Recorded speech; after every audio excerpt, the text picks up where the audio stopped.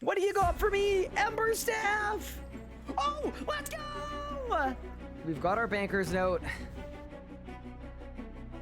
What? What is the point of this relic? It doesn't work! Did you bargain? No! Weeble! What?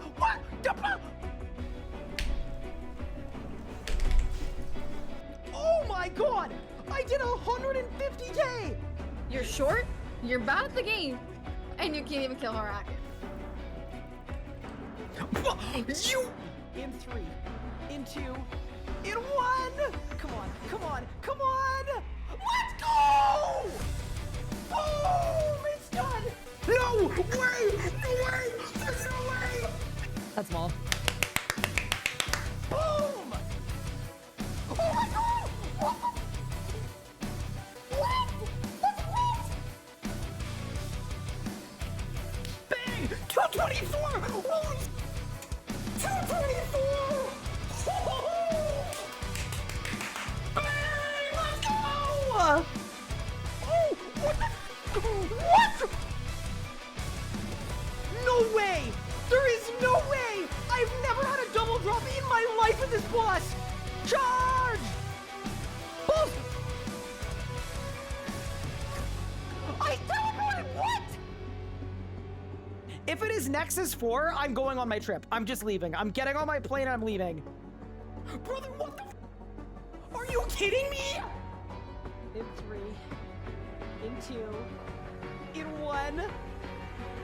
Oh my god! Oh my god! Oh my god! Oh my god! Double rim! Well, first, there's no way. There's actually no way. That is so insane. I'm kidding.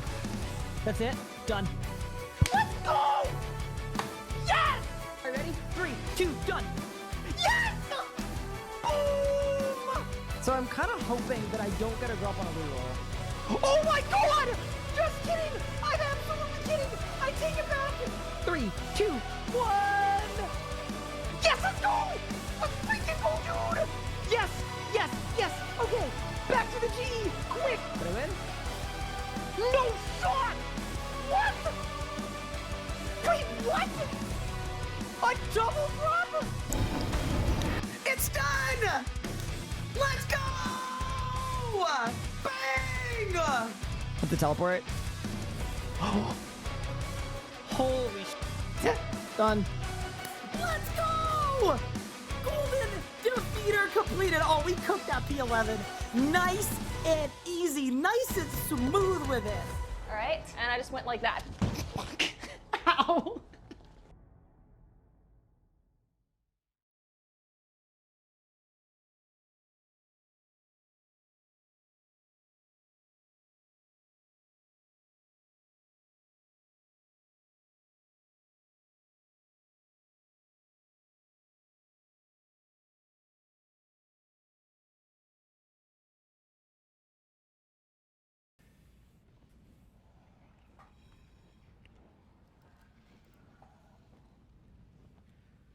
Good early evening, gamers. How are we doing, everyone? Welcome back to the stream. Hopefully everyone is doing good, doing well. Happy April.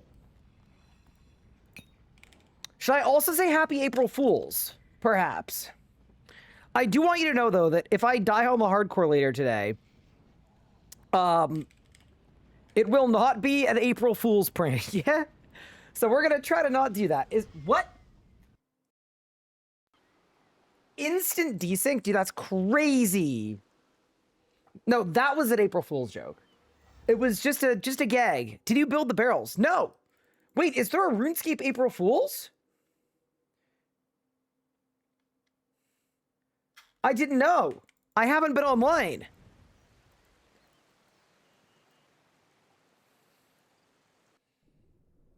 Chat, I'm not gonna lie, we've been hard at work. So I got a video out reviewing the Masterwork range gear, which is good. There's a hardcore episode almost ready.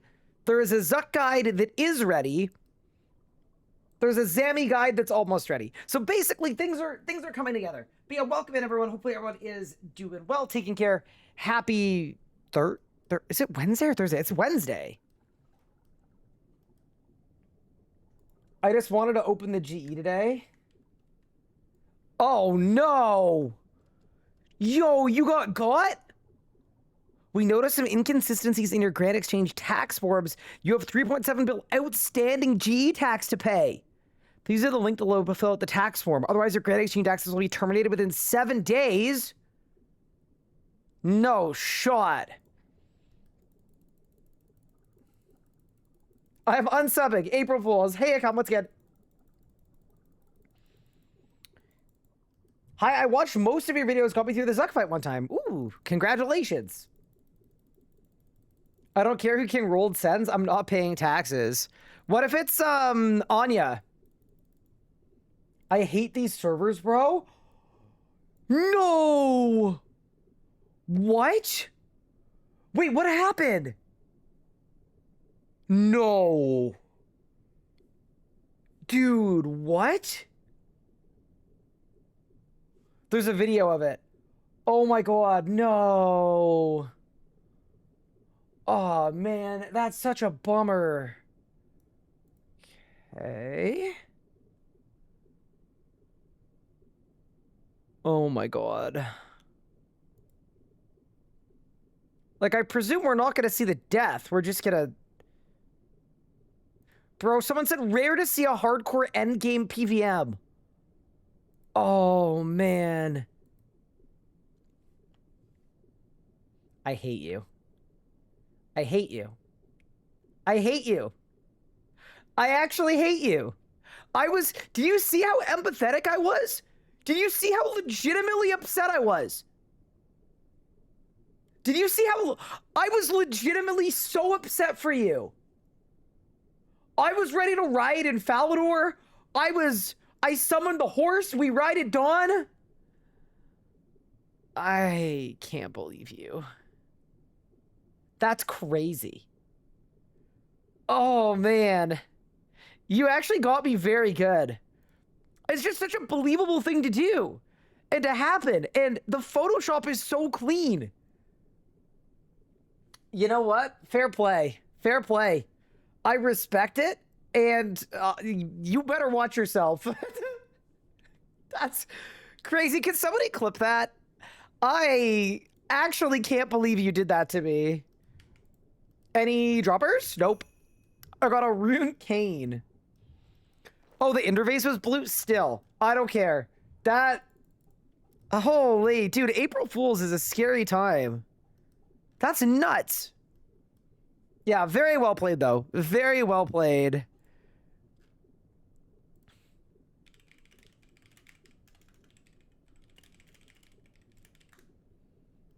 Love the new video. What were the perks on the bottom, chaps, for my Master armor? It would have just been something with Impatient, and then it would have been Dragon Slayer Genocidal. Yeah, very well played, though. Holy. That's nuts. Oh, wait, you have a community train? What's a community train? That's crazy. Is that a good thing? Is it a bad thing? What does it mean? What's gonna happen to us? Oh, this is a good song. But yeah, welcome everyone. Plan for today is pretty simple. I am very quickly going to buy all of the broad arrows because of the daily changes, making it so that we don't need to do this very much. Other than that, we're going to be doing a lot of ED2, obviously. I also wanted to mention to you guys, though, just because it's a good thing to bring up, we are now almost 105 crafting. So if we want to start on our Masterwork Range Gear arc, technically we can start on it whenever, but realistically, far more important than that, the thing that we actually need here... Bro, it's not a rune cane. We need Greater Barge. That's what we need. That's what's going to take us to the Promised Land. The second we get Greater Barge, we can convert to being a melee Chad. And it is going to be absolute cinema. Heavens Vibe, thank you for the 88 months. I appreciate it. Ballistic RS, welcome to the stream. How's it going? What's up, Ironstone? What's up, Nathan? What's up, Zonas? Dude, I cannot believe you got me that good. That's crazy. I haven't fallen for April Fools in like 84 years.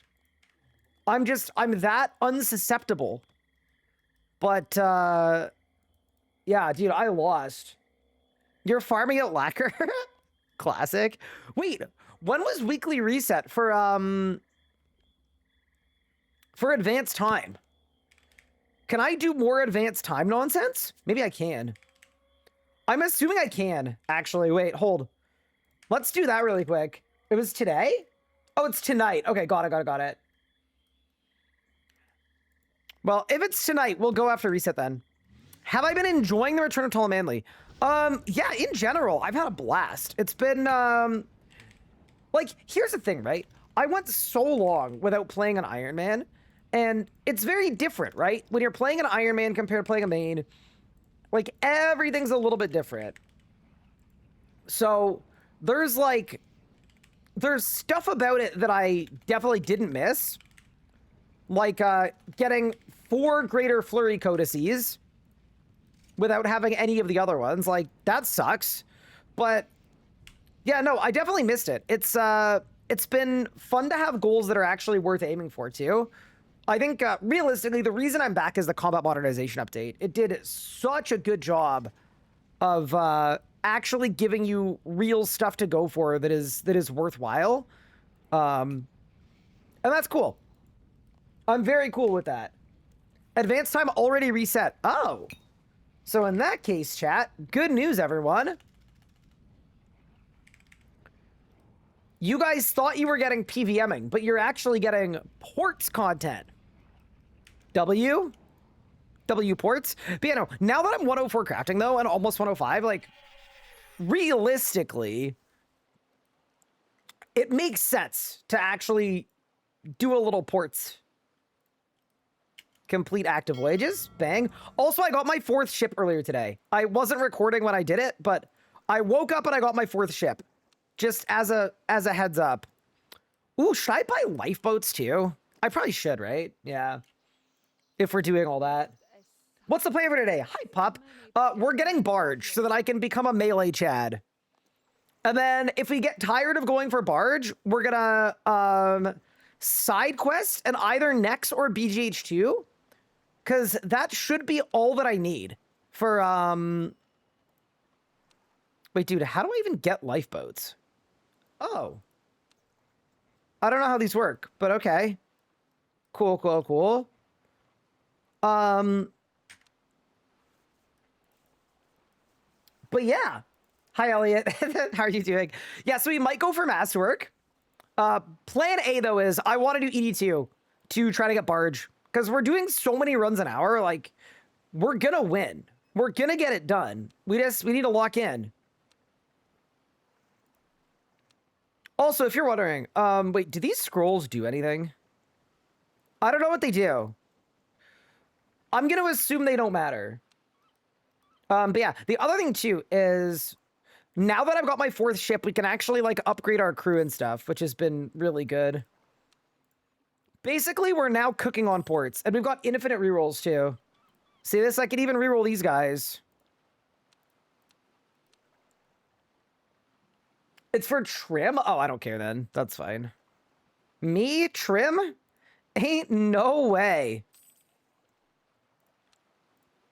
Okay, bro, I'm just getting the melee ones. Hello? Nothing but combatists. Add 5 more rerolls, whatever, man. I mean, here's the thing. Ports with enhancers is... It's kind of sick, to be honest. Like, you can just spend unlimited money. Get the most goated crew in his... Like, this is... It's good now. Things are good. Okay. How do I have infinite rerolls? So I'm doing ED2, right? And then ED2 is giving me dungeoneering tokens that I'm spending on ports enhancers. And then those ports enhancers are letting me buy whatever I need. So, yeah, it's actually, like, genuinely, it's been ridiculously good. There we go. There we go. Thank you for the 2.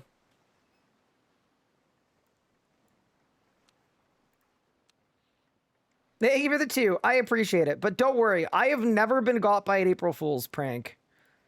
It's never happened, and it probably never will happen either. So, I'm not too worried, but I do understand. Okay, so then I just hit this again? Dude, why are we going to the bone zone? Dude, I don't want the bone zone. I want to be the lacquer attacker. That's crazy.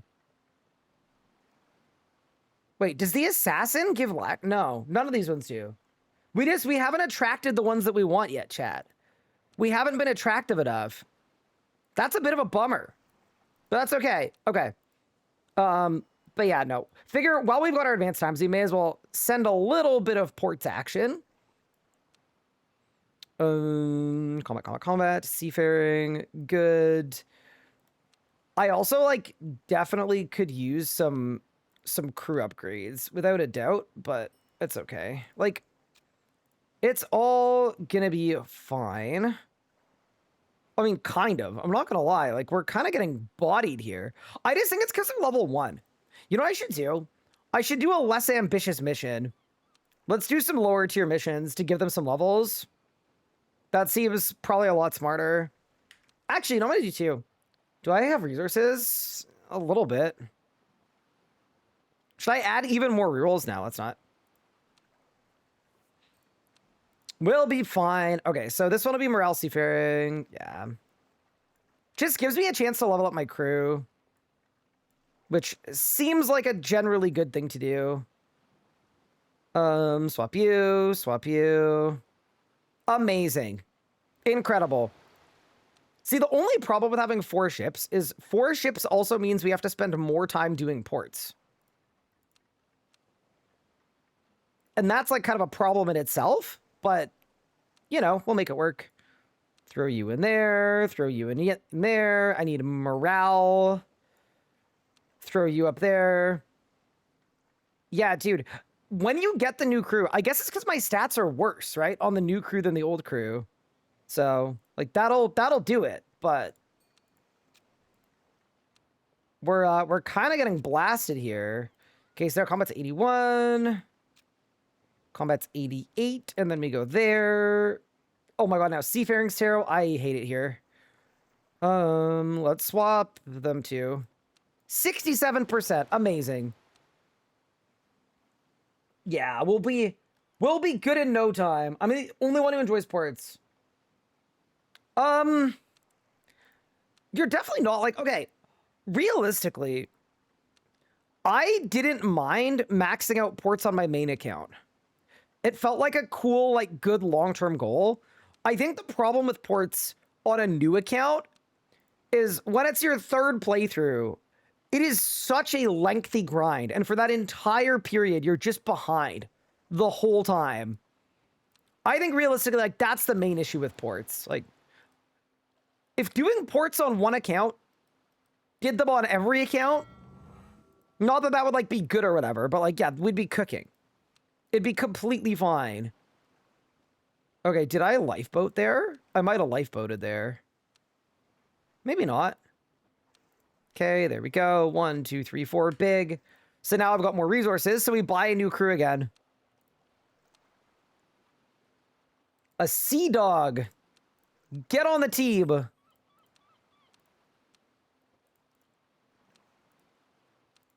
Welcome to the team. Jade Merchant. Expensive. Very expensive. I don't know that I could afford her. I'm not doing it. So I was riding didn't start streaming strong as a fake tall manly death? No. I honestly wouldn't do you guys like that. It's amazing how much getting drops change your perception of a boss. I used to hate Raziel, now I'm getting Spoon and I love him. Interesting.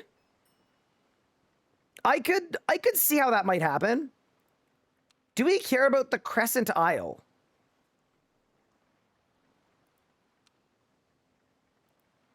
I'm assuming we don't. Yes, we do? Okay. We do care about the Crescent Isle, just like I said. Okay. That's very interesting. And, like, I obviously know why we care about the Crescent Isle, but, like, if you were to, like, explain it to someone in chat that wasn't as based as me, how would you explain why we need to go to the Crescent Isle?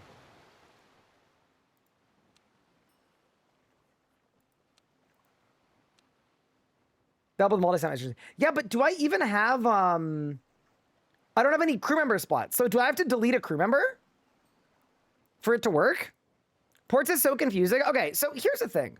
Sometimes people say ports is really confusing. In reality, just send missions. Send missions to go the max distance. The more distance you cover, the faster you make it to the next region. You have plenty of crew spaces? Wait, what do you mean? I'm full. My crew is full. No? Okay, yeah, this little guy, perfect for leveling up my, my new squadron. Assuming I get my seafaring where I need it, which I think I'll be able to, because we'll go ornate rigging. Ornate rigging, yeah, huge. Did I use my skips this week? I'm doing them right now. Don't worry. I am quite literally sending them as we speak. How am I on combat and seafaring? Terrible. Okay. So we should reroll more voyages. Man, I've got to say, it's nice having unlimited rerolls. That truly does help a lot with this whole ports thing. They're all combat seafaring. That's terrible. There we go. All three we can definitely work with, because then we'll level you up. We'll level you up. You can go on the mission as well. I should also upgrade my like riggings and hulls and things at some point, but that can be a future Ryan problem. Yeah, 72 ain't great, but based on the crew that I have, I think that's the best we're gonna get. Activate thingo, bang. And then, so really I think what we need to do is, we've built our totems at ports. All we need to do is we need to attract the story mission people that we need to get lacquer, and then we're gonna be fine. I think that's realistically all we need to do.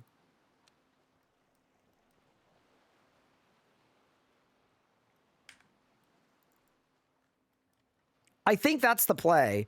I need to go to Demon Eye and buy more rerolls. Finishes ports on the hardcore, dies right after. Can you imagine?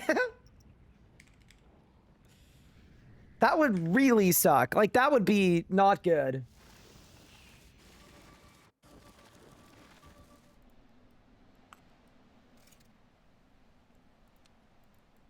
Okay, then I go here. But, you know, it's actually been, like, really good that we've been doing ED2, because it's gotten me a bunch of ports enhancers, which are allowing me to just go crazy at ports. I'll send the ones that don't give lacquer away and then never claim the ships, even more chance to get the right people. Ooh. Wait, that's kind of big brain. I don't hate that idea. Did I get merchant crew members? I think I have them somewhere. I think I have one that I can buy. And I know those are good to send with your ports resource missions, right? Because they give you extra. Yeah, I know how that works.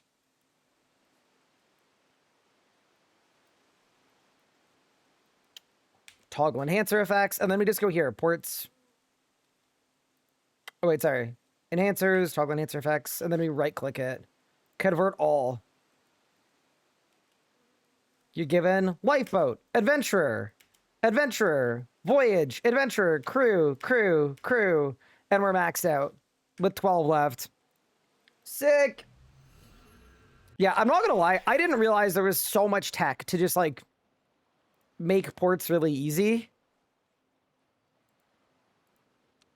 Let's get rid of you. Let's buy the Jade Merchant. Yeah, my only kind of annoyance is like, I guess it's not worth using voyage rerolls because the people I have are not the right people. So we kind of need to wait a few days to attract the right people.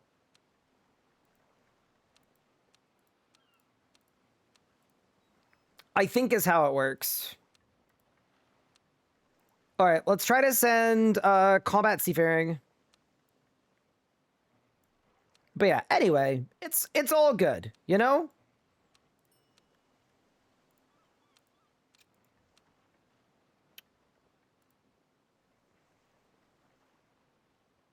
Do I have a combat captain? There we go. Amazing. Use lifeboats if you haven't. Oh, yeah. I think you can only hold one lifeboat at a time. Oh! I can give my dudes faster XP. Ooh, wait. That might actually be worth it for right now.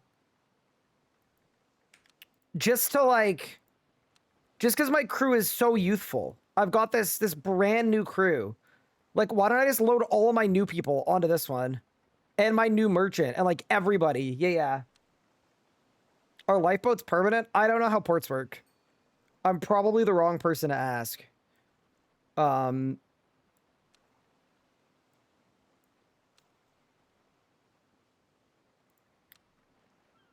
mean, I am a ports master, is what I meant to say. There we go. Ornate ringing. There we go. Seafaring. And then... Yeah, like, realistically... Okay, I'll just swap one of these guys out. It's fine. Ugh. Bro, I'm struggling in this region. 64% feels not great. Like, I probably shouldn't do that. 76. Beautiful. Why am I doing this? For mass work materials, yeah.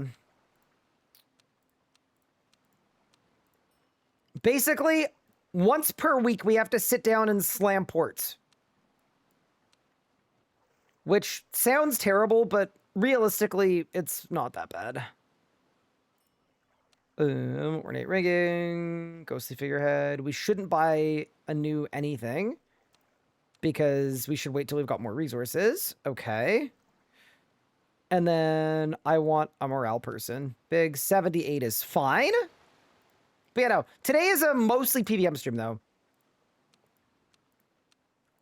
I just don't want to get behind on ports when they're, like, literally locking me out of getting masterwork range gear that is absolutely goated. Oh, these guys don't even do combat. Okay. We need a new mission, chat. That is not the play. Okay, we don't want seafaring either. Morale combat could work. That'll be fine. Amazing. Incredible. Look at us go. Battle ram is good. Throw that on. Throw that on. Throw that on. And we win. All right. Good work, team. All right. We did our ports for the week.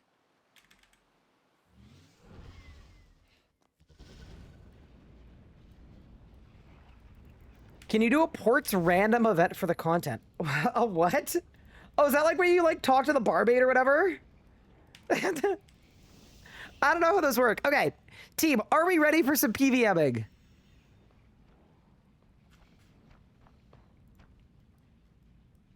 I think I'm ready. But yeah, no. So realistically, this ED2 grind, like, it is absolutely a grind, but I think last stream we did like, what, 20 plus runs? Like, easily 20 plus runs. So I'm feeling like the best way to get around this grind is to just go through it. I feel like we're kind of cooking. We're getting a stupid amount of range XP. We're getting a stupid amount of Reaper points. We're getting a stupid amount of Slayer points. Like, it's just the right thing to do. I will say this, though, too. After today's stream, if we don't have Barge and I'm getting remotely bored of ED2, we are going to go do clues in order to get a Dark Boat UF. Or sorry, a Gloomfire Boat UF. Because I have a feeling that will help a little bit. It'll give us a little bit more juice, make the runs a little faster. Just to, like, change up our rotation a bit. But for the moment, let me do my gear checks. I've got everything there. I've got my ammo. I'm starting to run low on full arrows, but that's okay. We can swap to Wens if we need them. I have 3 hours of Divine Charge left. But I do have a few incandescent energies, which I might just turn into Divine Charges. Other than that, I think we're good to go.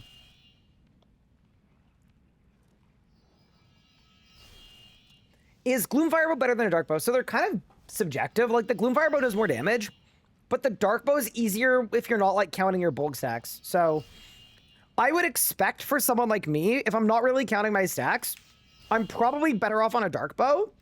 I just don't have a dark bow. I just have a Gloomfire bow. So that's sort of what makes that the play. But yeah, anyway, with that said, take a quick look at our chest. Since we started this arc, 2 more flurries to the collection, and we just need Barge. We don't need Fury, we just need Barge. And then we can melee and get some crazy kill times. All right, let's go. I think for Aura, I'll probably pop Vamp, because we are on a full book, and we're in a bit of a dangerous situation here. I'm also swapping my Bone Shield from Greater to Lesser. I don't think we need to be on Greater Bone Shields, realistically. But yeah, no. I'm actually wondering if there's going to be a bit of a movement and people switching over to ranging. I wouldn't be shocked. Like, range is pretty good.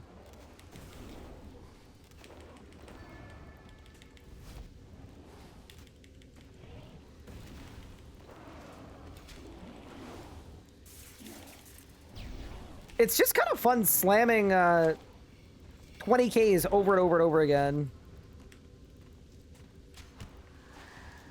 And then there, I do that.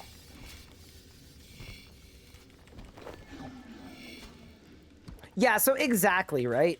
You're gonna get less damage if you're using the Gloomfire bow. Unless you set it up correctly. And that's the part that, you know, requires some amount of counting, some amount of paying attention, so. I didn't anti-fire. Oh my god. Wait, I'm actually losing my mind. What have I done? Okay, Ryan? Okay, that was really bad. I just did the first floor of the dungeon. I could have so easily looked over at chat and then gotten one shot. Why did I do that? What if you can only count to 4? Dark bow. Yeah, dark bow's definitely better if you're not counting your bulk stacks. But also, like, they're close. They're comparable. It's fine. Ryan playing Fast and Loose for the last life? No. I was up late last night. I was up editing, team. We have so many, after a little bit of a drought from me, we've got so many YouTube videos coming out. I'm actually very happy about it. G Flurry 5 inbound? I think realistically, if we get G Flurry 5, we should go spend the rest of the day soloing next. It just means that we're done, you know? Wait, should I do anything crazy here? I'm gonna try to do something crazy here, just for fun.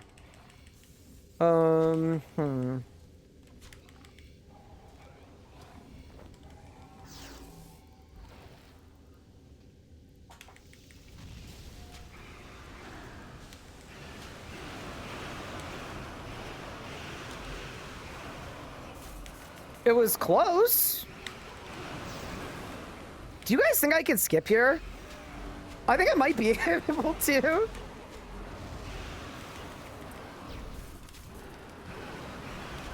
I'm going for it. I don't care.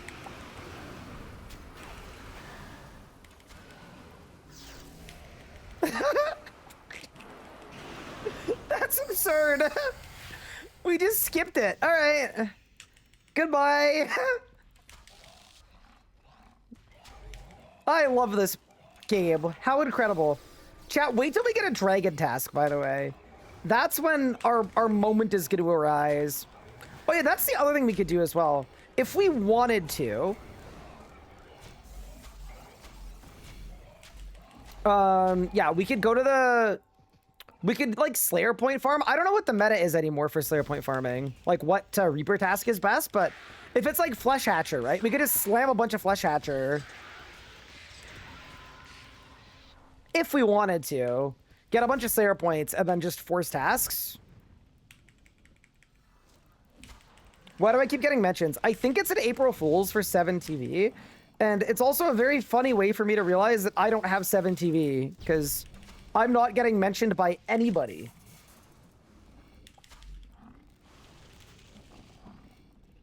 But yeah, Pup, it's been like very smooth sailing. We've been getting Good kill times. When I'm like cruising, our runs have been like 8 minutes.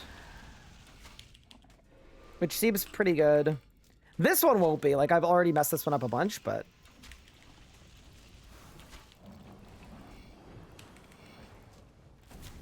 At least I didn't die, you know?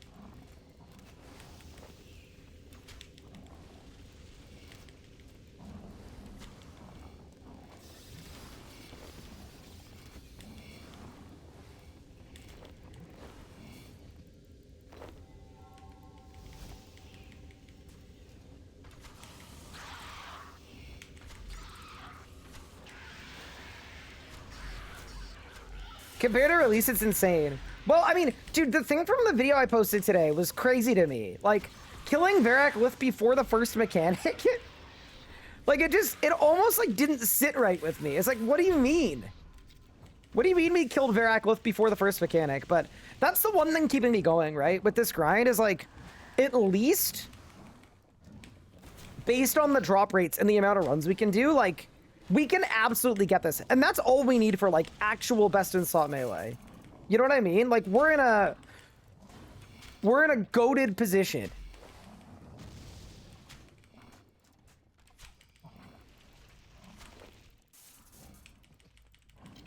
Yeah, dude, I'm just happy we don't need to be a necromancer anymore.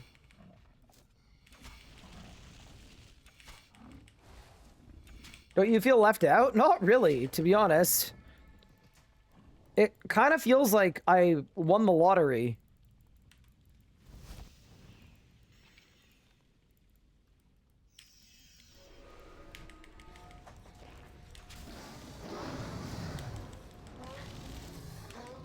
There we go.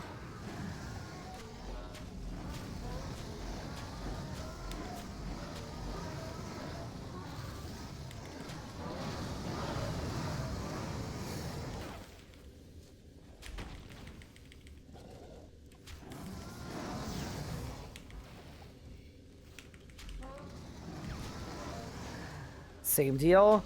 Or my game sounds too loud? I feel like that might be a little too loud.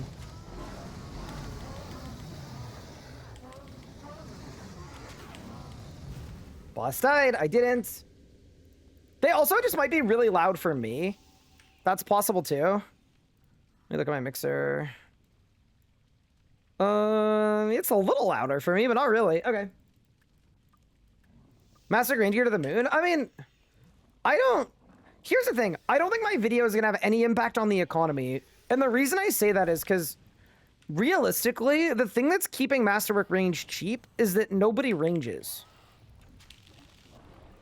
You know?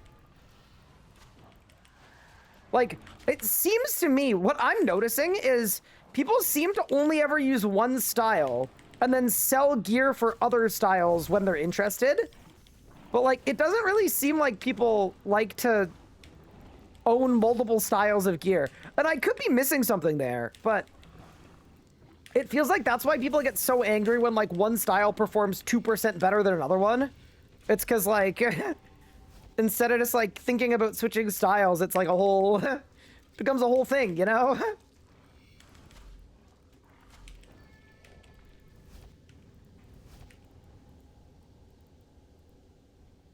It costs 200 mil to make? See, that's the crazy part. It's cheap to make, but it sells for a good amount. Jack spoke about hiding necromancy summons in the video this morning. You know what? I actually didn't watch it. We should watch it today. If y'all are down for that. I don't see why you wouldn't be down for that, but you know. Okay. Let's Death Swift this.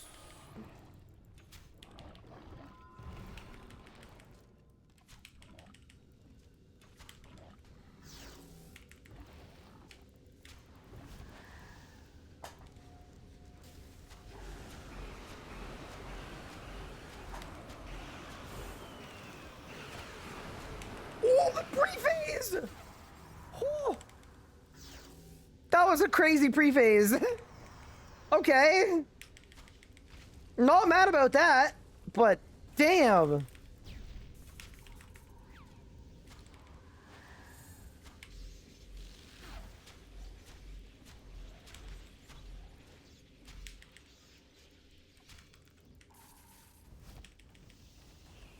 Okay.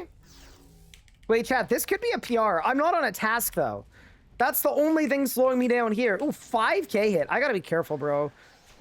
I'm on the wrong arrows.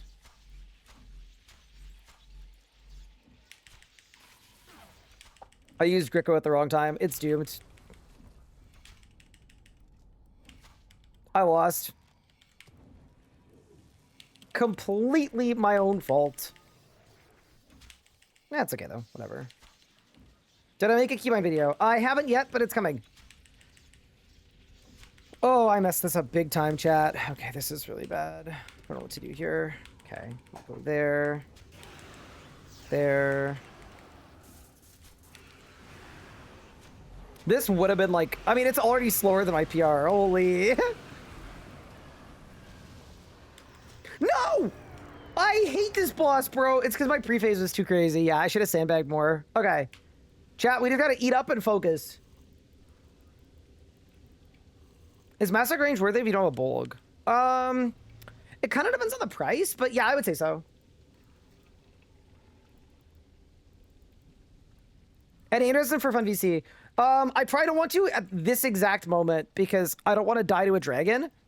But if we shift gears to something that is not this, like I'm nexting or whatever, I'd be down. I can DM you though if I switch activities.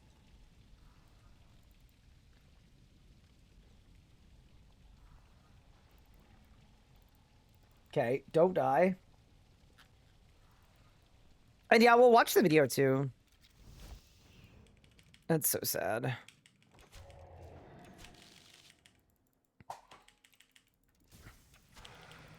Losing this amount of time because I did too much damage is very sad.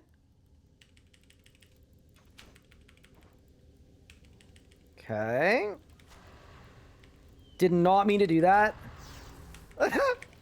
Okay, we've lost the Saren Godbow. Maybe we just like get Barge. That'd be cool. I would take just getting Barge. And then we don't have to think about it. That'd be good.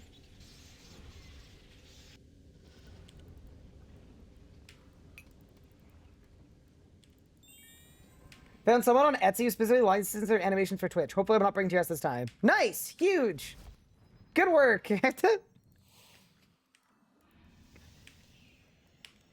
GG's. That's really funny. Is it big pre-phase usually good? It isn't anymore. Because if you get a big pre-phase with a setup like this, it just means that you're gonna, yeah, you're gonna do exactly what happened to me there.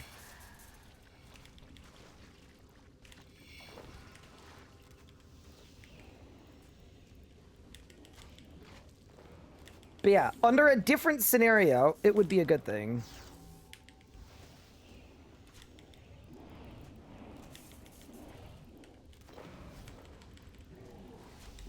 Good night. Switch the arrows. Dude, we're kind of gaming a bit.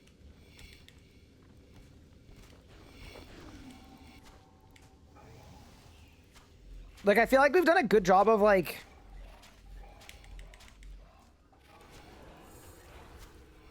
figuring out the lures and stuff. See, the only awkward part for this setup is we, like, kind of have too much damage. Where... ideally, like, this would be where I would want to use my, my ult. But if I ult now, I want to ult for the boss.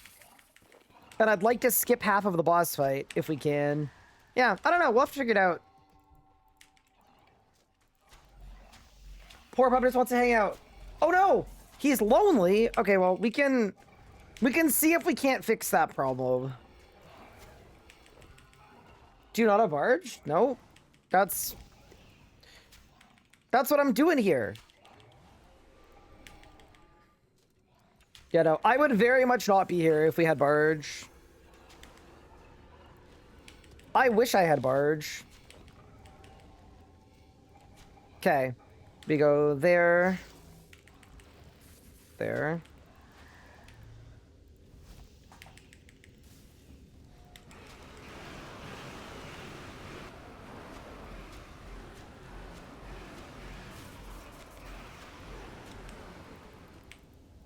Hmm. I didn't get this one. Yeah, there's no shot. Okay. I mean, I'm happy to keep trying, I guess, but... Yeah, no. No. We didn't get the P1 we needed. It's okay.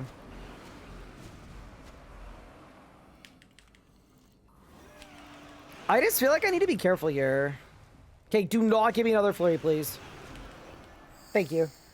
Yeah, need to be careful. Like, when I first came here, right? My setup was very safe. I was like on a Hellhound. We weren't on a full book. The kills were like consistent and safe, and we've been kind of gradually upgrading our setup. But as the setup gets better, the danger also goes up too. So just need to pay a little bit of attention as I'm kind of learning. Do not want to die on April Fools on my hardcore. I think that would suck for everybody, to be honest.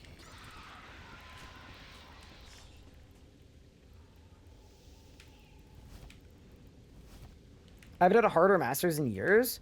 Wait, Elliot, are you a clue scroll one trick? I actually didn't realize that you like only do one kind of clue.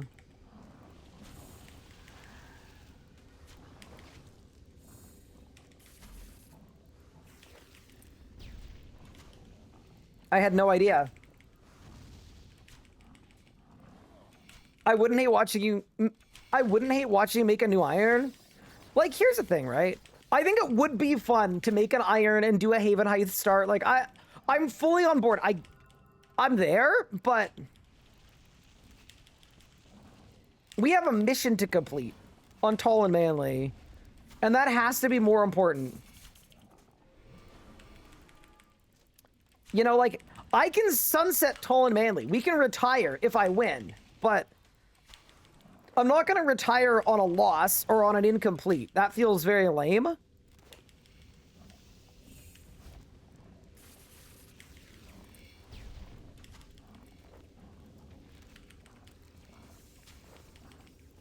Oh, I'm struggling. There we go.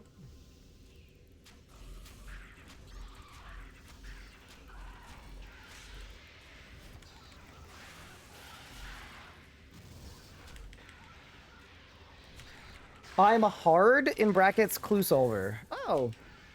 See, okay, this is, if I can rant about clues for a second, the thing that irks you about clues a little bit is I have a ton of clues on this account. I would love to solve them. Every time I ask a cluer, like, hey, would you teach me clues? You know what they say? They say, there is literally no point learning clues until you have the full outfit. That requires doing like 1,000 clues. Who the hell designed that? Like, I would probably enjoy getting into clue scrolling. But you're telling me I just can't?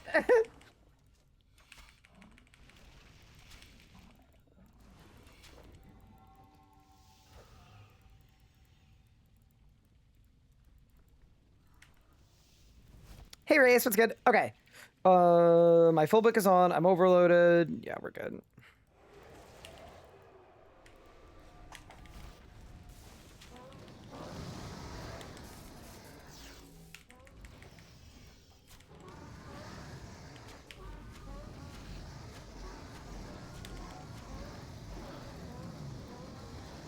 Wait, no. Do I lose my thing? Oh, I lose my Saren Godbow! Oh my. Like, that's fully a skill issue, man, but that is so lame, bro. That sucks. Okay.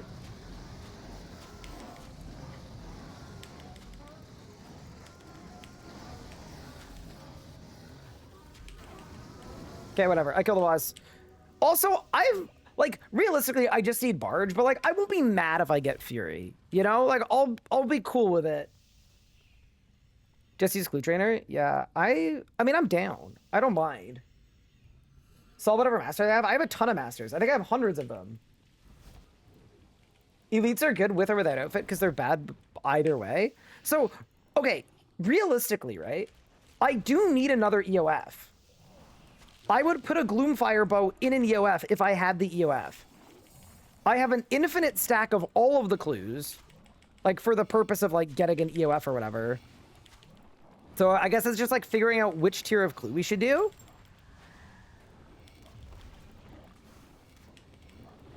But like on a conceptual, I'm not against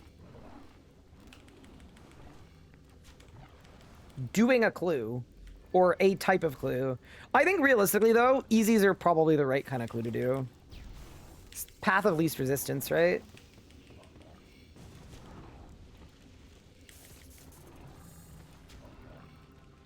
Return from my shower and I see you've not died. Thank you for waiting. Wait, that kind of loosely implies that like I was waiting for you to finish your shower to die. I can assure you that is not part of the plan.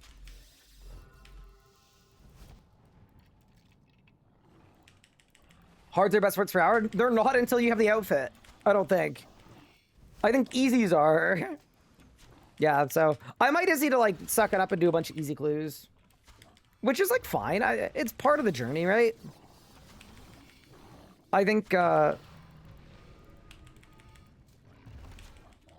of playing on the hardcore Ironman is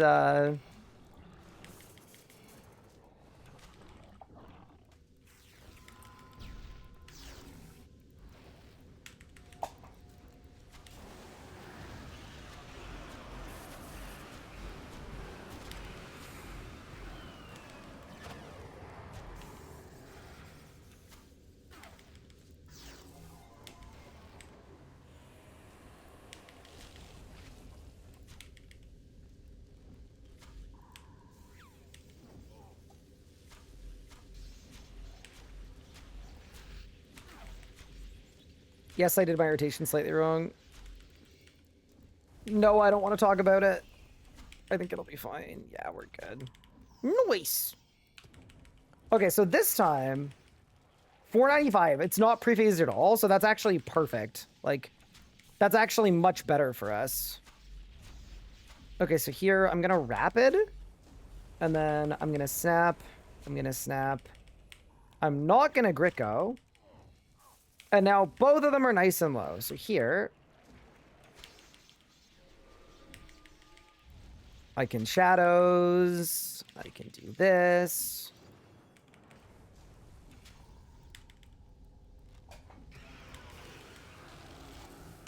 There we go. Perfect. And then we should be fine here, I hope. If not, I'm going to lose my mind. Now we're good. Okay, good. Let's go! Nice, easy kill. Reaper done. DG tokens acquired. And we can also reroll our Slayer task now too. Big. Assignment, Blackstone Dragon. Yeah, that is sort of what we were looking for, by the way. The first kill, it just didn't quite happen that way. Was there kill time there? Yeah, 133 off task is pretty good. Is range still decent DPS if you've got ECB, EOF, and camp full arrow full book? Yeah, I would say so.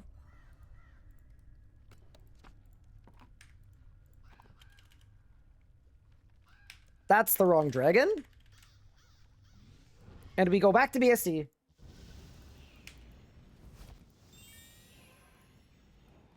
I do elites anyway to cope on die chance.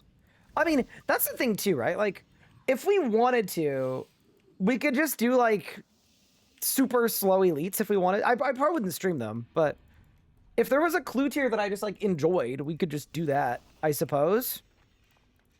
Oh, this is a crazy throwback. That's nuts.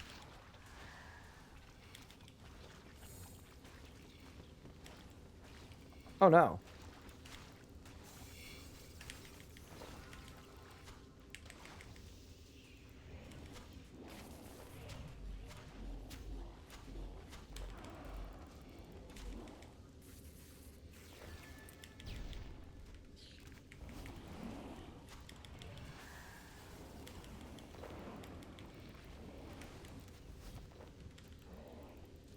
I bungled the rot. Okay, we're good. Yeah, what are you guys up to? I'd recommend getting Totem of Treasure and think about clues. I do have the Totem of Treasure. So I have, I think I have 4 EOF amulets on this account. So like I've done some clues. It's just a lot of easies. And I find them very boring, so... Yeah, but realistically, I think it'd be pretty sick to get a Gloomfire EOF. Like, getting the Gloomfire takes so much longer than the EOF part that... That's, I think, our next upgrade. Especially since I've got 1,100 Reaper points. Like, we may as well.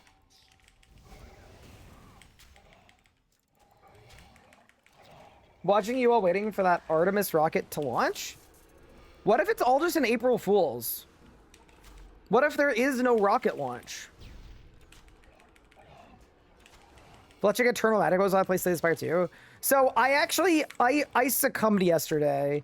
I was hanging out in my Discord, and Sahel and Jamma were playing Slay the Spire 2, and it looked like so much fun that I have now installed it. I've yet to play it, and I probably won't for a couple days, but maybe like this weekend I'll have some time.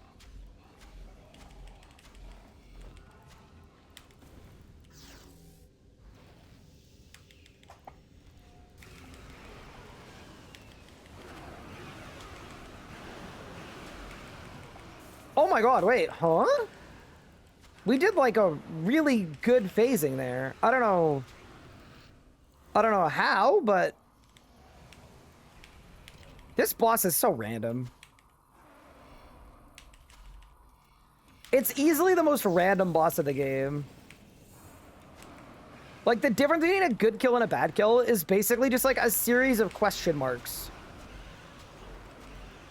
Did I win? I didn't, which is actually a win. I was on the wrong arrows, too. If I'd been on the right arrows, maybe it'd be even better.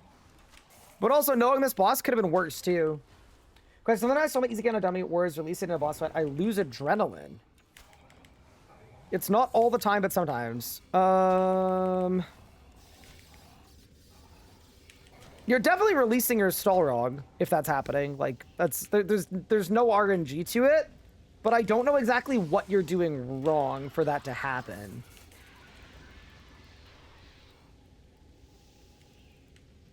Am I still getting on Switch? Yes, I am. Eating a sub, having a soda with a shot, remembering my father. Here's to a good man. Fair enough. And also, my condolences if he recently passed away. How do I get a clan invite? Guest in the clan? Ask for an invite. Easy as that. And then you can be tall.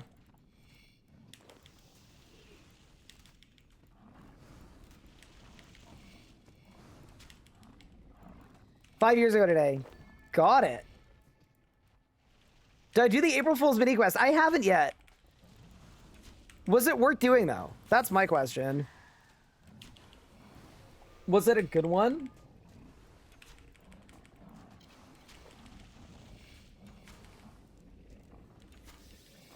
Stalling specs is weird. Anonymous, make sure you only press the spec button once on the dummy.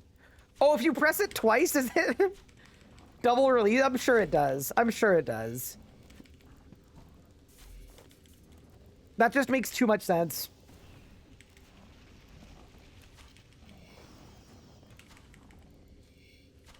Because, like, why wouldn't it do that, you know? Also, I have a question. How hard is it to learn how to use when arrows? Because realistically, I am going to run out of full arrows at some point. But I'm assuming I can just start using when arrows and it'll be fine. I don't think they're much different. Do I make Elder Overload potions or salves? So on my main account, I would only ever use salves. On my Ironman, I use regular Elder Overloads because they're more like efficient if you don't like spending a lot of time upkeeping potions and things. So is Necromancy still the best way to get his upkeep? So no. Actually, the new meta is melee. And I have a guide coming out. Like, the guide is literally finished. It is going to be out on YouTube probably in the next few days. On how to do it on a low-level account with melee.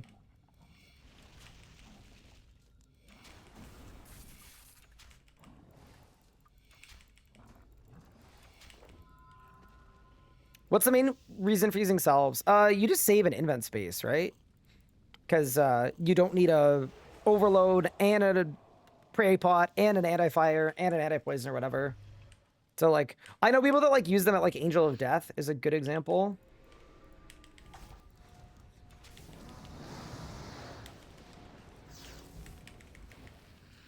Salves are basically used for like, it's basically min-maxing, to be honest with you. Like they're not needed for anything. Oh, we're cooking now.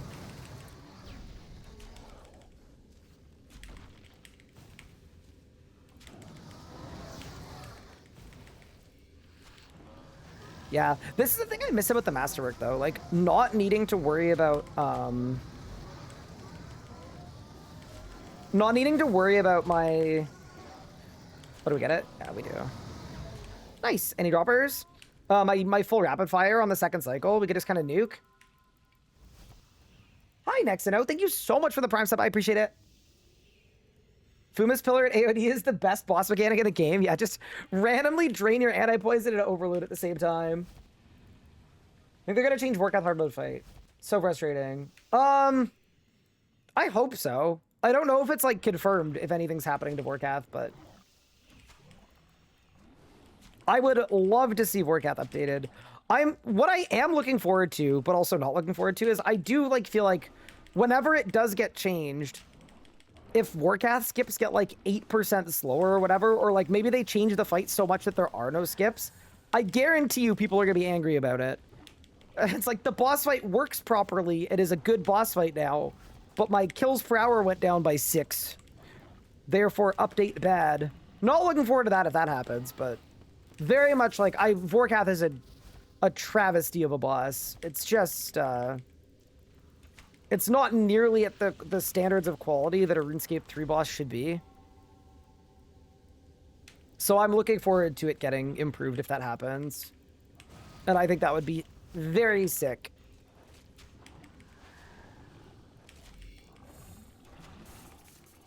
I'm holding off on my own grind until it's not terrible. Yeah, the only instance where Vorkath is not terrible is if you do it in best in slot and you're getting the skips. Like, Vorkath skips are, like, legitimately fun. But I would not waste your time learning Vorkath unless you're doing skips.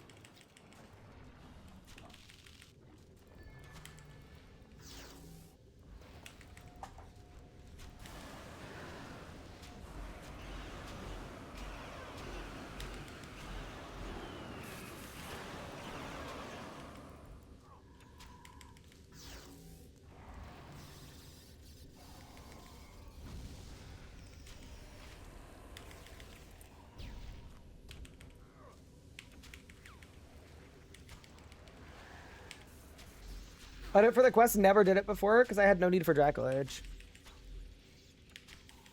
Oh, just because, like, okay, if you try to fight hard mode Warcath, you will literally use more food than an entire Zuck run in a single kill, unless you're doing mechanic skips. Basically, all the mechanics are terrible. There's no counterplay. There's no interesting, like, if this, then this.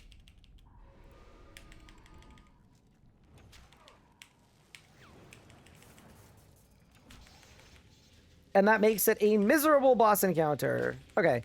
I think we're properly set up here, by the way. Yeah, we should be. Nice. Sandbag a little bit. Hit the big rapid.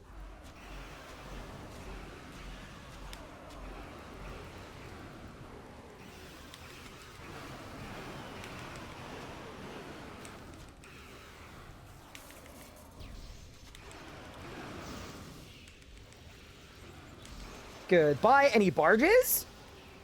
Dude, one day it's gonna happen. Maybe today it's gonna happen.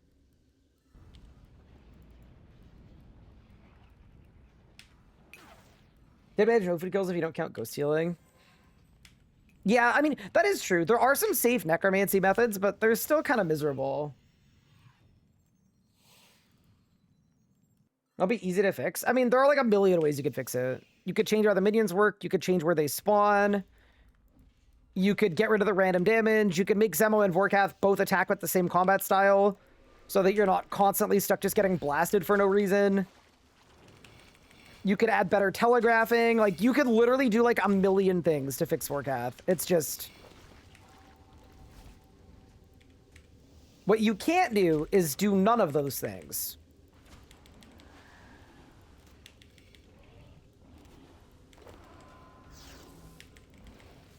100 possible fixes. They gotta pick one.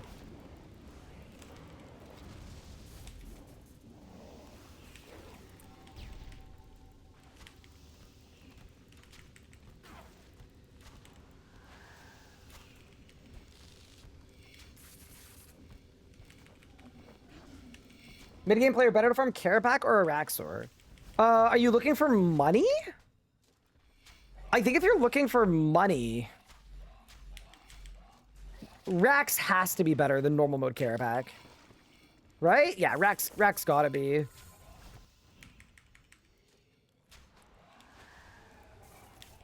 I would vote Rax.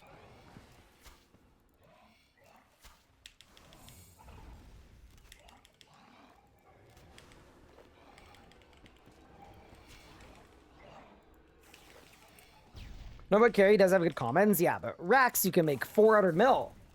Hi, Redestos. Thank you so much for the 8 months. I appreciate it. But don't skip, I need Masterwork. Rain didn't eat at least half a yak. Yeah, I tried some Carapac and Masterwork range gear. It honestly didn't go very well. I was still getting absolutely nuked. Which says a lot, because that's gear that was letting me tank 4,000% in range Zamorak. But not Carapac.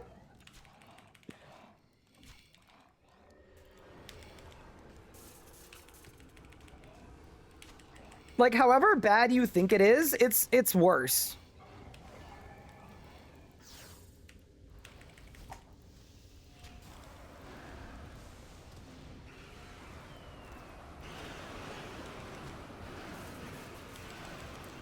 Oh, who let him cook?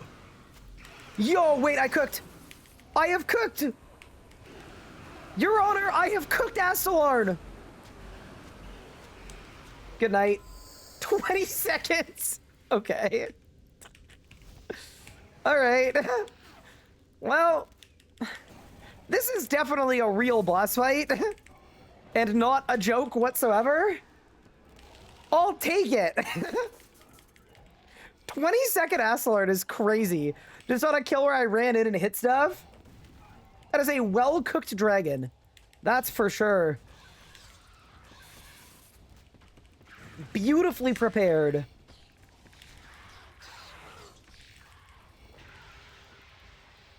How do I say where the damage is coming from? Well, it's coming from the fire and the necromancy and the minions. Would be my guess. The only way to enjoy Astelarn is skipping the fight. Fully agree. But yeah, no. I'm absolutely like a Vorkath hater. It's just it's a shame because it could have been a really fun boss. Like, it has a lot of the, like, I'll say, like, tropes, but really, like, it has a lot of the features that people like in a boss fight. Even, like, little stuff like opportunities to deal increased damage. Even, like, little stuff like that that people really like.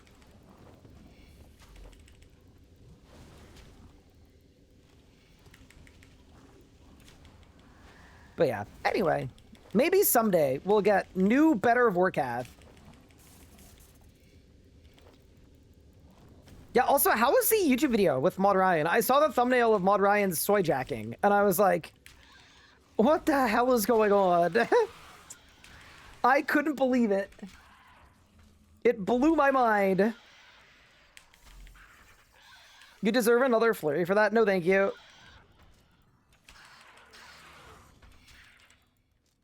I'm good. You can keep it.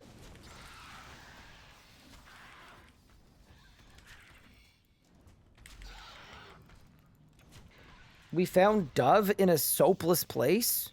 Oh my, I missed it. Okay, we're good. Just spoke about the last few updates? Fair enough.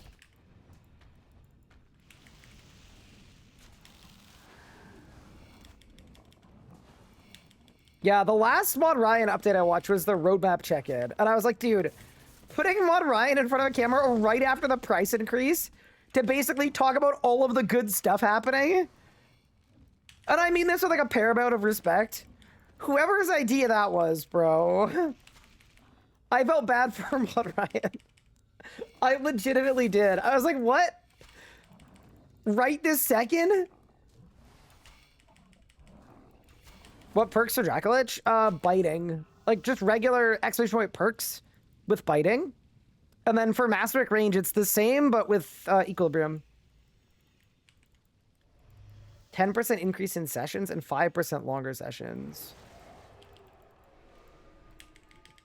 Interesting.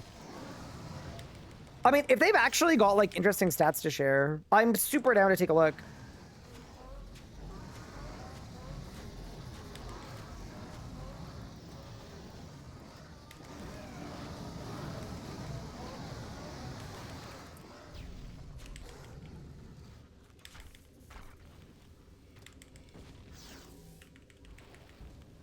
I'd be down to have a gander.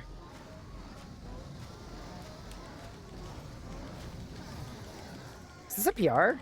Close. Not bad. Any codices? Nope. Mention that some members of the community want conjures toggled off. Yeah. All of them. Yeah, we'll take a look. I'll take a look after this run, actually. I'm down.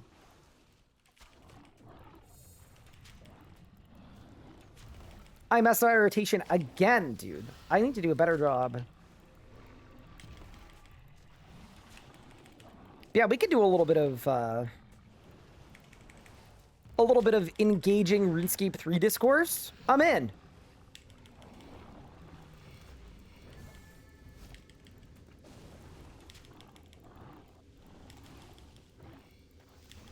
Good night. Good night. Good night.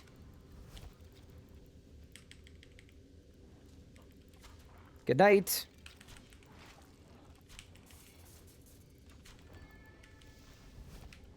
Love to see it. This has been a very quick run. We started this run 7 minutes ago. Yeah, and we're at the last boss. Dude, wait till I get a task, chat. Like, it's gonna be insanity. Give me a dragon cluster and watch me cook.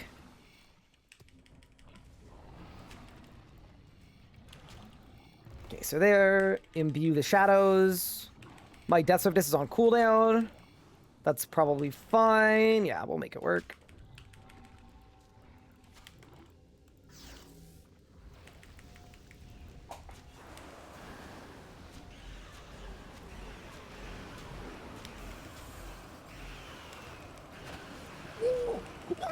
Pre-phase! What the hell? Wait, I've actually never seen a pre-phase like that. That was nutty. We got the boss to half. Okay. Actually, I think I have seen a pre-phase like that. Did we do that the other day as well? Where it's just like half HP? Like, I don't even know what to do now. It's too low. Like, we're actually screwed here. It's too pre-phased. Like, legitimately, if I start attacking when the boss becomes attackable, we're gonna lose.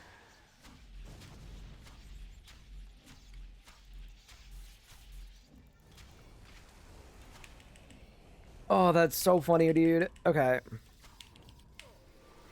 I don't exactly know what the plan is here, but we're definitely gonna have to sandbag like a crazy amount. Okay. Random ability. Random ability. Wrong arrows. Non-damage ability. Non-damage ability. Rapid fire now. Surely this works, right? Surely.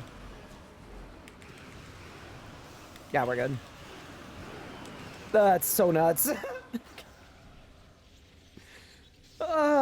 She fell over. All right. Time to reroll our Slayer task. That was fun.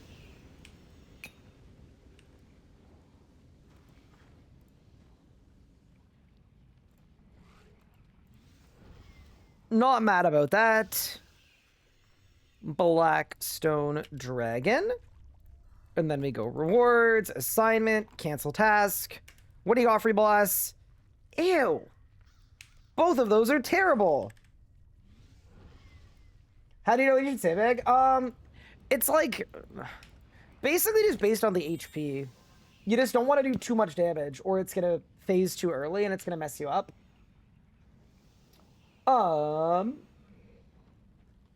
Okay. Dude, I watched so little RuneScape content that I went to YouTube and there was no RuneScape stuff on there. Okay.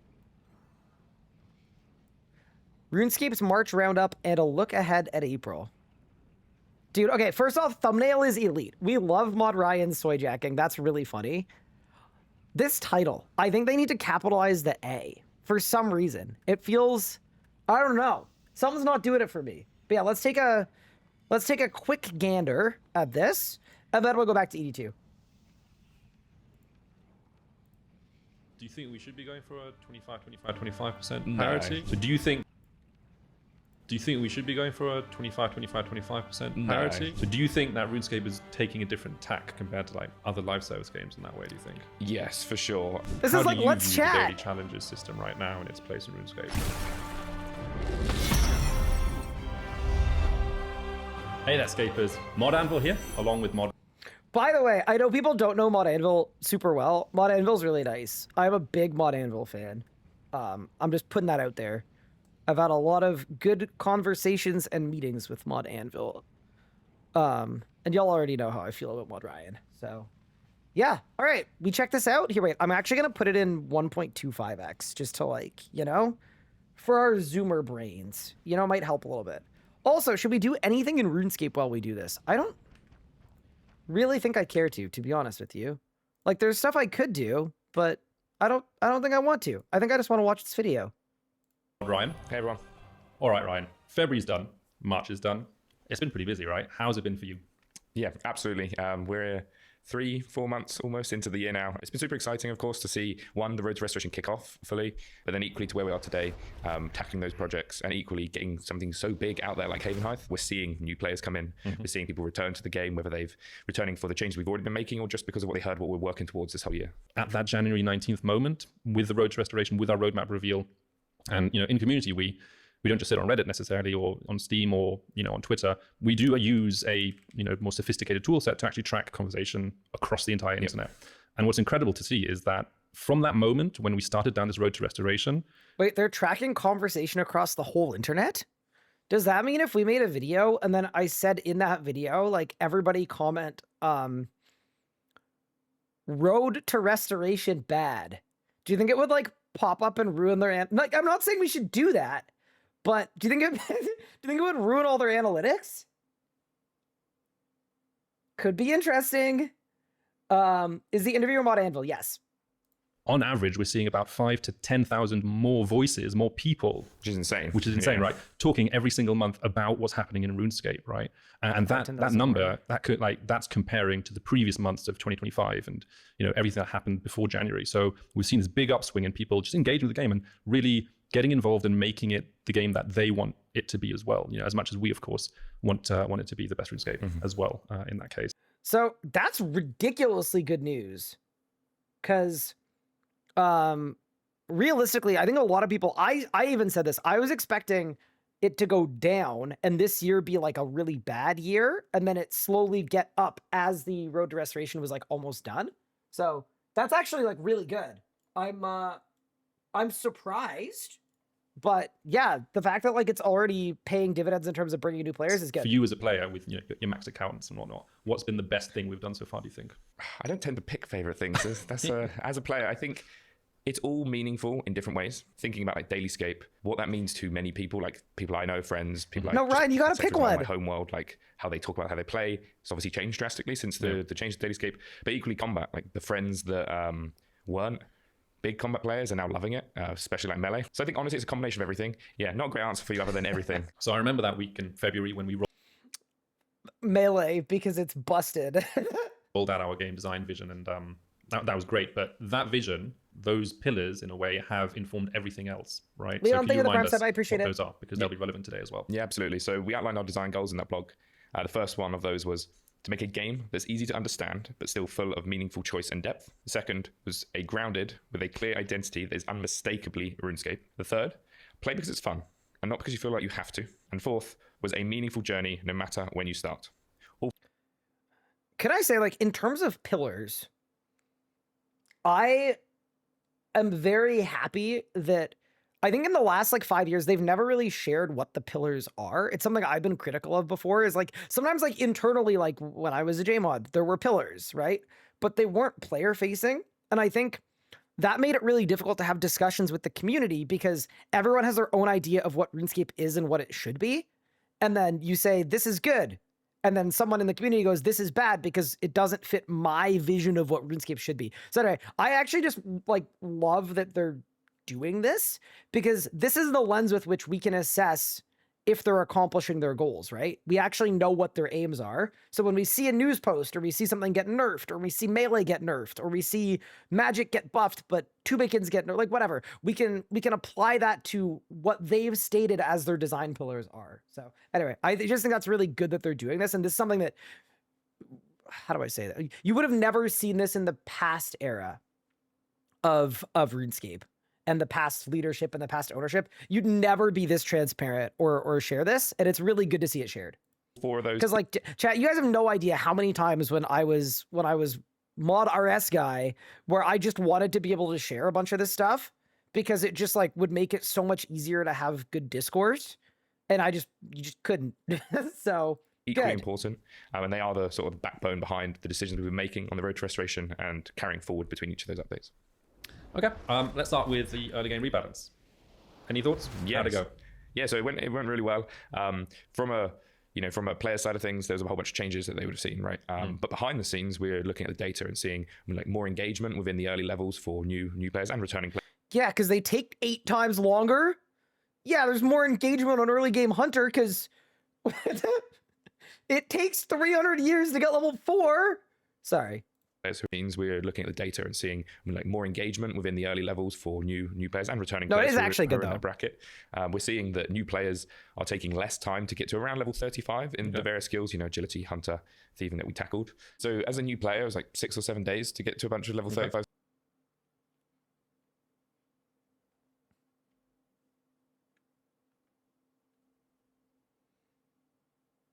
Agility, hunter, thieving that we tackled. So as a new player, it was like 6 or 7 days to get to a bunch of level 35 skills. We're down to about 4 or 5 days now, which is really important because the early game experience hasn't really been touched that much over the years, and it was an opportunity for us to tackle some of those like pain points for those players. The sorts of things that as active players you might not really see.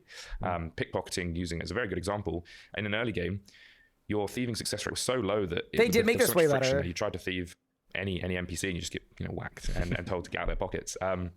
But equally, we've got a lot of data showing how valuable each of these improvements are. But we also know that there's still more to do in the early game. Right. So it's not just about changing these sort of balancing within these levels. It's also about, we're going to go back to it in the future and look about what we can do about the post-tutorial experience. I think we've probably... So something interesting there, he's saying that instead of taking 6 to 8 days to get to like level 35, it's taking people like 4 to 5. I guess like that's got to be just on the skills that they impacted with the early game rebalance, right? Like it's got to be just looking at agility where they just made it 25% faster, and just looking at hunter, which was slower, but thieving was made way faster. Yeah. I think he means real time, like how people go back to the game. Okay. Yeah, that could be cool too. I definitely don't like the way that it's presented makes it seem unbelievable, but I do believe that what he's saying is like true. But yeah, fair enough. Okay. It's interesting that that's the kind of stats that they're looking at, like seeing if people come back to the game and how long it takes them to reach different benchmarks in terms of like days. Because that's actually not a bad way to assess how much fun people are having in a way. Because, like if somebody does something in a month and then somebody else does something in a week, you could discern that if they did it in a week, they were enjoying it more, which is why they logged in more and played more. But yeah, interesting. Dude, I would love them to do another data stream. Landed that update quite well for the new players. Yep. Of course, we did have a knock-on effect for some for some of the end game and mid game players, particularly with regards to thieving. Yep. And there was also the question that arose around AFKing, right? Any thoughts on that? Yeah, so I will say here, we aren't looking to remove AFK from the game. In fact, it's the opposite. We want there to be options, throughout all the skills, whether you have AFK options, lean forward options. It's really about making sure that they are appropriately rewarding. So, you are rewarded for leaning in, putting a lot of effort in, and equally say rewarded less if it's more AFK method.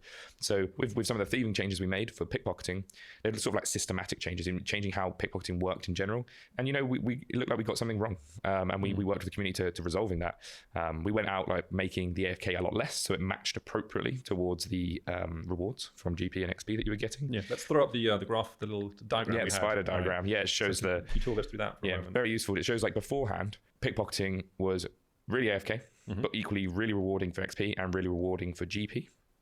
However, then the first changes we made it a lot. Sorry, can I say I love the visual of this triangle, but this it's completely arbitrary and meaningless. You know what I mean? Like, it's just like, I get why the graphic is nice as like a visual, but there's no number. This is very vibes. Less AFK. Bringing it down from high end from like 15 minutes down to like 2.5 minutes was noted. Yeah. Players weren't necessarily happy with that. They unpredictable as well, wasn't it? Yeah. Right. And they noted to us, which is perfectly really good point, is that pickpocketing was that avenue in thieving at a high level, which was an AFK method in that skill. And we agreed, we wanted to make it more AFK again, so we did.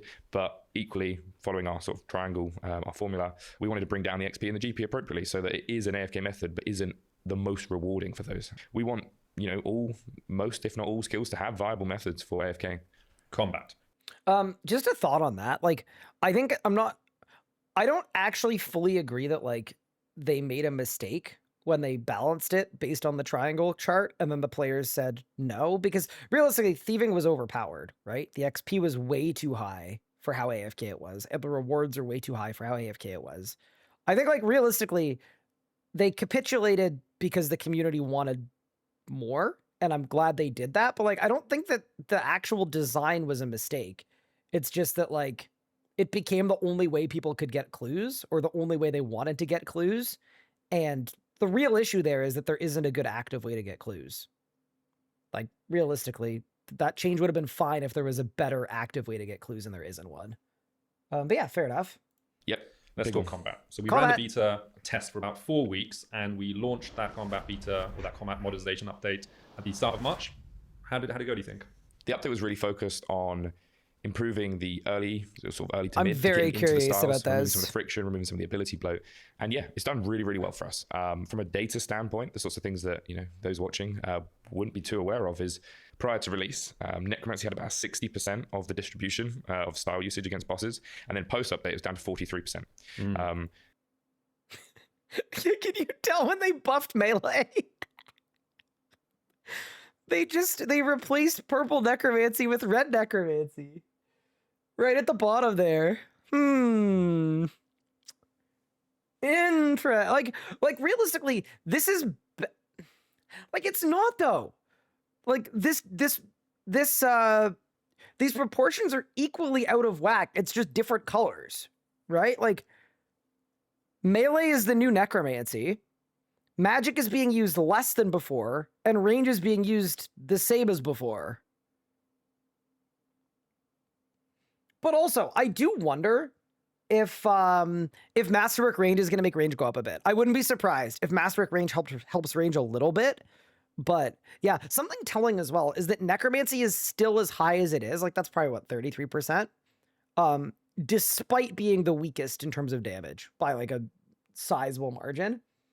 Very, very telling. But also, I think it's hard to make every style good. Realistically, like every era of RuneScape has been dominated by one style. I've been saying it for the last couple of weeks, like it's Meleescape right now. We are absolutely without a doubt in Meleescape, and we're gonna be in Meleescape until the next upgrade comes out for the next style.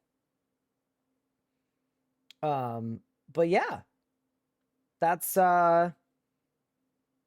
That's sort of, I still do think melee is too strong, and I know people are gonna like blame me specifically if melee gets nerfed in 6 months, but like the rotations are easier than necromancy, and they do more damage than every other style by a long shot. But it is what it is, right? I think realistically, it's cool that people are having fun meleeing, and I also think for the game, it is better if more people are meleeing than if the same amount of people were using necromancy.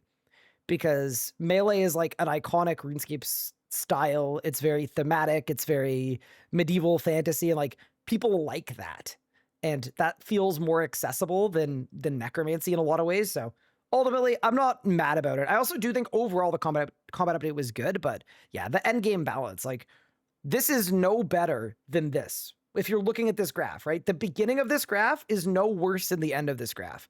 It's just different colors are equally out of whack. Melee came up. Melee is one of the real styles and Necro is one of the fake ones. Yeah, that's sort of, I mean, I don't want to call necromancy a fake style, but I think a lot of people felt like they had to use necromancy, and now those same people are going to feel like they have to use Melee. And that's probably better.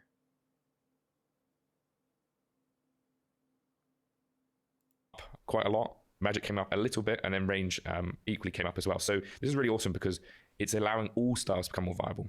And you'll see anecdotally as well, just seeing people talk about like how much they're loving getting into Melee or getting into a style they weren't used to. And then equally from more data standpoints, there are more people trying new bosses because they're picking up styles that they weren't familiar with. They're not all necessarily relying on necromancy as much, which is great. It's great for the long term of the game for new returning players getting into any of the styles, because we aren't a style-based game. So you have access to all 4 styles at any given time. We want them all to feel enjoyable.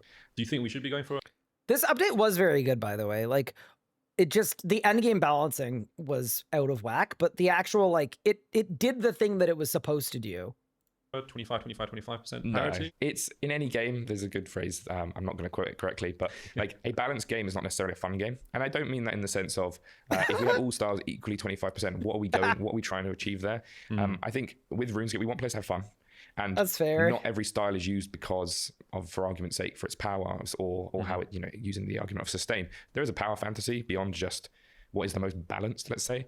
I think what we want, the main goal is, and it has been achieved here, which is making all 4 styles viable options to every player. The update has been largely wrapped up now, but I'm pretty sure the combat team's still going to be tinkering around. Yeah, combat is a forever project, right? Yeah, like it's all part of the game. There's always things to change, always things to improve, always things to work on. But the update that was made here has really helped a lot with the early to mid game, like real big focus on allowing, like I say, versatility and viability of styles.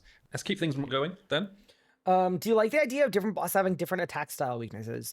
I do for some bosses, but I think realistically, the way that people play RS3 is different than the way people play old school. I think one of the weaknesses of RS3 that is also a strength at the same time is that you can basically do almost any boss with almost any style. People like that, but it also makes the other styles very meaningless. So 3/4 of the game are, in terms of upgrades, don't matter, because you'll get pigeonholed into whatever style you get the upgrades for, and then you can do everything with it. Realistically, you'd get a lot more horizontal progression if your progression path was one where you got range to do the boss that's weak to range, that got you a melee upgrade, that got you a like, realistically, if you did that, the game would have a lot more depth, but it would also be less accessible. So clearly the game has steered really, really hard into accessible. I think they're going to continue to steer into accessible for a couple of years. And then a few years from now, once combat is in a good spot, my hope is that they'll be willing to add a little bit more of exactly that, so that, maybe you can do anything with any style, but there is a preferred style that lets you do it with way lower stats or way lower tier gear. I actually think it adds a lot of depth. So it's kind of like a cop-out answer, like a bit of both, but yeah, I think it would be good now that we have 4 styles, because having 4 styles, but you only need 1 for everything is not long-term how you get people necessarily stuck into the game. Dailyscape overhaul. Can you spin us a yarn as to what, Dailyscape was for those people who maybe, are just coming fresh to RuneScape now, and what our approach to it was? Really like to summarize some of the Dailyscape concerns is it comes back to the design goal earlier. We want the game to be fun to play and to play your way. The idea that you log in every day and there is a bunch of, let's say, chores that you need to do or feel that you need to do. Now, there are many players that will say, oh, you don't need to do them, but that's just inherently the way these have been designed, right? Whether, to your point, like they're the most efficient thing to do, whether it's effective efficiency. We want it to just feel authentic. You log in, and if you want to go and do that thing, you go and do that thing. So Dailyscape was really just tackling a lot of those, making the game. Can I say, thank goodness that Mod Ryan said this, because that's been the thing on like Reddit when the dailies got removed. It was like, so many people were like, if you don't like dailies, just don't do them. But it's like, that's not the point at all. They're designed so that you feel bad if you don't. So yeah, anyway, good that he's addressing that because like, yeah, just there's been a lot of really silly takes about them. Game fun for what it is and making you feel less forced to do certain activities. So do you think that RuneScape is taking a different tack compared to like other live service games in that way, do you think? Yes, for sure. We want RuneScape to be different to other games in this space. We want you to, like I say, do what you want. There's no like laundry list of tasks to do or encourage you to log in every day to do these tasks. If you want to log in today to play the game because it's exciting to play, it's exactly where we want it to be. Okay, yes, but also player-owned ports. Brother, I've had to set a timer for my crewmates. My watch rings every like 9.5 hours for me to send off by ports missions. And I'm going to have to do that every 9 hours for the next month in order to unlock a thing that I need to make a piece of armor. Like, I do agree, but there be some work to do. Bro, if I could just get on the boat myself and to sail the high seas and get my lacquer myself, I'd be all up in there. You could even put me on the crow's nest. I could be like the little, because I'm so light, like I wouldn't weigh down the mast at all. Put me up there with the little, and I'm looking around. I'll find the lacquer. I'll deliver it myself. But yeah, no, there's still a lot of instances of like, oof. Royalty, what was my perk setup? Sorry, it was Equilibrium 4, Ultimatums 4, Crackling 4, Impatient 4 Mobile, and then Dragon Slayer Genocidal. If you want to take a break from the game, that's also okay. And that's really what Dayscape was focused on. From a data standpoint, though, we know that there was a good portion of the player base doing upwards of 12 dailies every single day. And that's exhausting. Yeah, and that's come down massively to almost nothing. We're in a position now where if you just want to log in, like I say, and play, you can. Awesome. So daily challenges then, right? That's a good way of getting to those now. We've kept the system in, and of course players have had opinions about that because a lot of people will say that is fundamentally Dailyscape, but not even a lot of people will say that. Jagex themselves said in a news post, daily challenges are the most egregious form of Dailyscape. They are Dailyscape incarnate. They said that themselves, and then they kept the system. Very controversially, I should add too. I'm curious what they say here, because I hope they don't say, well, players really wanted it, so we kept it, because like, of course players wanted it, it's overpowered, but we'll see. How do you view the daily Hi, challenges Patrick. system right Thank you now? for the 3 months. I appreciate it. Daily challenges do serve quite a good purpose for new players or returning players when they just aren't sure what to do. There's a thing go and cut some logs, which might sound like a simple task, but it gets you engaged. It gives you something to do instead of logging in and being lost. It essentially acts as a bit of a recommendation system. But I will say, longer term, like we do want to remove them completely from the game.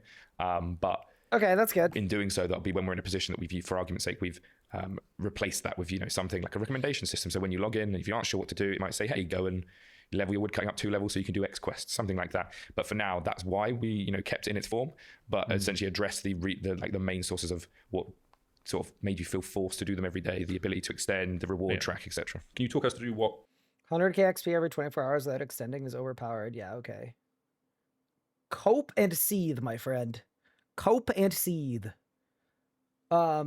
Is the video sped up? Yeah, I sped it up slightly, but then honestly, they're kind of talking fast. So here, I'll slow down a bit. Yeah, that was honestly a pretty good answer. Like, I think I agree that like it's a terrible recommendation system. If they could add an actual like I don't know what to do next system, that would go so hard. But yeah, no, I'm glad that they're still planning on removing them. Yeah. No, I personally think that 3 million XP a month, for less than like 5 minutes of total work is overpowered. But if you think that's balanced, that's okay too. Some of the changes we saw there on a data level, right, across the entire player base.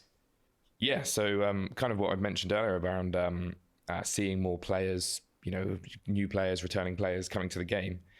Equally, like since the removal of Treasure Hunter, we've seen an increase of about 10% in the total number of sessions the players are starting. So that's just more player sessions overall, people playing more often. Ooh, see, that's really good. I think the thing that interests me about that is I thought that without Treasure Hunter, everybody said they were going to quit. But yeah, that's really good. I quite like that. Yeah, that actually bodes really well. And equally, within those sessions, the duration of them has gone up by about 5%, which is really awesome, because that means that arguably with the changes we've made, you can infer a couple of things about like people are playing for longer because they're enjoying playing for longer, or because essentially session length has gone up. We've seen a lot less short sessions, which to the point, log in, do some dailies, log out. A lot of that has changed as well. We've also got the topic. That actually makes sense. Like in the data, of course, their average session is longer because there are fewer dailies. So there are fewer people logging in every day just to do their dailies and log out and do their daily challenges. That kind of makes sense, actually. Like, yeah, okay. I'm no longer surprised by that. It just kind of makes sense that your average session is longer because you're not going to log in and play unless there's actually something you want to do in the game, which is arguably a good thing. But yeah, interesting. Performance. Yeah. Right. You want to talk to that? Yeah, absolutely. It's on our radar. Like, we hear you loud and clear. We want to improve the fidelity of all of our assets in game, bring the game quality up. But with that in mind, we want the performance of the game to run exactly as you expect it. So we are aware of some of these performance issues. Earlier in the month, with Haven Hive release, we made some changes to trees, which has helped a little, but absolutely hasn't solved all the problems that players are still noting. And hopefully, as you say, we can put a community topic out to talk more about it in detail. Let's move on to what's coming. Okay, yeah, so that was something that came up earlier today is they listed a community topic as all of the lag and stuttering issues. To me, that just means it's not an easy fix, and they're going to spend this month talking about what they have done and what they are doing. So curious to see what happens there, but yeah, definitely all of the new areas are laggy. I heard Pup, who has an $800,000 supercomputer, by the way. It's the same one that they put on the spaceships. Even he lags when he's trying to complete clue scrolls in the new areas. So if he is lagging, like, that's crazy. But yeah, no, definitely, like, it needs to be addressed because you shouldn't lag in all of the new areas whenever there's a new area that you're in. Like, those areas should actually feel snappier and better. Yeah, not liking the stuttering. This kind of issues cropped up over several years. It's not going to be fixed overnight. Yeah, it's definitely, that's why I think it's a big community topic, but I do really think it should be a high priority. Like, whatever is making the game stutter for so many people, it's got to be priority one. Yep, in the month ahead. We are recording on March the 25th. So by the time this video rolls out, we'll have just released the Blooming Burrow spring event and an update to the cosmetic toggle. So that's coming out next Monday. So as seasonal events go, since Treasure Hunter's removal, what's our approach to them? How have we changed? Yeah, so previously, a number of the seasonal events, they were, lack of a better term, they're quite grindy. You'd come in, there's a lot of, whether it's however long they By the way, chat, let me know when we're 10 seconds away from going to the moon, and I'll pull it up. run for. You're encouraged to keep grinding them out to earn. I just want to see the rocket ship go up. That is all. Yeah, well, I'll flip over to it, though. Don't worry. Yo, NASA has a Twitch channel? Bro, Twitch chat dropping gifties? This is great. Autonomous launch sequencer, or ALS. I have to NASA's in follow-only mode. Y'all are egregious. I want a pog. Okay, I'm following. Pog. I can't type. They're riding the rocket? Okay. Sound suppression water is flowing. 15 seconds. And here we go. 10, 9. Bro, NASA, they get an ad comes up. RS-25 engines lit. Okay. 3, 2, 1. Booster ignition. And lift off. Flashbang! The crew of Artemis 2 now we're good. For the moon. Humanity's next great voyage begins. Black screen? Okay, cameraman, you gotta pan up. The rocket's moving really fast. This would be a terrible April Fool's prank. Houston now controlling the flight of integrity on the Artemis 2 mission around the moon. Wait, the integrity roadmap? The flight of integrity. Okay. Integrity AMT high. AMT high. On time passing 30 seconds into the flights. Do they have to pay more for the fuel? Target I guess they probably did. Mission Control Houston seeing good performance on 4 main engines. Space Launch System core stage. Integrity 3 miles in altitude. Traveling more than 1,200 miles per hour. Okay. So I'm assuming it splits off, right? Once it gets a little higher, it's gonna go, and then that's how we know that they did it.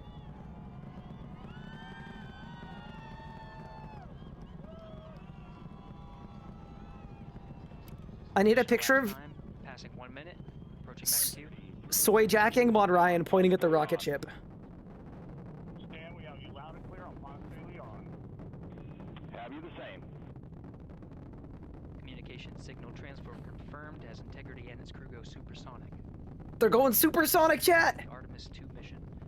Integrity is 14 miles in altitude, 8 miles downrange, traveling more than 2,600 miles per hour. It looks like it's going down and not up. I know that it's going up, but do you think the people inside are watching the stream too? I hope so.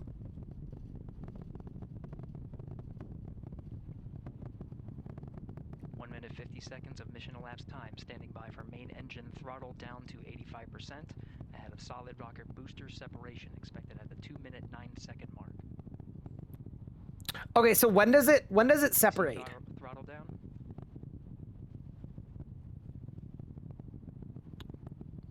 Bro, is this like a Florida POV? This looks like Florida. This looks like hella Florida. Converged.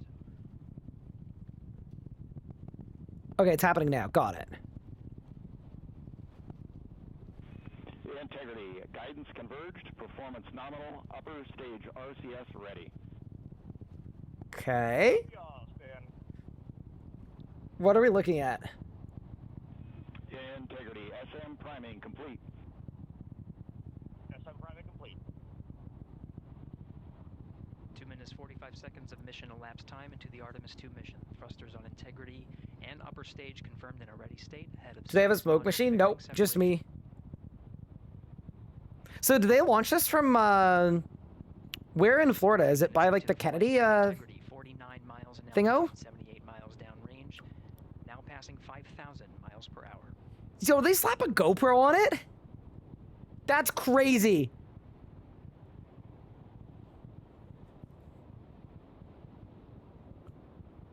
They put a GoPro on it. Standing by for launch abort system jettison.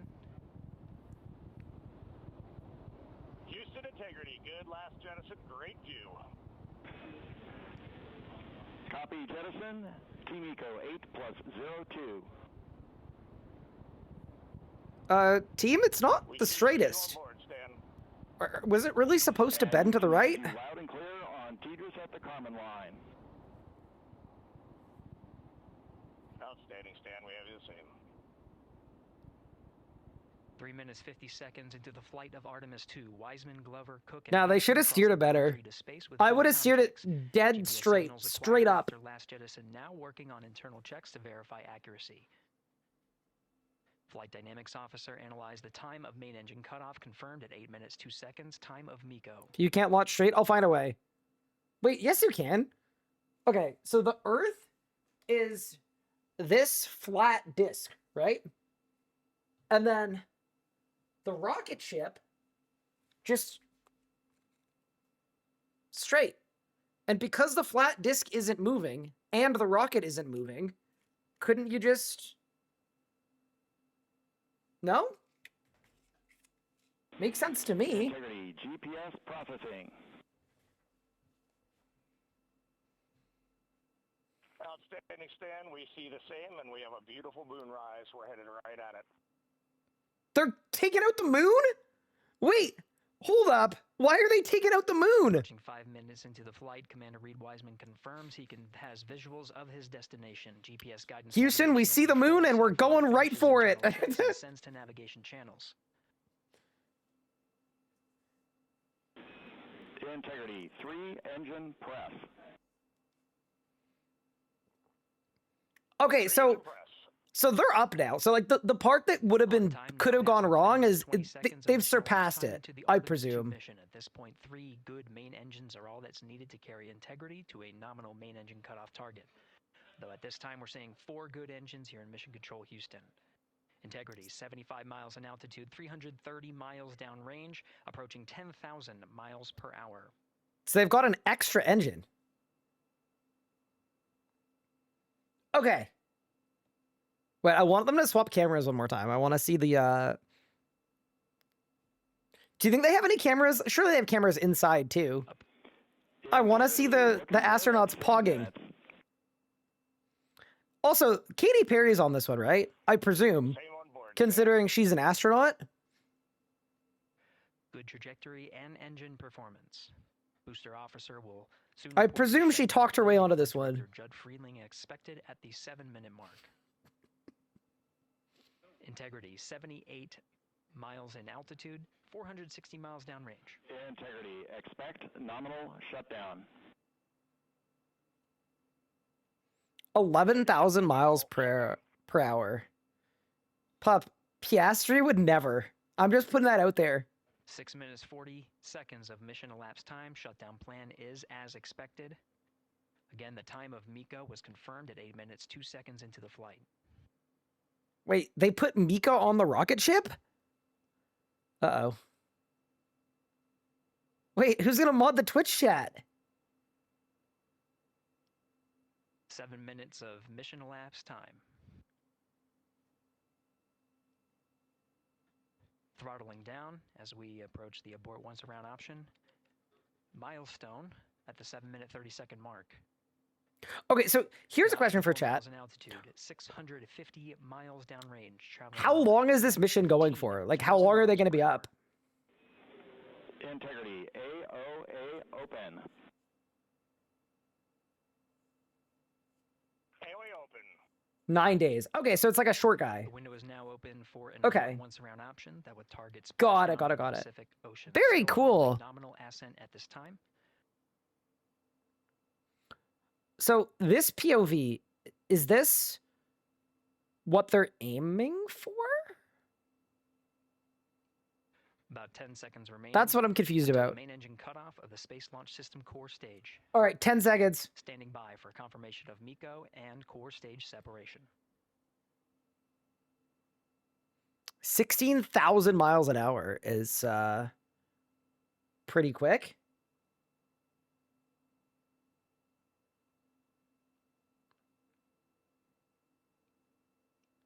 Yo, that's sick. Integrity and nominal Miko core stage separated.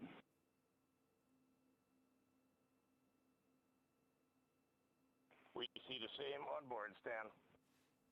Yo, get back to that camera. That was sick. 8 minutes 40 seconds into the flight, we have a nominal main engine cutoff heading in the right trajectory on the way to swing around the moon. Core stage has separated, done its job. The Space Launch System upper stage, the Inner Rim Cryogenic Propulsion Stage, or ICPS, still attached to the Orion spacecraft. Okay, so now they just got the they've just got the little tip part. 9 minutes of mission elapsed time. Integrity crew of Reed Wiseman, Victor Glover, Christina Cook, and Jeremy Hansen now in orbit around the Earth at the beginning of their journey to the moon. Oh, they did it. Pod. They're going at 18k miles an hour. Integrity Houston looking ahead to PRM numbers so far per the pad. Wait, so I assume they're going to orbit around the Earth a bit, and then they're going to get to an escape velocity, and then they're going to go pew. But how fast do they actually go to the moon? Because at this current pace, they're getting to the moon in like 12 hours. Capcom Stan Loves Surely it takes longer than that, right? reminding the crew that the perigee raise maneuver time of ignition is as expected 4 days. Okay. prior to Yeah, I would have guessed. I would have guessed. Yeah. I was gonna say, surely they don't keep cranking it like this that time all the being way. 49 minutes 50 seconds of mission elapsed time.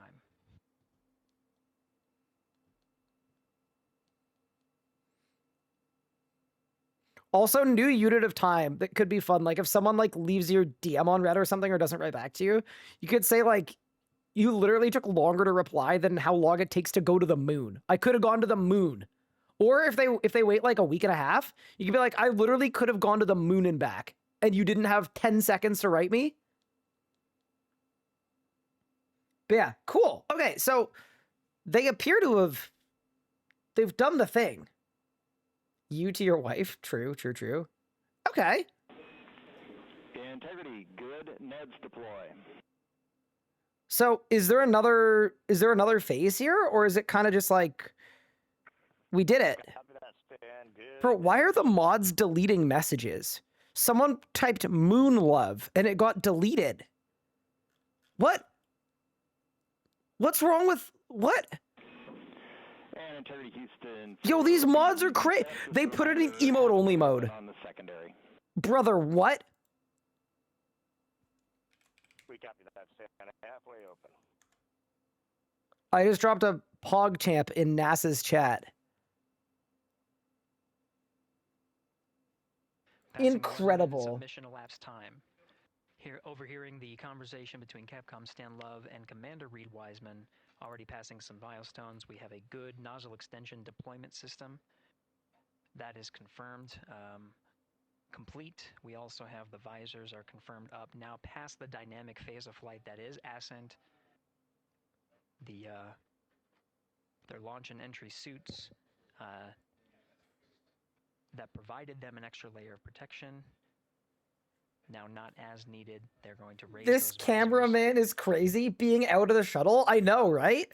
The fact that And they're later in that steady today's with it is mission, really they will, impressive. Begin to egress or get out of the suits to begin some of their initial tasks of activating some of the systems aboard in the Integrity spacecraft. No. As I've always said, though, it doesn't matter what NASA says. I Some want to know 12 what minutes of mission XQC elapsed thinks about time. this. Again, the perigee raise maneuver that's targeted near 50 minutes of mission elapsed time, 49 minutes 50 seconds. That's what the crew is going to be working towards. The Commander Reed Wiseman pilot Wait. Glover will focus on preparing for that milestone. So you're telling me the crew are completing tasks on the spaceship? In the meantime, mission specialist Christina Cook and Jeremy Hansen will start some of the activation of environmental control life support systems. You may hear confirmation of Interesting. their activation over the Orion to Earth communication network. Also, yeah, doesn't that mean that they have dailies, but we don't? Houston, C3 aux power back in auto. Yeah, how close they need to get to the moon before the fog of war goes off? 2 minutes to maneuver.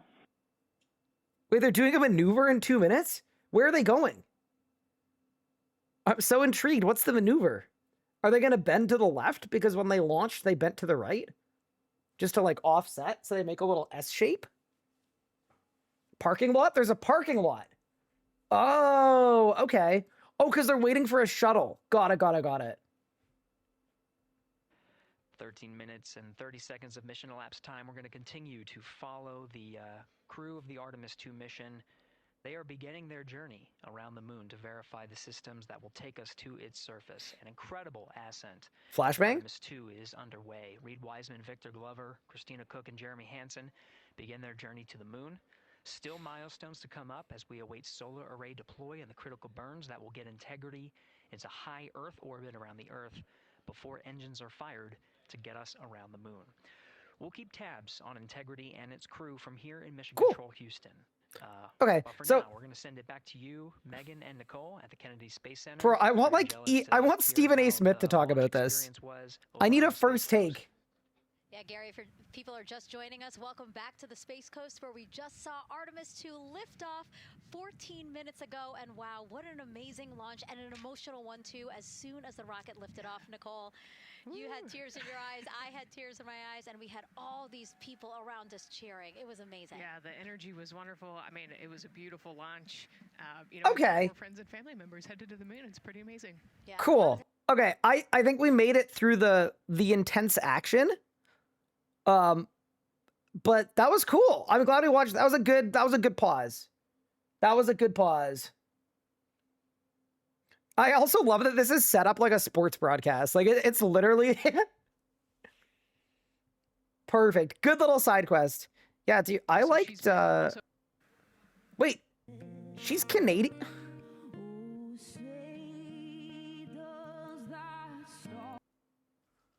What the hell is this, bro? What in the America is going on? They had a pregame show with a... They put a halftime show in front of the rocket?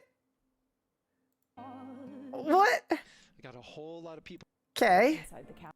Definitely loved Bill. What? Grissom, John, final thoughts. As That's crazy. They had a freaking pregame show. As a team. Did they do anything else? and prepare. Was there any like propaganda? On camera, like we were saying. Nah, just a lot of okay. OTC copies, thank you. Yeah, a pregame concert is crazy. This one's on you? No, it's not on me. I had nothing to do with that. That's actually, I love celebrating with song before it goes well. Love that. Okay. Pretty cool. Pretty cool. I mean, if I lived in Florida, I'd absolutely go there. Do a bit of day drinking. Like, why not? That was really cool. Okay. We're almost at the end of this video. We should finish it and then we'll get back on RuneScape if y'all are cool with that. But good side quest. The currency to purchase the rewards. So going forward, what we plan to do is that was very cool. Them, less grindy, let's say, more drop in and drop out. You come in, W? complete the quest, but equally rebalancing some of the actual currency gain rates so that you can acquire the past cosmetics a lot quicker. What's the cosmetic toggle and what's the update that we're bringing? Yep. What's the warning sign on my taskbar? It says the module is blocked from loading into the local security authority. And I don't know what it means. So cosmetic toggle, an option that you can toggle on or off to essentially display or hide other players' cosmetic overrides. Yep. On January 19th, the cosmetic toggle options we gave the players could disable other players' worn overrides and equally the animation overrides. The one thing we didn't offer, which is what we are offering in this new update, is the ability to hide other players' familiar overrides. People are probably going to ask about necro summons and being able to disable seeing those entirely. People don't necessarily want to see other. Well, I say people. Some players may not want to see other players, skeletons, ghosts, and whatnot. Yeah, so we aren't looking to the point you mentioned, we aren't looking to make them invisible, but we are looking to make some modifications to them in the near future, hoping to make them less like as part of like visual decluttering, whether they're less visible, so more if they're not your own ones, that they're more like ghost form, which sounds odd. How do you make a ghost look more like a ghost? But just a bit more phased out, let's say, less more transparent. Week 2 then. That seems good. I mean, realistically, yeah, dude, I don't even mind seeing other people's conjures until we're doing like the Beastmaster, Grandmaster speed kill timer. And then you have 10 players standing on the same tile with 40 conjures on the same tiles around them. And it's crazy bad. Right. In week 2 of April, we'll be discussing community topics specifically around graphical rendering. Yeah, this is honestly one of my favorite changes that's coming up. Been talking about it for a very long time, and the players have been talking about it for a very long time. But over the last number of years, players have pointed out various issues with the way in which some of our newer assets are rendered. And these are sorts of things we're looking to tackle. And with this blog, we'll be talking about that. We're going to show the progress of getting away from these overly shiny assets, adding some of the texture detailing back to things which I know players have seen since January 19th with like rocks as an example. They've seen the less plastic looking rocks, more rock looking rocks. And then equally making some of the more like washed out colors more vibrant again. So yeah, these sort of 3 like solid points really going to nail that visual aesthetic that we know we've always wanted, we love, and equally what the players have been asking us for. Week 3. That's sick. I will read the heck out of that blog, but I just like that they're like communicating that like, hey, by the way, we're aware that our rocks look like plastic and our new outfits look like Play-Doh and our ground looks like Play-Doh. And this is what we're doing. Like, dude, if RuneScape moves to a new graphic rendering system, like that would be so free. Bro, give us RuneScape 4. At the end of this year, launch us into RuneScape 4, man. That's sick. Sees the arrival of the Aura Overhaul game update. What's your general thoughts on the Aura Overhaul? The team have been working with the community, I think 2 blogs plus discussion around the changes to make. A whole bunch of stuff becomes just general improvements through passive effects and stuff that are unlocked. And then equally, sort of just putting us in a position where, you know, auras aren't they're a thing of the past. And I say like this Aura update is probably one of the last, when I say last updates, it's one of the last sort of, we're taking a few things away. A lot of the Road to Restoration updates going forward, and equally all the content like post-Save and Hive, it's all new things, all new positive ads, and like mid-game rebalance. Yeah, I mean, I shouldn't talk about today because that's not part of the month. But you know, for me, that's really exciting to hear, actually. I in a way, hadn't yet visualized. Wait, are they doing one of these every month? Oh, this would be such a sick format. If they do one of these on the 1st of every month, like, that would be unreal. Until you've said it just now. Exactly, yeah, because fundamentally, we want to make a fun game for another 25 years. Yeah. And that's made up of solving some core design problems, which in some cases can feel like we're taking stuff away, but equally adding appropriately back, solving other problems. And yeah, there's a whole bunch of awesome stuff beyond just this month ahead going forward, all positive, all like ads. I'm so excited. I said this in my check-in video. There's no better time to play than now. No. And then I will say that every single time we talk, because there will be no better time than the latest time in which I say it. So cool. So week 4, we're into the final week of April already. We have the player avatar check-in. I'm kind of curious about this one because, yeah, it's not very specific. So important for that graphical rendering stuff to have launched by the time we're then able or ready to talk about the next step for Avatar. Yeah, so with the rendering changes I mentioned, with some of our newer assets, especially character assets being overly shiny or looking plasticky, let's say, and we absolutely do not want that for the Avatar. We want these changes to be live so that when we have an opportunity to put the Avatar work in front of the players and also offer up an opportunity to take part in like a beta. Ooh. Oh, sorry, spoilers. But take part in a beta means that okay, so there's gonna be an Avatar beta. They'll get when it hits the game later this year. But sweet, I think. I have a prediction for player avatar. I think it's going to be like a very it's going to look a million times better, but because it looks different and it's the character that's always on your screen, I actually think like it's going to be a good update, but oh my God, I'm glad. I do not envy the people who are delivering that update because it's going to be so difficult. That pretty much covers us for today. Well, Ryan, it's been an absolute pleasure. God, shaking. They're handshaking? Wait, I want a handshake. That's crazy. Any final words to say? Should I have done that at the end of Let's Chat? Honestly, I think thanks to the whole community for where we're at today. A lot of the Road to Restoration work is for them. And it's really awesome. Like we're learning a lot with the players, making the right changes for the game, but adopting them with yourselves. And ultimately, I think, like I say, there's no better time to play than now. And I think, looking forward to chatting again with you in a month's time and to the players. In a month's time? Okay, so they're going to keep doing this. Let us know what you enjoyed about today's video so we can keep evolving the format. It'd be great to get some of your burning quickfire questions in here next time as well. With that in mind, I guess we'll see you very soon. Latest in a month from now. Latest in a month from now. Okay, so they're doing this every month. Huh, okay. I mean, I think it's a good format, to be honest with you. What do you guys think? Like, I don't think like this is going to get like crazy viewership. Like realistically, only like super engaged players are going to care about this, but I think it's solid. I think that's a W. Hi, Guard of Life. Thank you for 30 months. I appreciate it. What did I miss? We did some Blackstone Dragon. We defeated the Blackstone Dragon multiple times, ruthlessly. We went to the moon. And I criticized the trajectory of the rocket ship because, what, are they stupid or something? They went all bendy for no reason. They could have just gone straight. And then we watched a 20-minute long video with mods Anvil and Ryan talking about the month ahead. Yeah.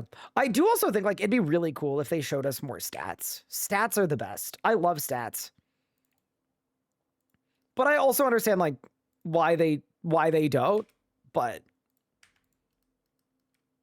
stats are cool. But yeah, okay, let's go get Barge now. But, also seeing numbers that like despite all the people that definitely quit when Treasure Hunter was removed, because a lot of people inevitably did quit. The fact that like logins are up is actually kind of surprising, especially after removing dailies. Like I would have guessed that logins would have gone down for at least a few months as they kind of start regaining players that want to actually play a game. Ryan likes talking stats but hates training stats. Do you see my stats? 3050 total. I might be the highest level hardcore Ironman in the entire game. I don't even want to hear it. I'm also easily the most advanced hardcore Ironman in the game from a technological standpoint. So,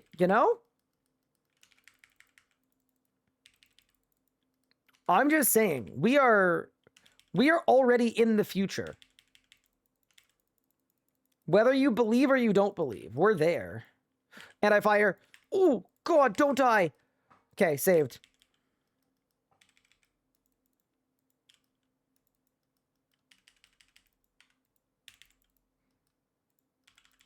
But yeah, anyway. Wait, I don't have game sounds on. Wait, I gotta get him back.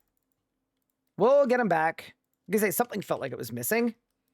There we go.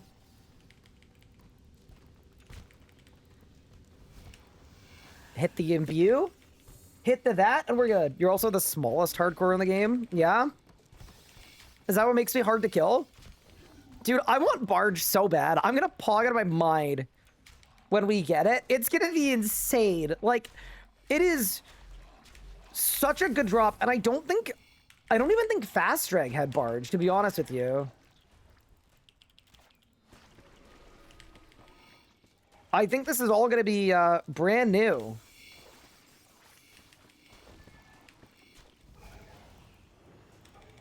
Okay, we do this, and then...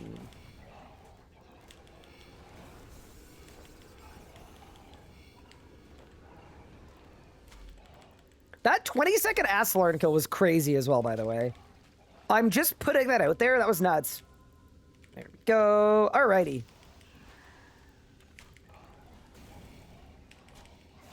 Somewhat odd question. Going for Massey is, are there chats or Discord that people like to group for certain ones? There definitely are. I think a lot of them are like... This sounds very unhelpful, but a lot of them are just like... friends who have Discords. Like, I don't know how much, like, super structured, like, this is the Virago combat achievement Discord there is.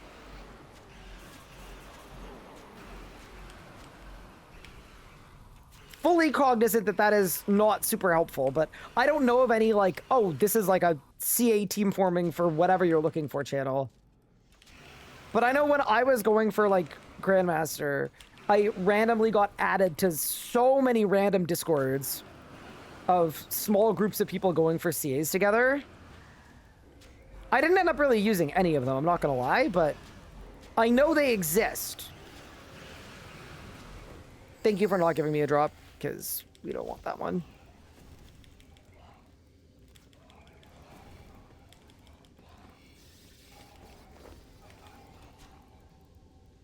Channel for C is the Amasket Discord, but I'm not sure how active it is.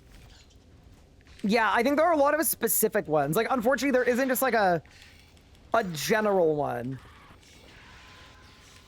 What's Ranger Ryan's verdict on range? Balance or slightly overtuned? Okay, realistically, I feel like every style is slightly overtuned, but no, I think range is I think range, magic, and necromancy are all pretty decently balanced, to be honest.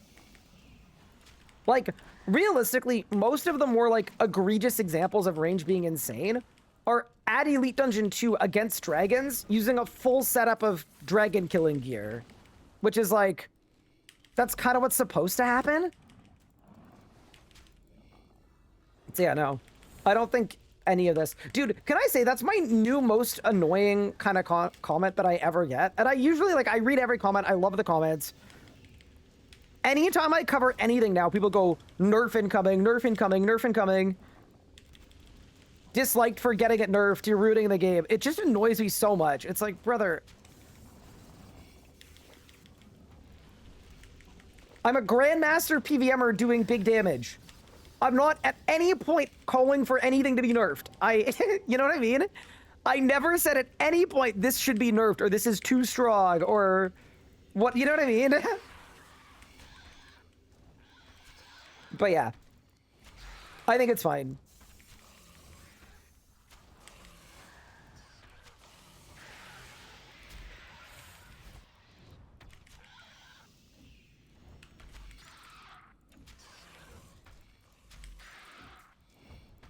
I think Masculine was able to do some CAs there, but yeah, it's gonna be hard to find people for raids at AOD. I need to, you know what, I need to find a team to do Golden Daredevil on this account. And, that is going to be like the grand finale of Tall and Manly, bro. The danger is just too extreme. It's not going to be good. How is low mid-level range on Iron now? But it's like actually decent. Like, you still get a lot of power from things like the Eldritch, but it's a lot more usable than it used to be anyway.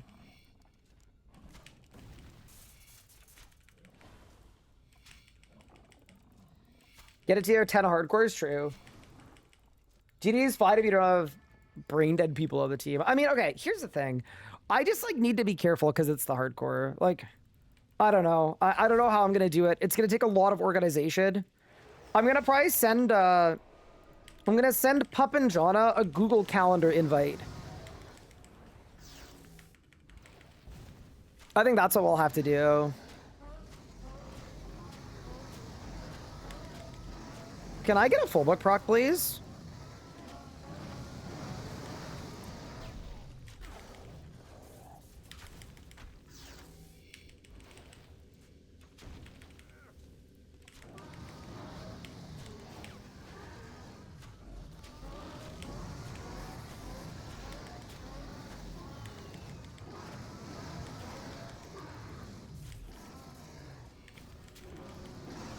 Good night.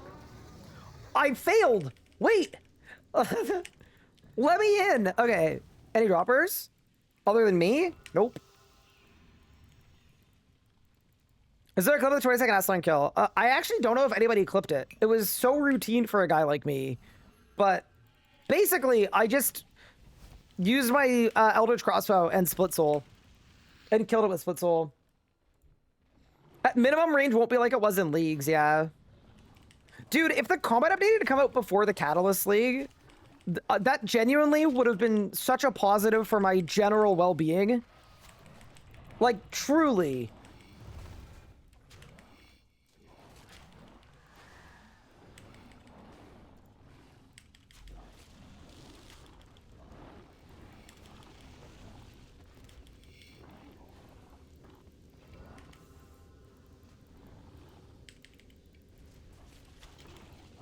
It's kind of funny seeing dragons that have 55k HP and killing them in like 2 abilities without a task. Very nice.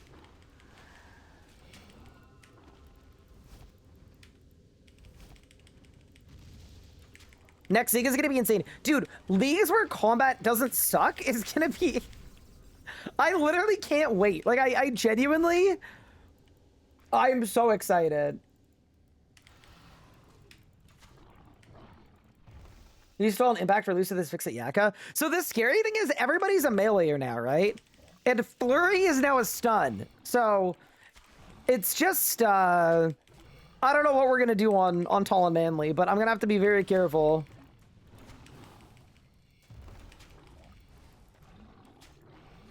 Okay.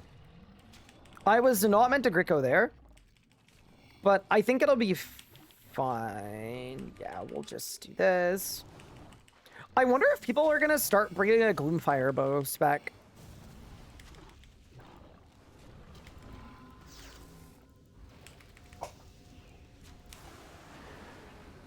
Or sorry, Gloomfire bow basic attack, because it hits extra times. No!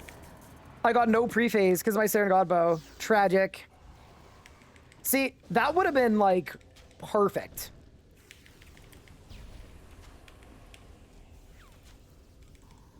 That would have been literally nuts if it had hit, but I did a little too much damage. I think it's because I got a full book proc, actually.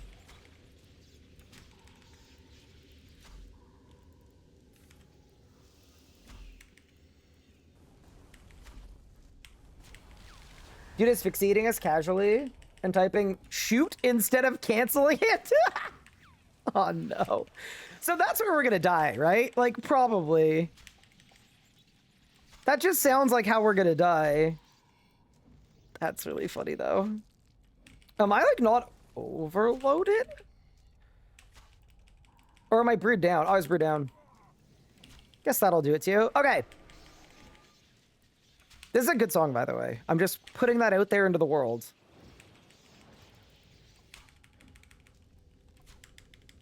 Okay. So here, I don't actually think I need to release Sandbag at all, because, yeah, no, we definitely don't.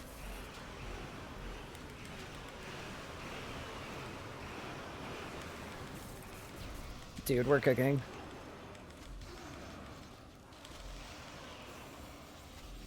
Any droppers? Nope. Can I say, like, the best change they made to range was making Snapshot not have a cooldown, so it's just like a baby EOF spec. So good. Gloob is bugged at the minute. Minimum damage on the first 2 hits is in the 20s. Oh, wait, like, actually? Uh-oh. Do I need normal raids or just a CA?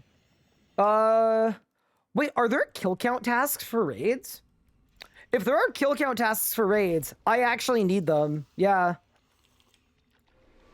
That's gonna suck.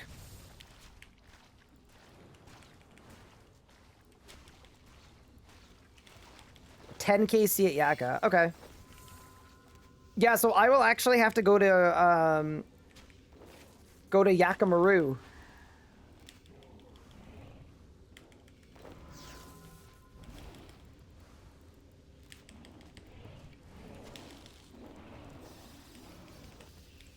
The craziest one is when you get the bold proc, by the way. When you get it on the bombard, so the bombard just does 50k damage. Because I think, and I could be wrong about this, but I think what it's doing is when you get a bold proc on bombard, it's based on the first hit, even though it's hitting multiple things. It feels like it is anyway.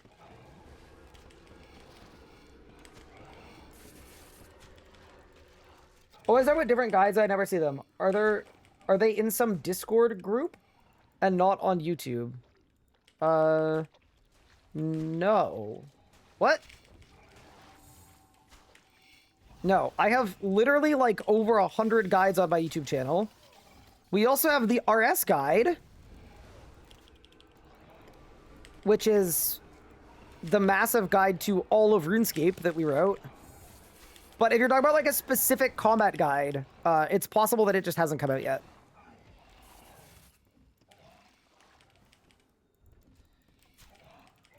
As it turns out, I am one person.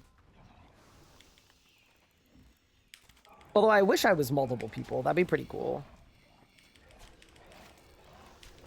I'd be down to be multiple people. We'd get more done that way.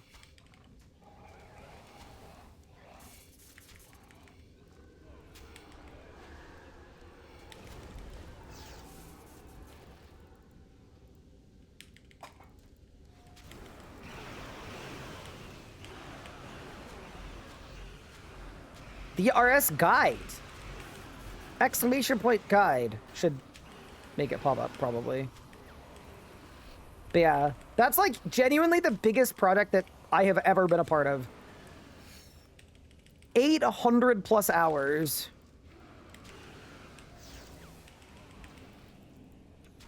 On one project.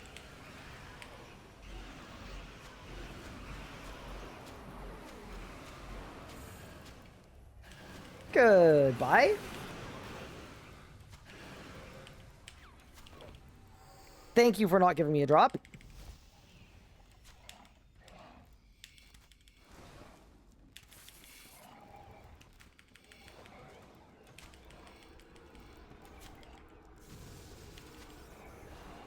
Oh, I'm kind of dying. Oops. But, you know, if there's a specific combat guide, though, that I said I was going to make and it hasn't come out yet, just ask which one it is, and I can tell you where it's at. I'll update you on the project.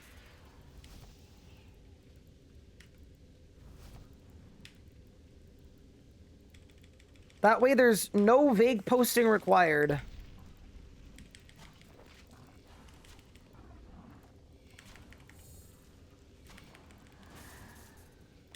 I can even give you an estimated upload date. Depending on the project. Galacor guide? Well, I've been playing New Dragon Wilds, so I have heard absolutely nothing on the New Dragon Wilds. I've seen absolutely nothing about it. In general, I'm intrigued because it's like the Black Knight's Fortress, and that seems really cool. But because we just brought back the hardcore, I didn't want to bring back the hardcore and then immediately be like, oh, by the way, we're taking a weekend to play Dragon Wilds. So, I will possibly play it. I'm going to look around more and hear a little more about it, but if it's good, I'd be down to check it out, especially if you guys want me to check it out. But yeah, I didn't play it on launch. We'll see what happens.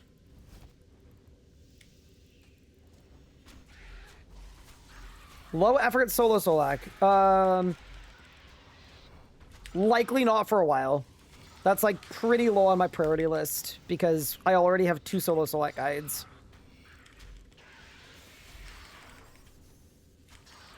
Did I see level 33 of the Zuck Cape Reddit post? I did.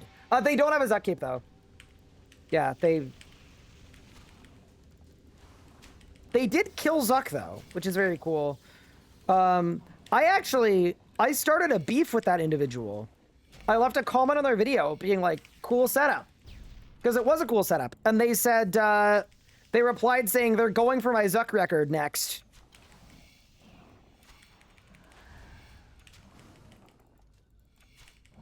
So I said, good luck. It's gathering a simulator. Spend 24 hours gathering stuff to make armor and then finish the main quest in an hour. Ugh. That feels less good. But yeah, no, really, really cool. But if you watch their video, they did use like, I don't want to exaggerate the number of death touch darts used, but it's like somewhere between 20 and 30 darts. Which is a lot of darts.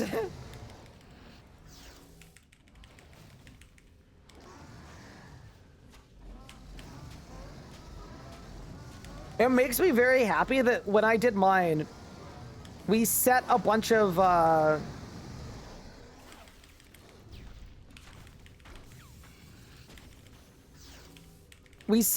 parameters and rules that needed to be followed.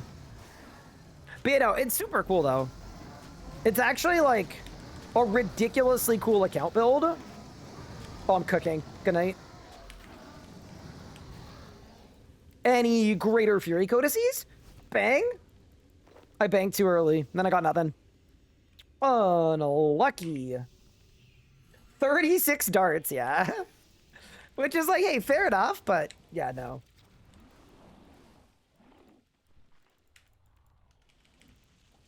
But yeah, no. I just left a nice comment on the video because the strat was really cool and the account was really cool. And they just, without asked for at all, they let me know. They're going for my Zuck Cape record. But I've said this since I did my Zuck Cape record. I did it with the express intent of wanting to inspire someone to try to take it from me. So I'm in. I'm totally in.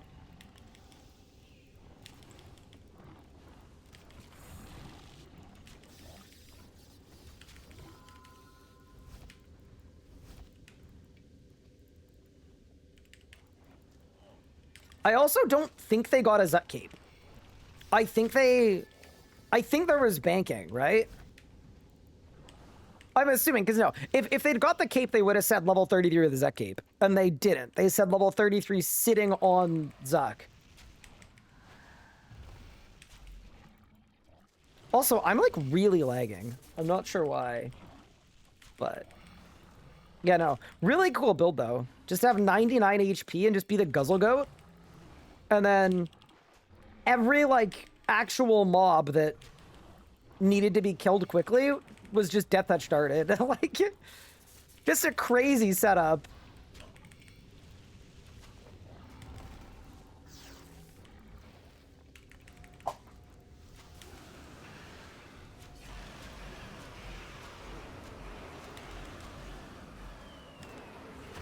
No!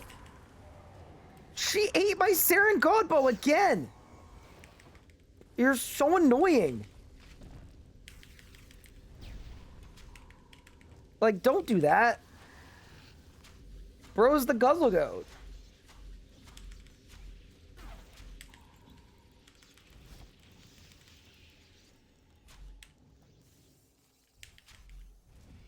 Is there even a way to get darts anymore? That I actually don't know. It's a very good question. Because if not, does that make Tall and Manly a cheater if I have darts on my account?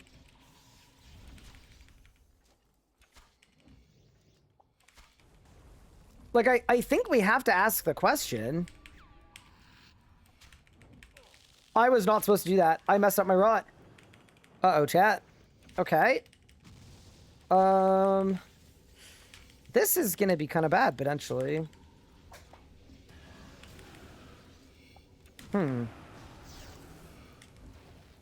No gales. Wait, no, I'm gonna gale here. And then I'll go there. And then I'll go there. And then I'll go there. And then I'll go there. There. Any barges? Nope. End of a Reaper, though. Can't be mad about that. On to the next.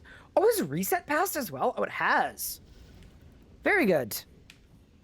I mean, I guess it doesn't really matter, but I'm still going to say very good. I'm also going to restart my client, though, because I have started randomly lagging. And I don't know if it's a memory leak, but I'm scared. So we're going to hit one of those. What do I reckon rots for money? If you can bring yourself to do it, it's really good money. The problem with rots is just that it's hard to mentally do. Also, there's no way Squid sent me the trajectory of the rocket. First stage separation. Okay, so first stage separation, that's like when you say you're breaking up and then you sleep on the couch, okay? And then fairing separation is when you meet for coffee and then you talk about who gets to keep the cat, okay? And then second stage separation is after the fairing separation. That is where you realize you don't actually care about any of the stuff. And you say, just take whatever you want. I don't care. Just get out of my apartment. And then third stage aft section separation. That would be when they show up at your apartment unannounced. And then you have to call the police to escort them away. And then third stage flight is when you fly to a different country to just stay away from it and restart anew. And you pick Portugal because Portugal is beautiful this time of year. And then upper composite separation, I feel like that just happens when you die at the end. I think. What stage am I? I guess liftoff. Oh no. Wait. Hold.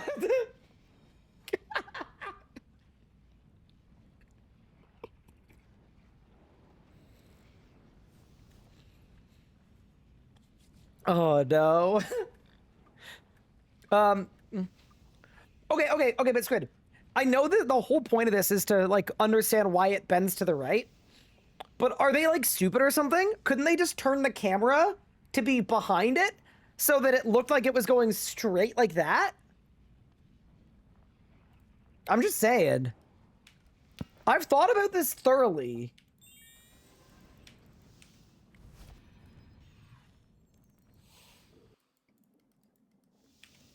It's very obvious that that would work.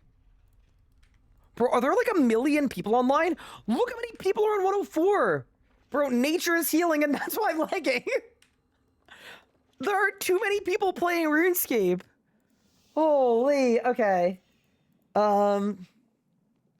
Dude, when's the last time I had to hop worlds?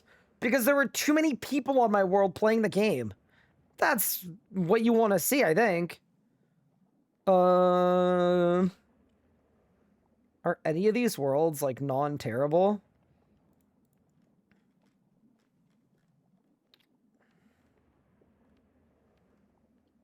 Let's go to world.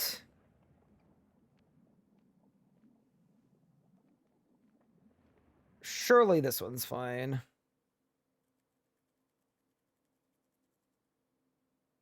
Amazing game. It is like, yeah, that's honestly another one that they should look at. This game should not incentivize my game is instantly not laggy anymore, by the way. It literally just like if your character's if your world's got more than 150, you're gonna lag.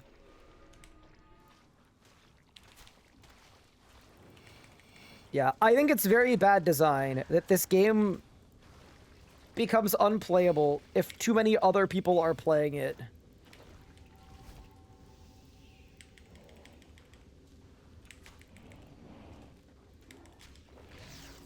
There's actually some cool tech about that as well. On like what impacts the world lag. It's like very, very interesting.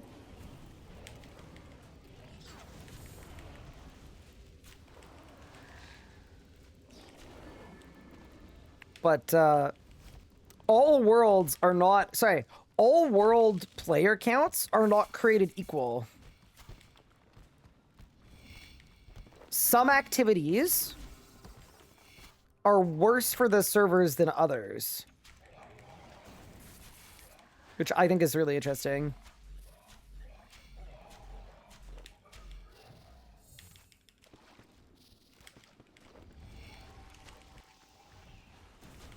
As an example, Pup's PVM macros.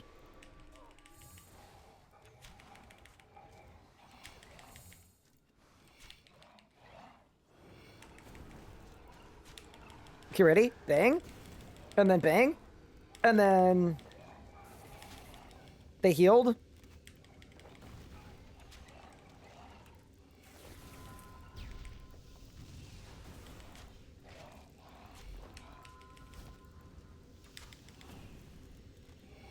Wait, is this gonna last? I think it is if we're quick. Oh, let's go.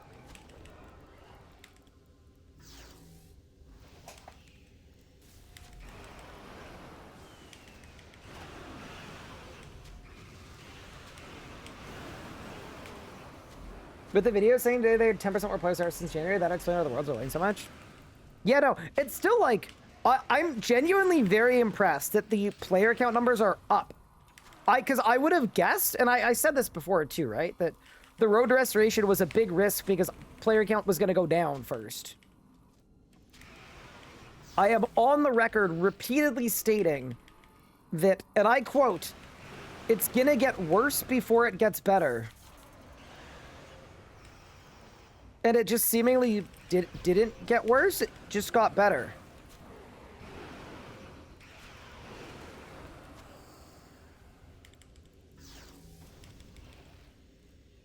I'm using the wrong arrows.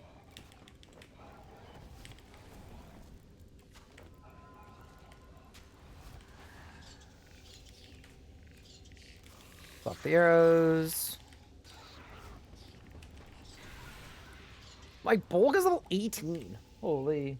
Have I been enjoying ED2? I'm definitely preferring it with this setup than I was with Necromancy. With Necromancy, I was falling asleep, I'm not gonna lie. And especially with the Slayer point update thing too, like, I can just do infinite Reapers, and I can get a bunch of Slayer points and a bunch of Slayer XP, and like, that's been really nice. Where I feel like it's a lot more beneficial for my account goals to be here. The other really nice thing too is, the range XP is really good. And that's very important because I am only level 106 range, and we started this grind, I was 104. So, yeah, I'm not going to say, like, I'm loving ED2 and it's my favorite content ever. Like, if I got Barge, I would genuinely never come back here ever again, and I'd be very happy about that. But, yeah, I think we've found a setup and a configuration that I am willing to grind out here that I find fun. If that answers your question.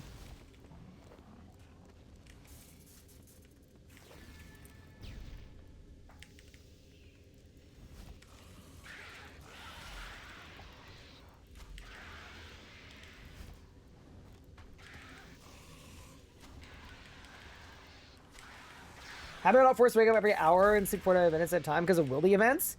You were doing that? Dude, this is the thing, right? That's crazy. I can't imagine doing that, but I'm glad you don't have to do that anymore. It's a good example of, like, just bad design. Is the rod I'm doing for the dungeon self-built? I'm not doing a rotation. I'm just hitting stuff. So I would say yes, not only is it self-built, it doesn't exist. Yeah, so what I do, and when I get to making combat guides, which hopefully will be this week, I would never recommend learning a rotation, like a spreadsheeted, like, hit this, then this, then this. I find that to always be really bad.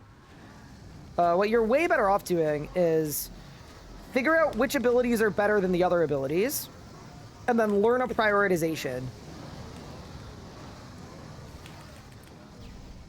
And then that way, You can do good damage without having to memorize a rotation. Just have an idea which abilities are good and which abilities work well together, and then use them. That is the, like, S-tier way to have a good time playing RuneScape. So I don't use set rotations for any of the PVMing that I do on any of my accounts, unless I'm going for, like, a specific Grandmaster timer.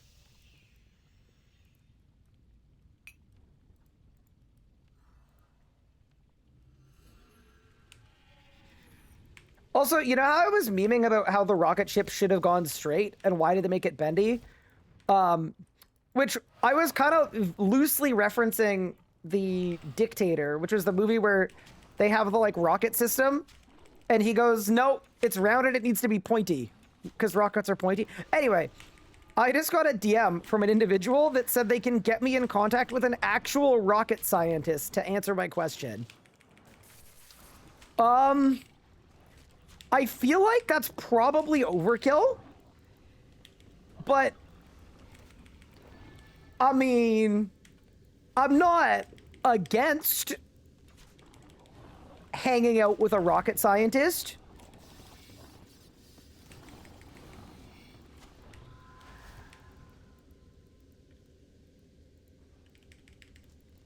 What if they teach me rockets and I teach them how to do 900k DPM with a Revo bar?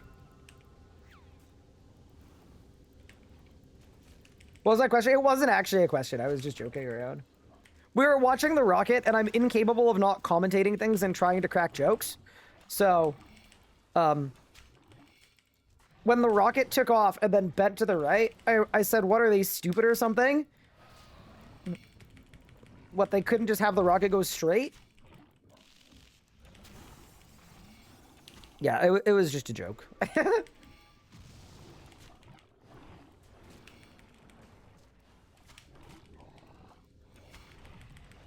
Okay, ready? Go there.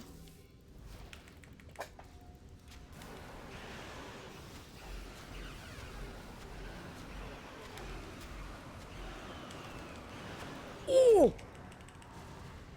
That was big.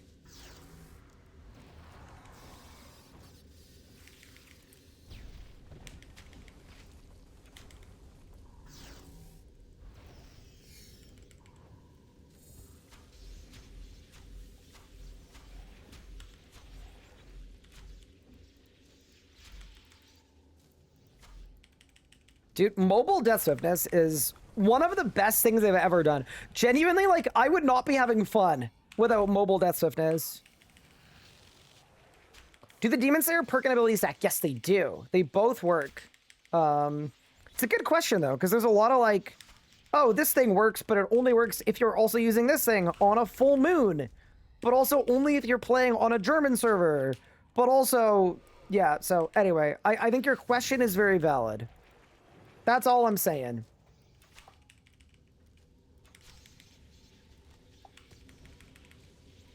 Okay, swap arrows.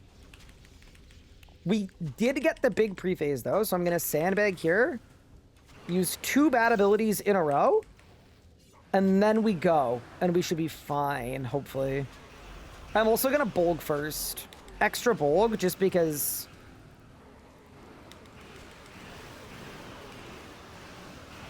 Yep, that was the right move for sure. Ooh, I kind of ran out of juice, chat. What happened? Any barges in chat? Nope.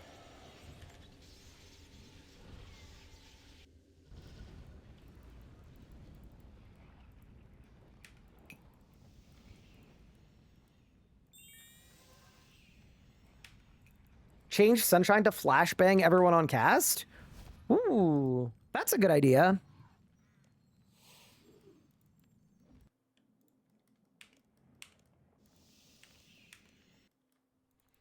Unrelated, but a little dragony on the side. Yeah, so that's the whole Vorkath thing. So the Dragon Slayer perk doesn't work. And the Dragon Slayer task does work. And then the Dragon Bane arrows also work. So it's just like a random assortment of random things that do and don't work. Seemingly with no rhyme or reason.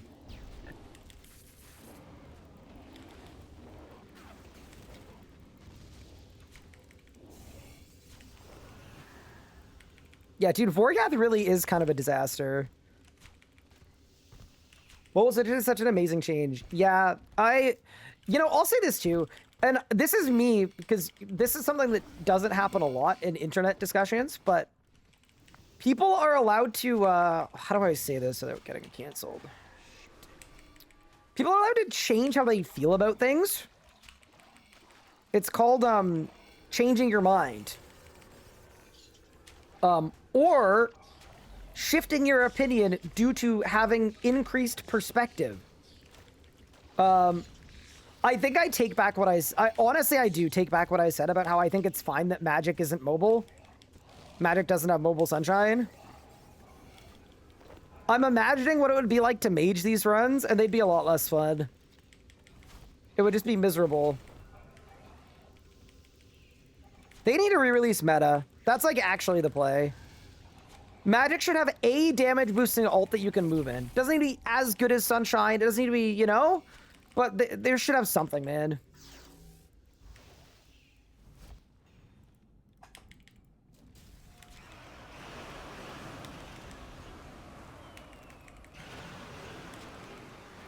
Give him something, chat.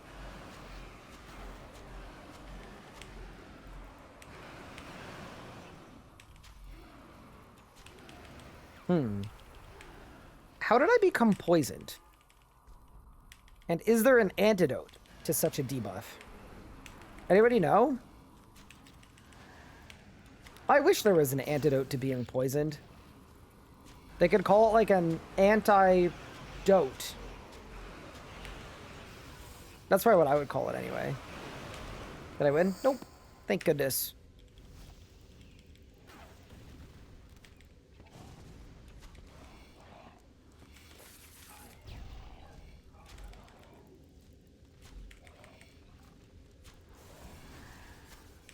The spiders do be poisoning.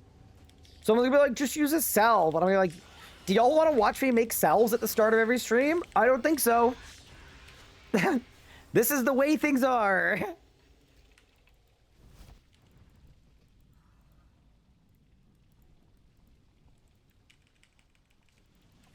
Anti-poison totem from Dungeoneering. There's an aura poison purge. Didn't poison purge get deleted?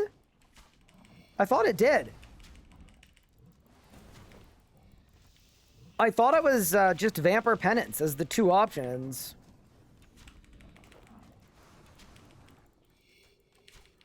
You have yours still? Wait, are you cheating?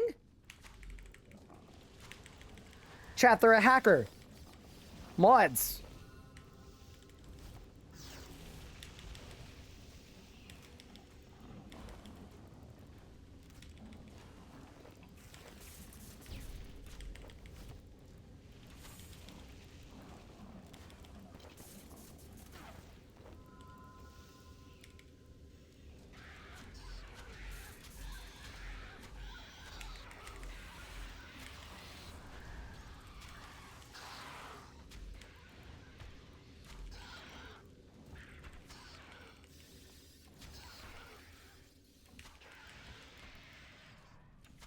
Yeah, we could also do Venom Blood. True.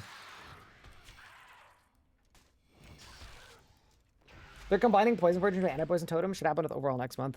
What are they doing with it? So is it going to be a pocket slot? Dude, a pocket slot that made Poison heal you would be kind of goated.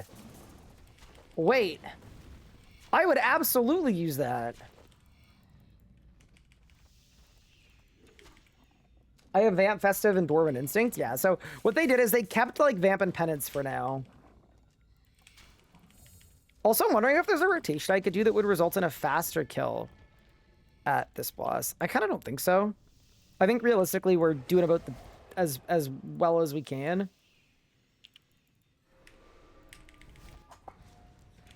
But one can dream. Without doing a pre-build, of course. Okay, hit the Bolg, hit the that, hit the Saren Godbow. Ooh, good damage.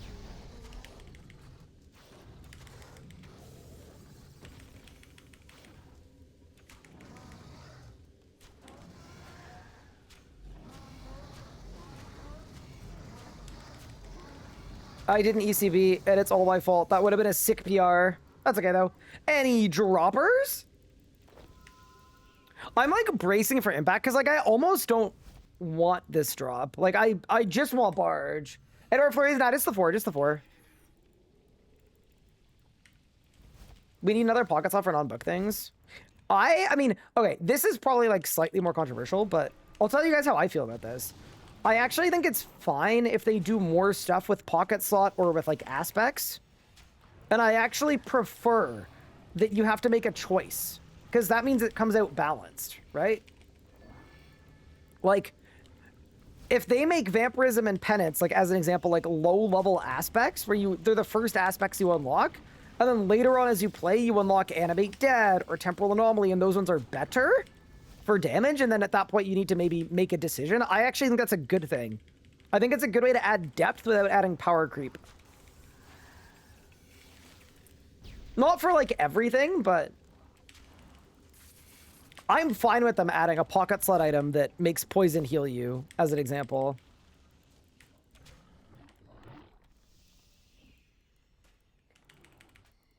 Should they bring melee masterwork to be up comparable to the other masterwork? So, realistically, they should. I think the reason they have it is because it would be weird if it was tier 100, but you could make it at level 99, when all the other tier 100s require level 110.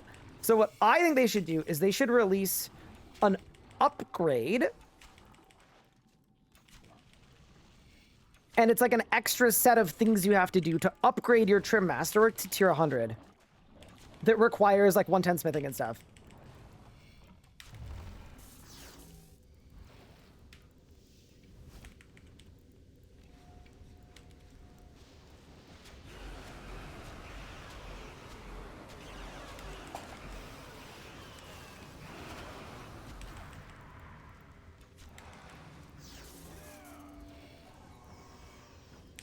That is what I think is, like, easily the best solution.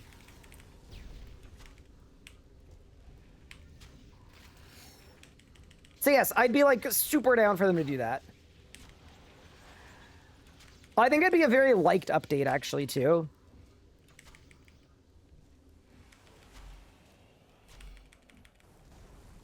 But realistically, like, people have been bringing it up for, like, a while. They're like, oh, they should just, like, raise it to tier 100 or whatever. But, like, it makes sense that they're not doing that based on the recipe. That'd be really busted.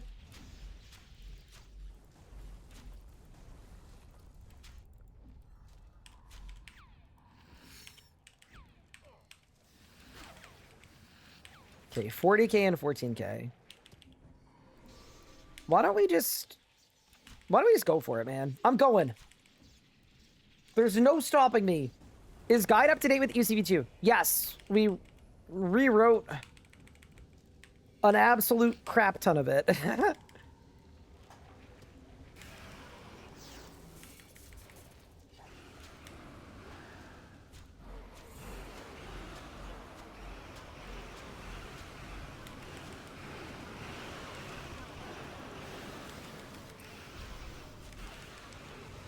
Ooh, okay. Ooh, I actually didn't do very well here. My damage didn't really happen. That's okay, though. Still gonna die, I think. Did I win? Nope. One day. Then they could call it Elite Patched Custom Fit Spike Trim Masterwork. Yup. That's part of the reason why I think it's such a good idea, too. You get an even more crazy name.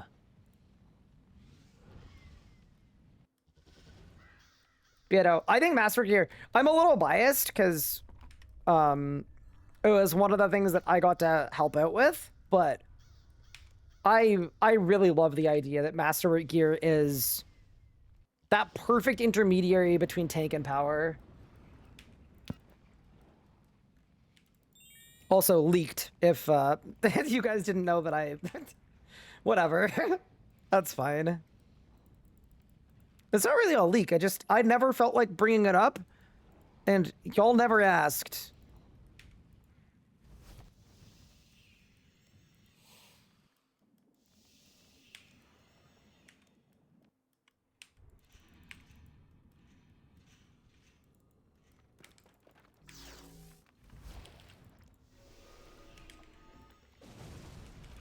That was a very fast run. Oh, I don't have a Reaper.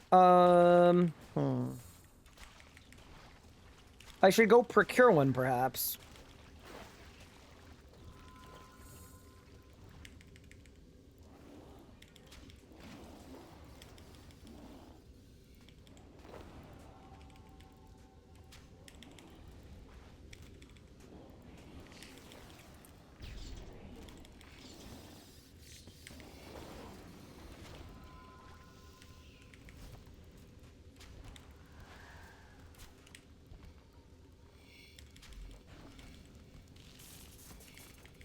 Ryan, what other top secret con are you involved in?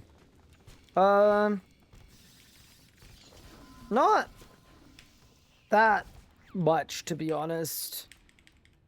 I'm not really, I mean, you guys probably tell this by me streaming more. I'm not really doing that much with Jagex or the RuneScape team. I'm kind of like in a spot where like I'm always available if they need me for anything, but they've honestly been doing just a really good job with a lot of stuff lately, so... And also, like, stuff like the community team growing, right? Where, like, last year, I did a bunch of stuff for the community team because the community team was way too small. And there were points where I would kind of pick up the slack and help out with stuff that wasn't really part of my remit, but, like, I would do it because I want to help the game grow. But because the team has grown, there's been less for me to do. So I haven't been doing that much. Not a lot of super secret stuff, but that's, I should also mention too, like, that is and has always been, like, my preference, right?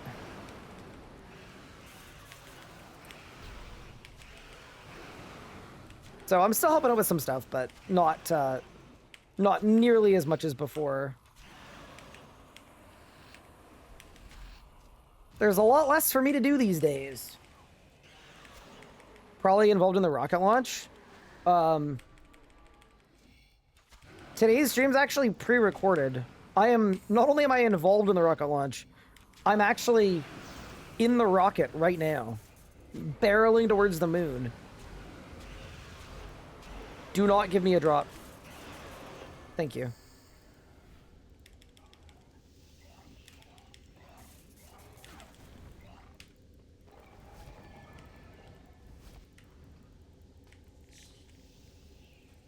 Fire tunes today. It's literally just my Spotify. My liked songs on shuffle, but I will absolutely take it.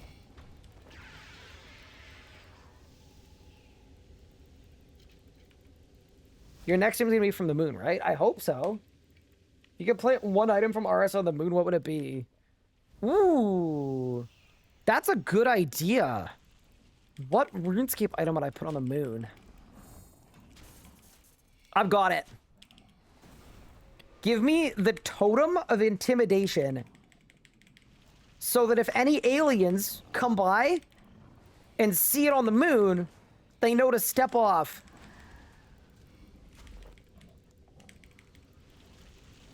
What do you guys think? Good idea?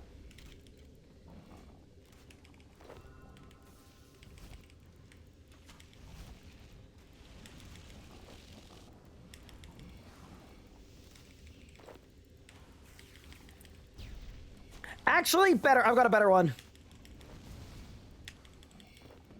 Zanuck.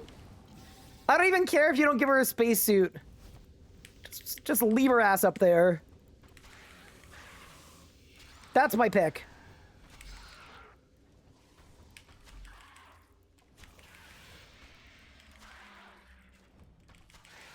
A fairy ring? Okay, now you're thinking. Now you're really thinking. A golden gnome?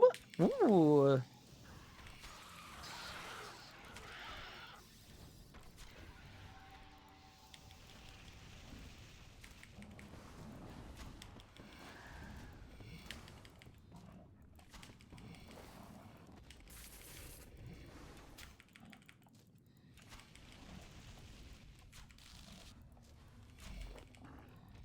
Zanuck just gets another redesign. True.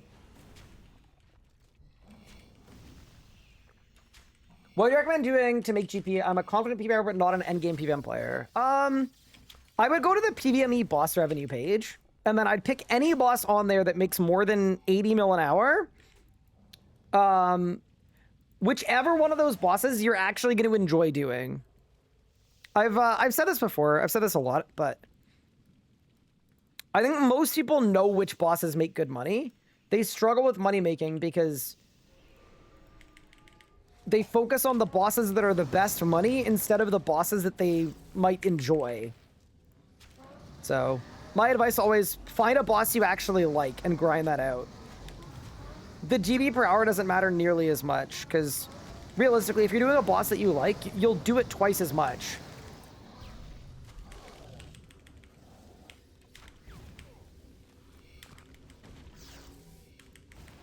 As compared to a boss that you don't enjoy.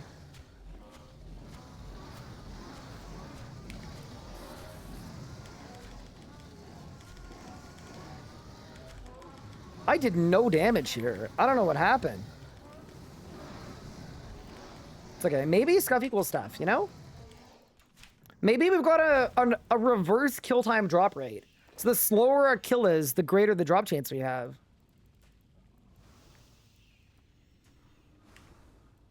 I bring the entire Gate of Olympus and put it on the dark side of the moon out of sight. Dude, the Gate's got some real haters. It's quite impressive. That's why I run ED3 instead of ED1. ED1's way more money, knowledge, but ED3 is more fun. Yeah, I honestly think that that's the right way to make money in this game. You won't even feel like you're money making. It's what I had to do in the middle of my rebuild too, because like I was just so miserable after the huge dry streak in the middle of it. Like I was just not having fun at all. It's like, okay, Ryan, like get back to the basics here. Which of these bosses do you actually enjoy? Do that, and you'll win doing that.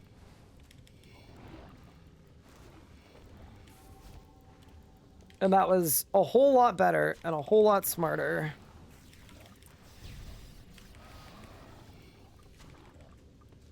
You be doing Raksha? I don't know how mains make money here. Magic me do 80 yesterday. Ooh. Didn't realize we don't phase 1.8 quickly enough. She'll spawn another set. Yup. Yeah, so that's why in solo AOD in particular, you always want to phase it on Reavers so that you get Shadow Bombs and then Reavers again. That's like exactly why you'd want to phase it like that. Also, team, we're kind of smurfing right now. I don't know how many runs I'm doing an hour, but it's gotta be like, it's gotta be a lot. I'm like barely having to re-overload and we're at the last boss. Beautiful.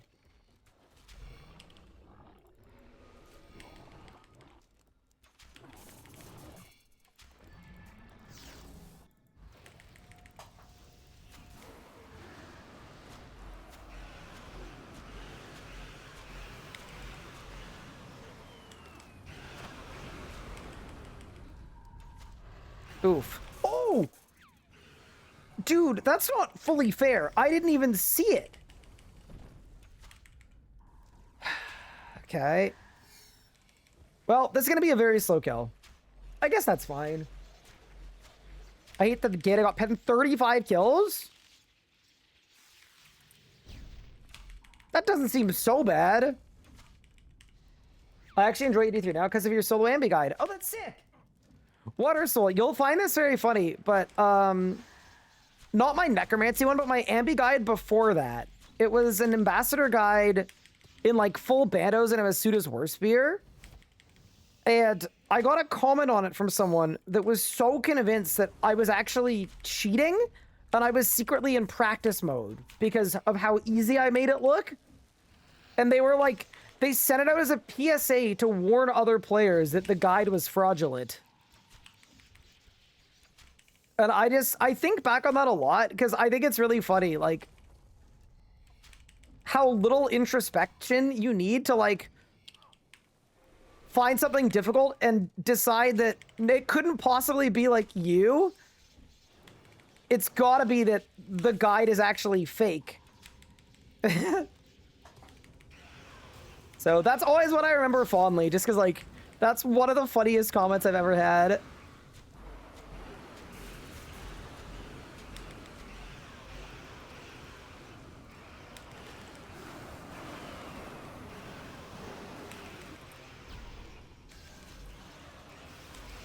Goodbye, BSD. Oh, no! No. Dude, I was so excited. It's a cool pet. It is a cool pet. Oh, man. All right, well, anybody else remember many, many years ago when this pet first came out, and every time it did its attack animation, it would make you lag like crazy? Fun times. But yeah, that is a pet drop, which means at least we're out of troll beams, right? There are no other troll beams at this boss. We get Barge, we get anything that says our name, and it's gonna be Barge. But yeah, fair enough. We've we've got the pet. Amazing. God, it hurts, bro. It hurts. That's okay though. Like, I do like getting pets. Like, pets are cool. It's just the only time I don't like getting pets is, like, you know, when there's a drop I could really use. But fair enough.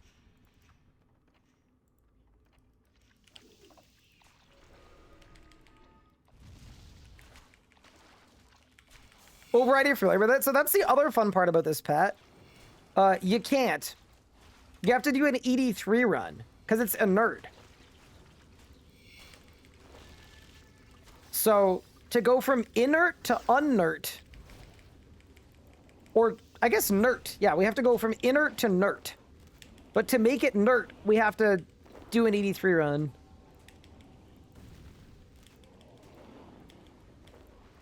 Also, if you're going to try to tell me that nert isn't a word, I'm going to tell you that you're wrong.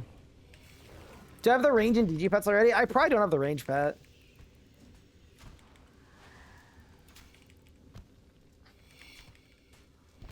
What? What? Nert. Yeah. The opposite of inert. Obviously.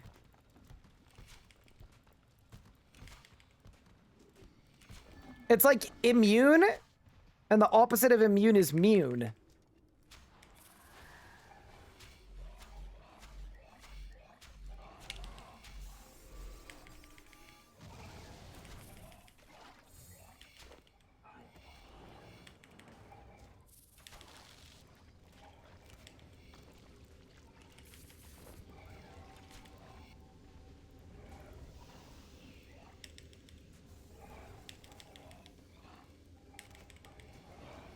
That's not a real word? 100% is. I know everyone's on a high alert to misinformation because it's April Fool's, but I think I would know what words are real and which ones aren't.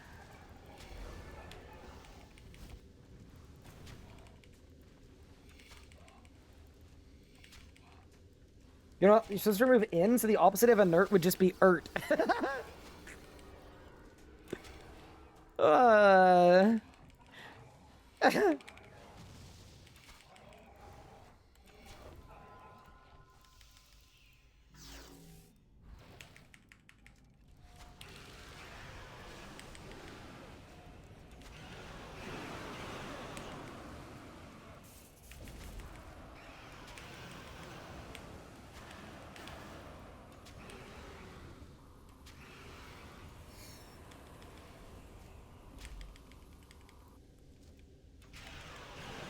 Okay.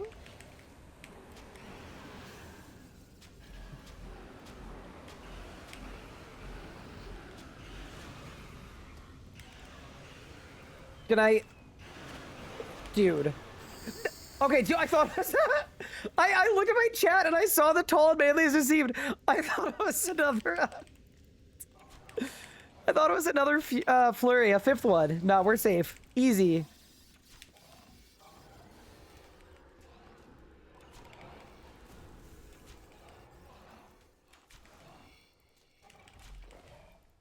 The opposite of tall and manly is short and famine?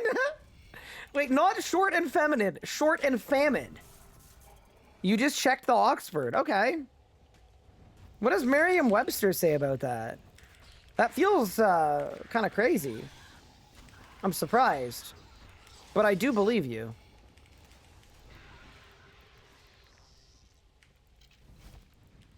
Isn't the opposite of in out? So it would be out-ert.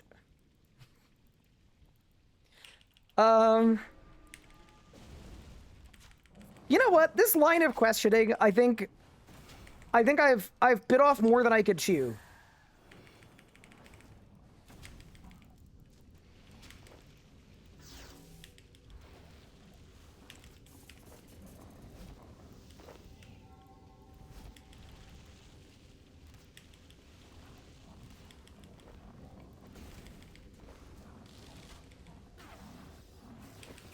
That is level 107 ranged.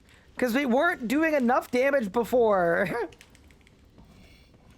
Massive. Nice level to get.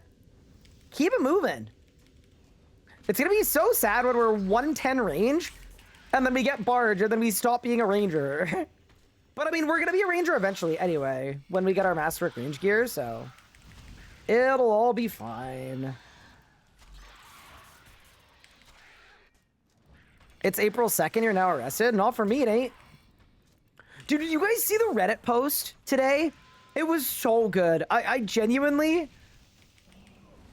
I messaged a Reddit mod, and I actually, like, gave them so many props for coming up with an absolutely elite April Fool's. Their April Fool's post was they removed the side banner linking to geprice.com, and then they said, you cannot trust any price checking websites. All of them are corrupt. So we're launching our own. And they made a Reddit bot where people could price check stuff in the Reddit comments. And then whenever anybody asked questions about it, or like people are getting really mad, like this isn't the right way forward, this is wrong, this is so bad. And people were asking questions about like, how are you gonna like authenticate trades if it doesn't require a screenshot? And then every reply was like, don't worry about it. We have a very complex system in place. And then it was letting people price check stuff. Like, it was actually working, too. It was letting people price check,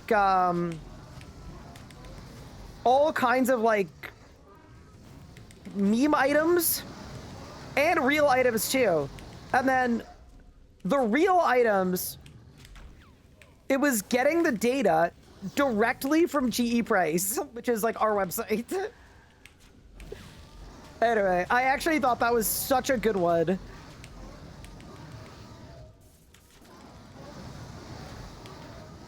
Legitimately, like, one of the first, like, actually good ones. Did I win? Also, I need to get HP boost, so we're gonna teleport out here. So good. Because it was like, it was, one, they posted it not on April Fools for NA people. And two, it was like, it was just crazy enough to believe.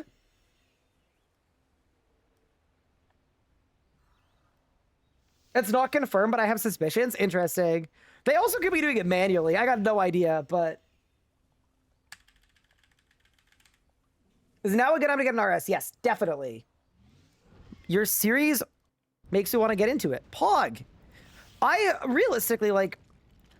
I think the best time to get into RuneScape is now, but also it's the game is currently on a good trajectory. So there have been a lot of eras in the past where people are like, hey, right, is now a good time? No, it's not. Avoid this game. We're kind of in a good time.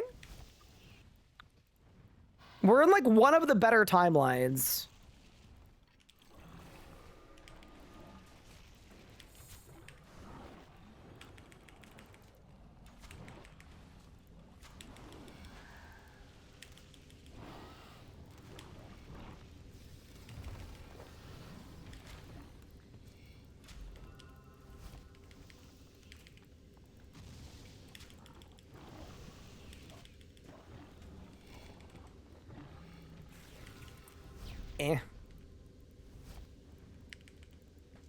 Okay, this is also like...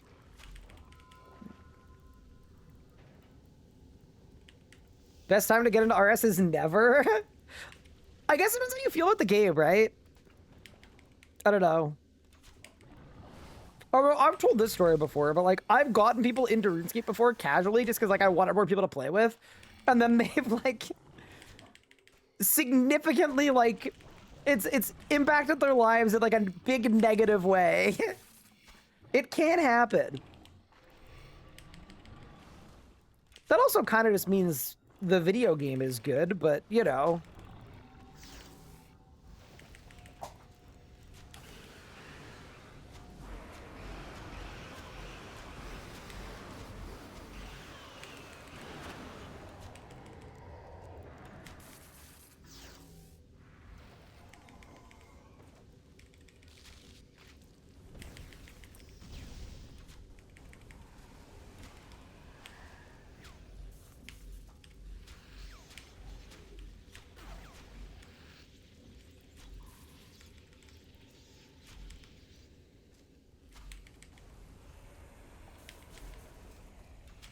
It's been a good kill. I don't think we're gonna PR. Like, I don't think I can PR without a task, but this has been a good kill.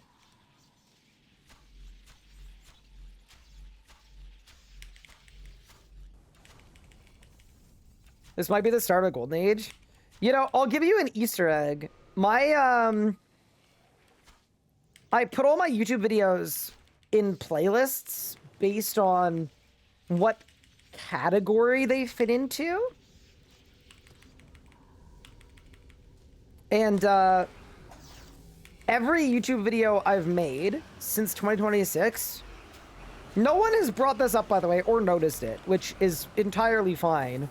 But the playlist is called 2026 in brackets the Golden Age. I'm a full believer, chat. Did I win? I got my Reaper done.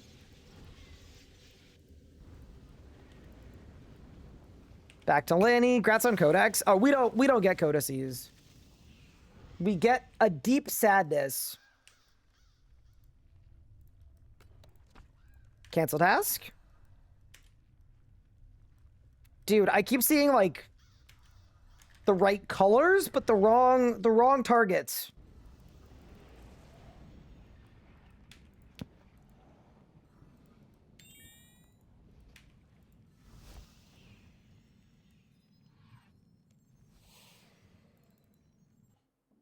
You know, I think it's a good time to get into RuneScape, realistically. I need to get another task. That's the only thing about the short Reapers, is like, you just gotta keep... You know, it's kind of funny, though, that so far today, I've gained 375,000 Slayer XP without ever being on a Slayer task. Can't be mad about that.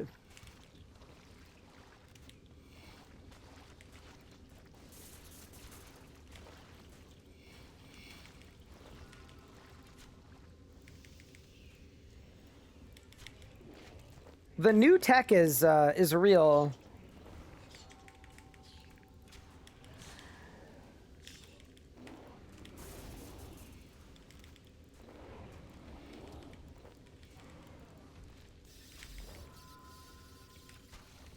You were early. You meant I'm gonna get it from the first boss? No, I don't want that one. Don't do that. There we go. You need more space in your invent to pick this up, huh? Yeah, no. These kills have been really good, though. I'm quite pleased with them.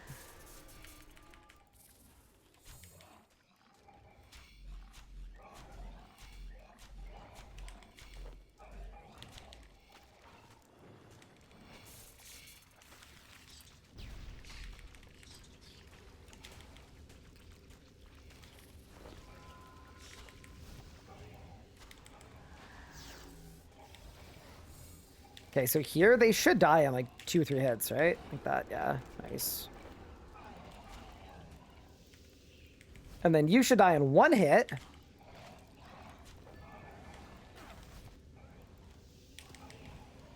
Very nice.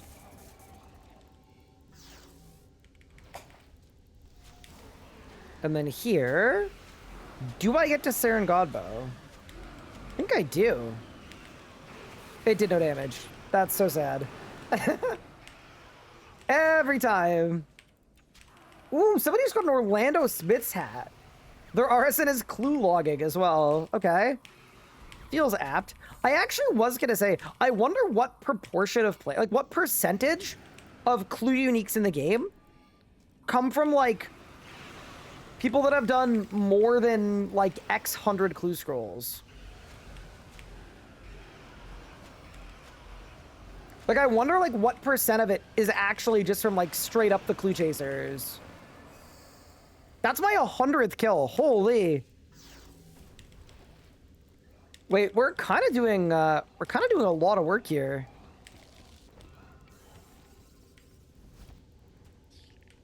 A 100%. It's actually like a good question though, because it does speak to how gate-kept clues are. Like, I wouldn't be surprised if nobody does clues except the people that have done 1,000 of them, because of like how much QOL you get from stuff like the outfit.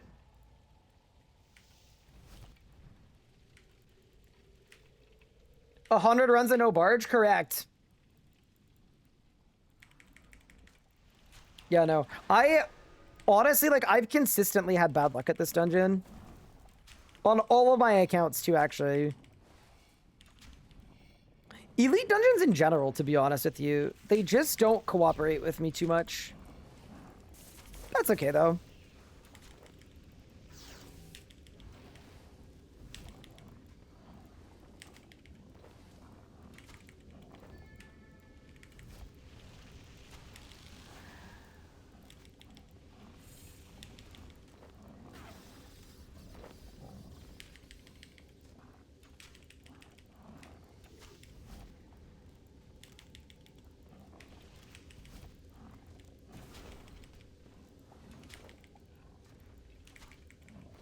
You have enough Greater Flurry to feed a country, though? Maybe they could make them transmutable. Just for me, in particular. Just for irons. Why not? That'd be the GOAT update. Surely you have enough Slayer points? I actually have 0 Slayer points. Because what I'm doing is I'm doing 4 skips to try to get a dragon task. I also love that we have dragons on our prefer list, like gemstones. Has not procced a single time.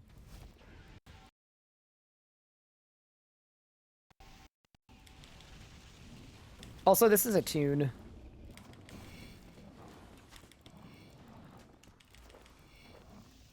Thank you, playlist, for doing a good job. Transmute 3-to-1 ratio? Bro, make it a 10-to-1 ratio. I'm gonna end up with 10. It's gonna be bad.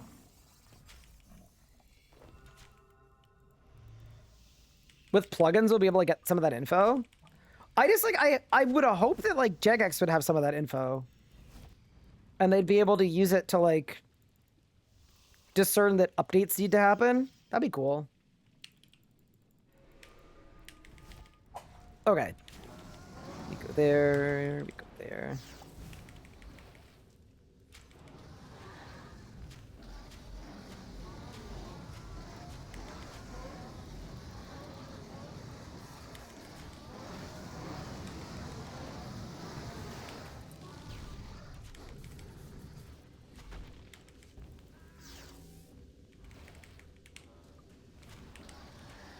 Okay, 13 seconds. I think we kill it in 13 seconds. 6, 5, 4, 3, 2. Good night. Did I win? Nope. Desync, thank you. We fixed it. Did this combat update make combat less complex? Oh, without a doubt it did, yeah. It's so much easier to do high damage than it was before. Especially when you think about, like, prior to this update, there was so much stuff like necromancy and then switching to magic for 1 tick for, like, roar spec. And, like, I'm sure some people will still do that, but, like, there's a lot of stuff like that that, like, just isn't needed anymore. Even the changes they made to make like stalling easier to... I'm not anti-fired. Ryan. Oh man. Okay, it's fine. I'm saying oh man just because like I need to be better than that. Actually, I might have been anti-fired. I might have been. Ooh, that hurt.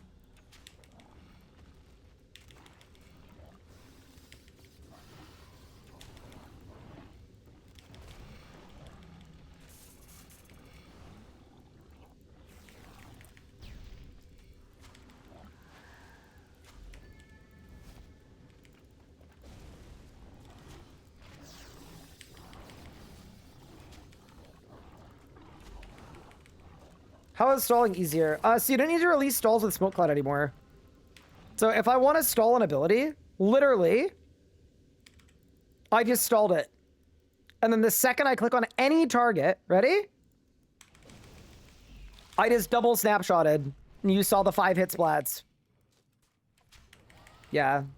Which, genuinely, like, it makes stalling so much easier. When you're hearing something about I'm hedge being better than EUF for melee. That is correct.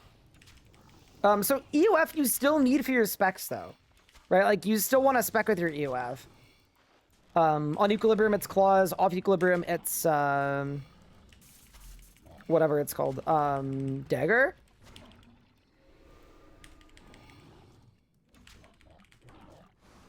But that is 100% correct. That purely for damage, the hedge is better.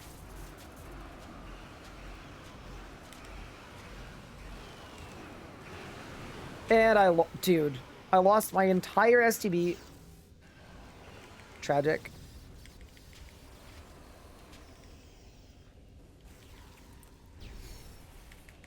Yeah, in my opinion, this stalling change was like a perfect resolution to like stalling discourse, because I think a lot of people didn't like it because they didn't understand it, but a lot of people also didn't like it because it was really annoying to do. Like you had to constantly spam Lord of Bones, and I think that's gone too, right? You can just stall something and then you can stay in combat stance with more abilities, like Surge and Escape.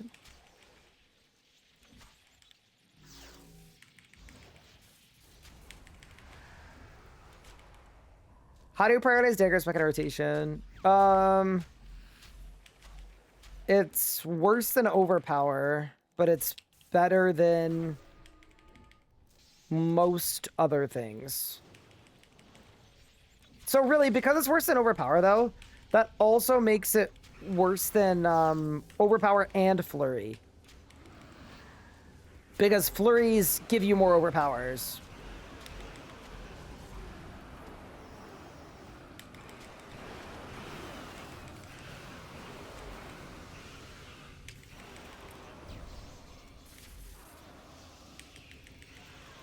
Any barges? Please. Nope. I got Onyx Bolt tips. Kind of gone because you can surge now, yeah.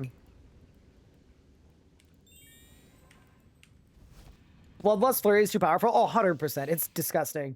They could have just made it just pause your... Just pausing your Zerk is ridiculously strong. They did not need to make it also hit like a bus. But yeah. Good song. This is the song from Life is Strange. Wait, isn't Life is Strange getting like a freaking... It's getting a show, isn't it? I think it's getting a show. I'm sure it's gonna suck, but I will definitely watch it. One of the best video games of all time. Does the combat style feel fun to use then? So it depends who you ask. I think general consensus is like, if you ask an endgame player, most are gonna say it made combat less fun because they were used to the old stuff and they liked it. But for most people, I think very clearly, yes. It has made combat more fun.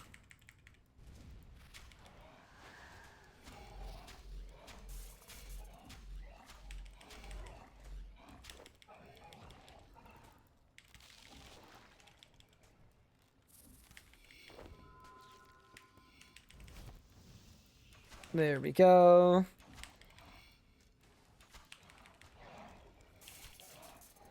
I adored Life is Strange, but never played any of the sequels, prequels. You know what? I will say I've played some of them. I won't give you any spoilers. But of them, I think that there's one of them that I haven't played, but I played all the other ones. None of them were anything close to as good as the original. So my recommendation would be to just play the original. If you have it, it's probably like $4 on Steam because it's such an old game, but it's like it's a pure story-based game with the gameplay is like a 2 out of 10 and the story is like a 10 and it's very fun.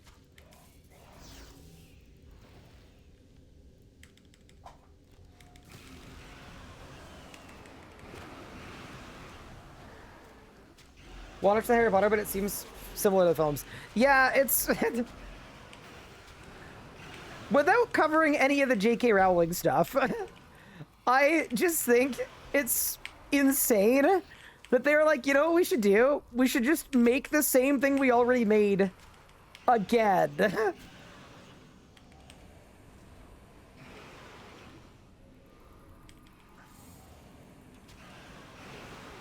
Like, okay. But we already have one.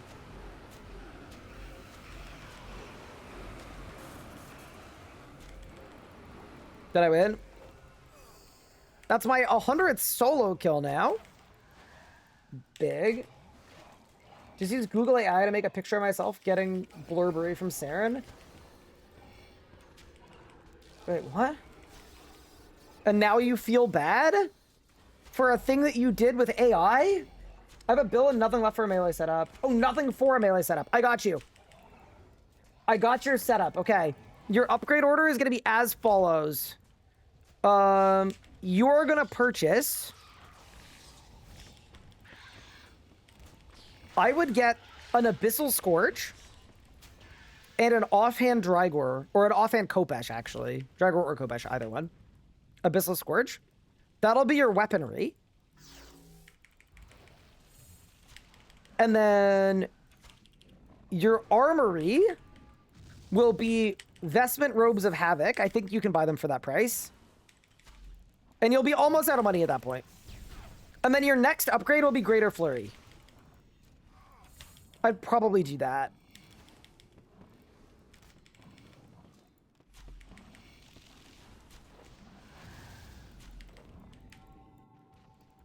And then it'll be an Essence of Fidelity and Dragon Claws. I guess? Yeah, okay. I'm not gonna lie. I'm not sold on that exact order, but the upgrades themselves are the right ones.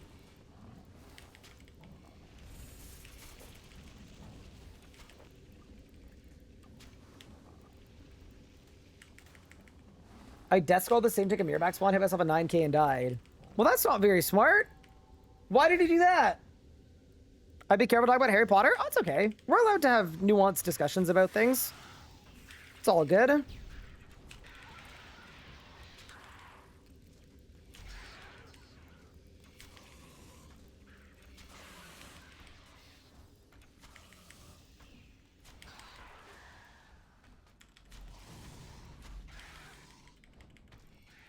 Vestment top and legs are 1.2 bill? What? Chat, we gotta go to Zammy ASAP. 1.2 billion. Okay, skip the vestments then. Where? Malevolent.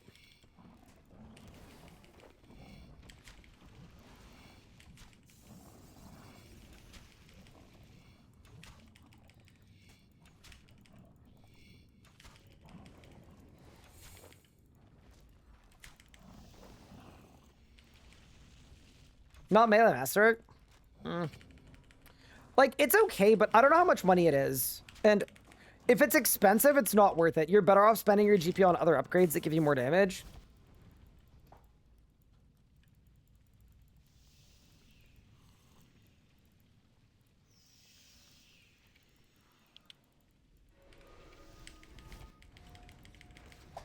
Oh, I messed up. No. Okay, so this is going to be really bad. In fact,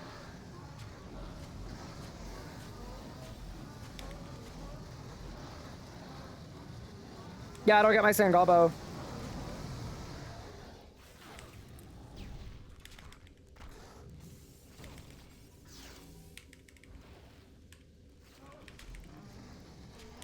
I guess I'll Sangabo here. Yeah, that'll be fine. Hit the that. Hit the that. Hit him with one of those. And get the Codex? Question mark? So when we started this grind, by the way, we'd done like 60 something runs. So we're actually, we're making good progress. Barge, Flurry, Malevolent, Jaws, the whip thing, offhand Dragor. Okay. So I was mostly right. I don't know the price of Elite Dracolich. I know a website that will know. If you go to geprice.com, you will get an accurate, up-to-date price assessment on any item you desire. Also, new to geprice.com, there's also an Alt1 plugin. So you can easily take screenshots and upload prices. And the Alt1 plugin is super easy to use. It's as easy as I actually don't know because I don't have it. But I will get it at some point, and it will be great. I just don't use Alt1 when I'm playing on my Ironman because it makes my game lag. Hello, Unimportant Gaming. Thank you for the 106 months, you absolute legend. That is an insane amount of time. And you are the GOAT.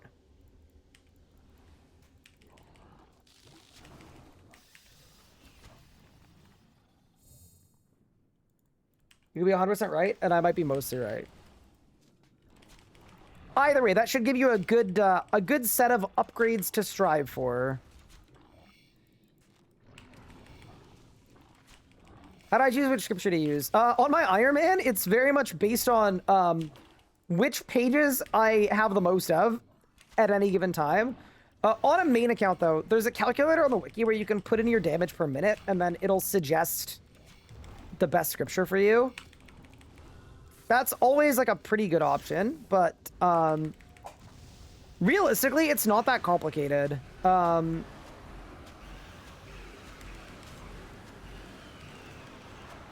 Like, basically, full book is the best book.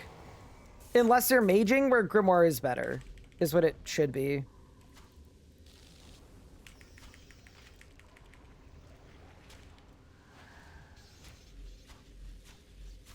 Thank you for pitching your website. Saw the video when you launch it, but forgot all about it. No worries. Yeah, we've got another video coming soon talking about the website. I think, anyway. Because we actually updated the whole thing. And it's so much better than it was before. I'm just really bad at telling people about products that I'm working on. Because it feels like spammy, but I need to, like, I don't know. I'm the worst YouTuber ever in terms of, like, feeling like I'm annoying people by tagging people and letting people know about stuff. It's really stupid.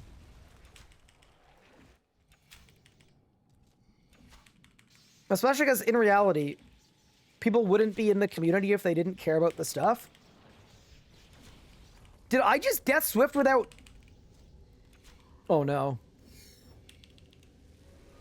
Oh, it's doomed. It's actually doomed, like completely and utterly doomed.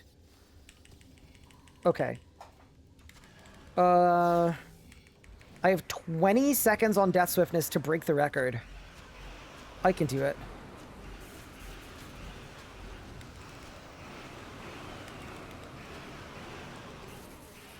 I just need to become him. A cross between him and the wild beast. Bang! I got nothing again. We go again. How many Slayer points do I have now? 30 on the dot. Okay. Give me a task, please. How do you repair custom trim masterwork with range gear? I'm assuming it's GP, but I don't actually know for sure because it kind of doesn't break ever. Like, genuinely, I don't know what you would have to do to get it to break, but it would be... It would require a substantial amount of effort to manage to break a set of it.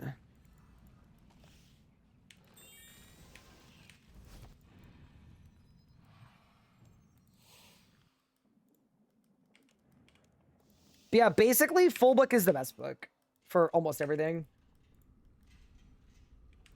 4 overload drops at racks in a row? Holy. It's like the Ironman lotto ticket. I actually was thinking about it. I wonder what the XP per hour would be. Just killing the slimes that you let multiply forever. Like, it's probably insane, no?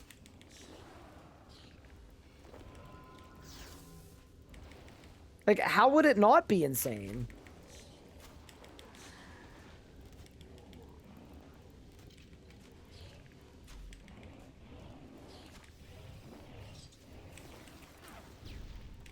Ooh, somebody just got prison log done. Huge.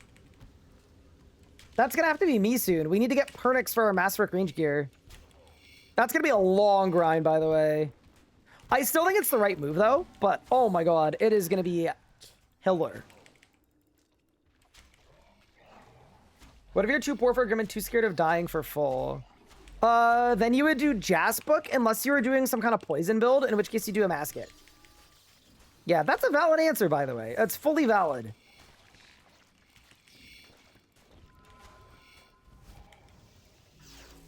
I will also say the extra damage you take with full book is way less than you would think. Like you almost don't even notice it. So, if that sways your decision making whatsoever.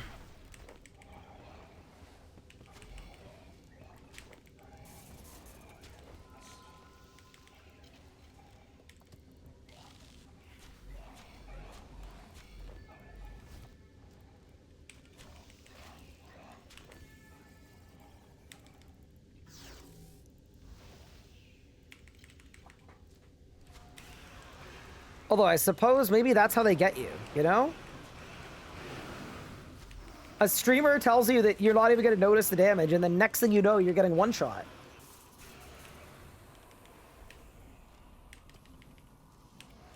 That's how big full wins.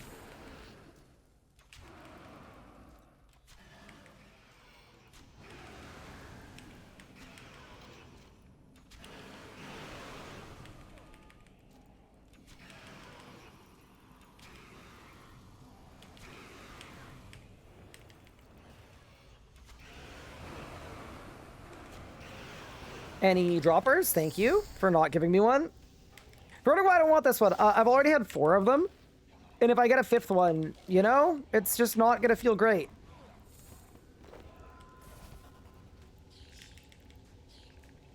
I think I would take a lot of psychic damage. Ooh, I'm kind of dying. I wasn't overloaded. That might be part of the reason. I am anti-fired, though. That's arguably the important one.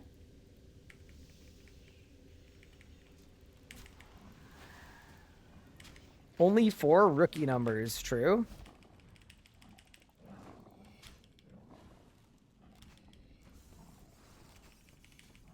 PC4, biting, impatient crackling, ED4 fine. So what I would do is just do extra perks in chat, and that will link you to a page that has the best perks.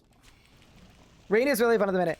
Yeah, I've got to say, like, Melee is also crazy fun right now, too, but it's definitely... I'm a little bit surprised, I guess, that range is the least used style right now, because it is actually really fun. This is the most fun iteration of range that we've had in a while, in my opinion, anyway.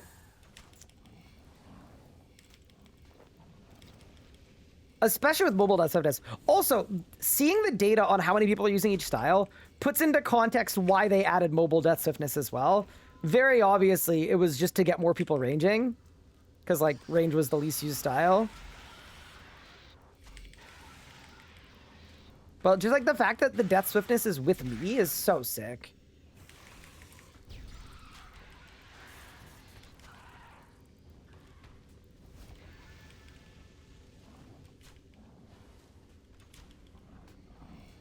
It's so inaccessible. There's less EOF reliance. I mean, I guess it's inaccessible in terms of, like, Eldritch Crossbow. That's fair. I don't think ranging with that Eldritch Crossbow would be that good.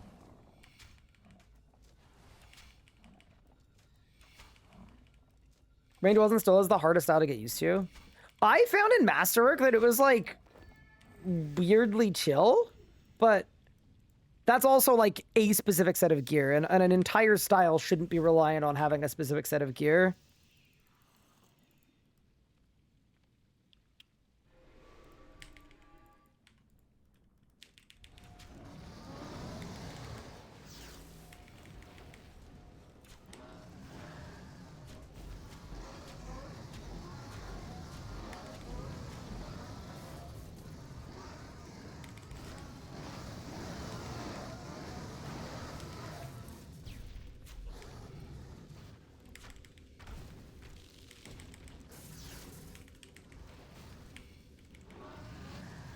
I'm afraid to range before I've got 300k arrows stacked up. So, not to like sway your decision here, they have made arrow upkeep so much better. I have genuinely, that's my 100th Varaclith, by the way. I didn't win. I have genuinely been doing ED2 like a crazy amount. I think I've used less than 2,500 arrows in like 30 or 40 runs. And then for full arrows, I've been down to 100 arrows for, like a very, sorry. When I started this grind, I had 400. So, yeah, it actually kind of seems like they fixed the arrow upkeep problem. How did the U.S. citizenship stuff go?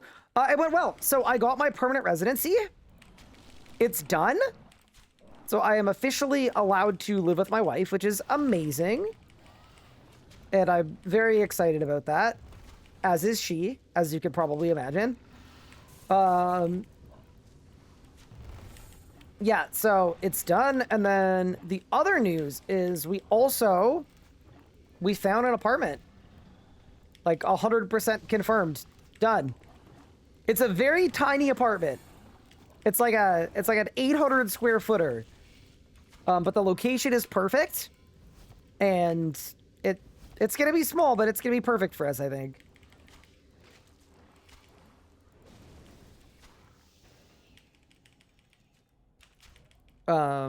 And our move-in date for the apartment is 2 weeks from now, although I will not be moving in 2 weeks. I'll be moving in probably closer to 4.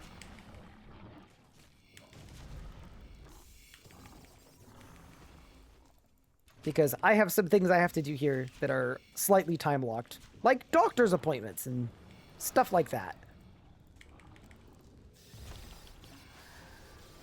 Also, I did my rock completely wrong here.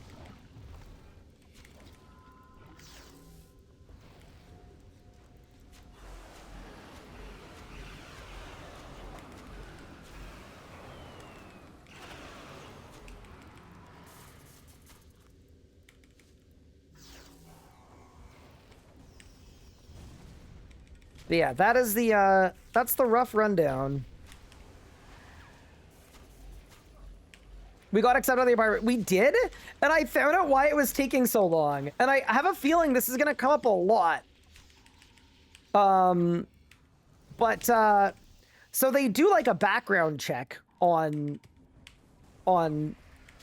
everybody that applied. So on Anna and myself. And they look at a bunch of different stuff, and then they give you a score out of 1,000 for like how good of a prospective renter you will be. Okay? And when we got our scores back, Anna got like an 800 something.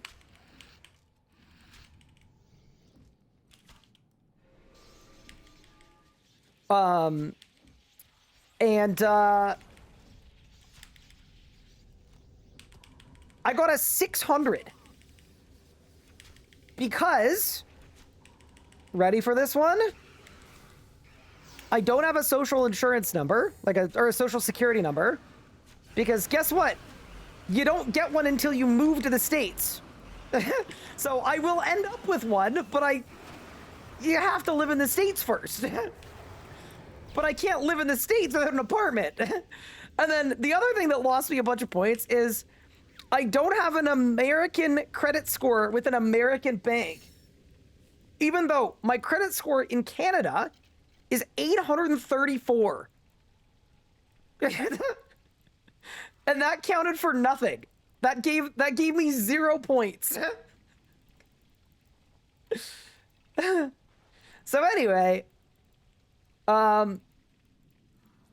pretty awesome. So they wrote back to us and they said, you can take the place, but you have to actually pay a bunch of additional deposits or like get a guarantor for your lease because Ryan's score is so low. So I wrote back and I was like, hey, first off, we'll happily take the place. We'll pay the extra deposit. Not worried about it. Happy to do it. All good. But also, what the hell, man? Because I didn't have a U.S. credit score. We had to get Jonna's mom to co-sign our apartment. Yeah, no, it's like a normal thing. But I was like, I'm not getting a guarantor. Like, I'm 28 years old with good credit. I've been working for a decade. Like, no. I'm not doing it. So anyway, that's why it took a little bit to come back, but like in the end, it's all fine. It's just, it's something that I am going to have to be prepared for and be used to. And I would suspect it's going to happen on more things than just this. And that's going to be okay. Did I win? Nope, but that's my 100th BSD. Holy. We go again.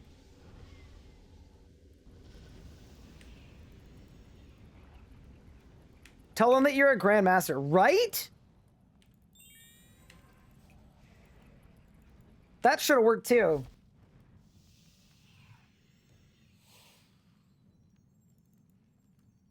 Show them your comp cape. I don't have one. Maybe that's why they weren't happy. But yeah, anyway, I think it's just a thing that happens. I chatted with friends of mine who've kind of done a similar process. And yeah, they said it's just like, it's silly, but that's how it is.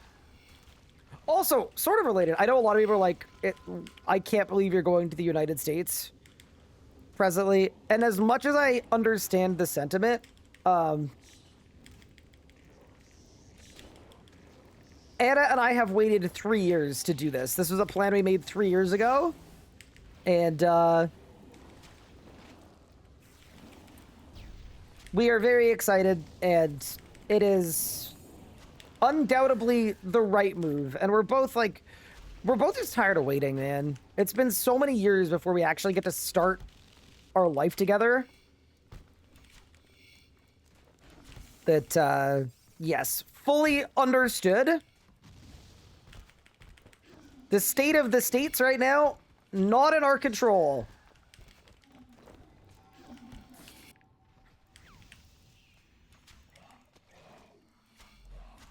Will I be in the Midwest? Yes, I will be.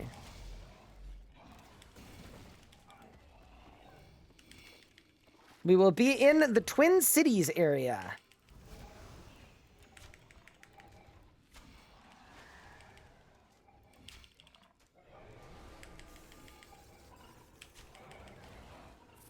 Do I have a day job? I am a full-time content creator, but I have been for like 8 years, like a very long time.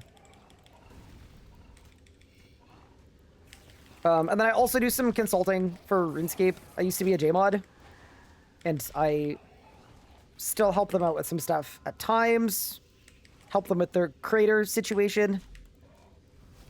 It's always fun. And then, yeah. I stream, I make YouTube videos.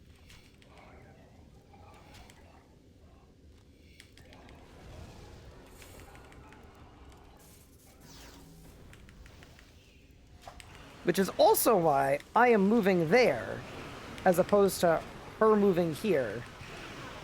Because she has a very highly specialized job that is location locked, and I can work remotely. And even if streaming ceased to be a thing, or content creation, like, ceased to be a thing, I would probably just take a job in the games industry. And in doing so, I would do so remotely. So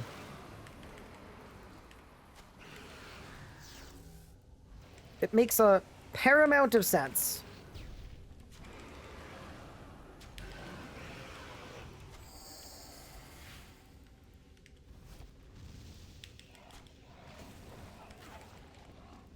It's like I grew up in that area. Very cool. Yeah, we're gonna be in a place that like I'm very familiar with Twin Cities. Like I have probably been up to visit Anna 10 times at least, something like that. A lot of times. But yeah, it's gonna be very weird not living in Canada. Like it's definitely like I'm happy about it because it's the right thing and it's the thing that we sought out to do, but it's also gonna be very bittersweet because I really love living in Canada, but relationships are in a lot of ways about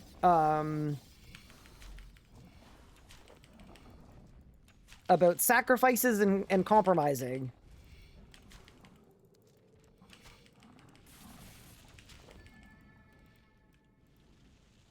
And I was way happier going to the States first than having Anna come to Canada, which she was willing to do as she was willing to do too, because one,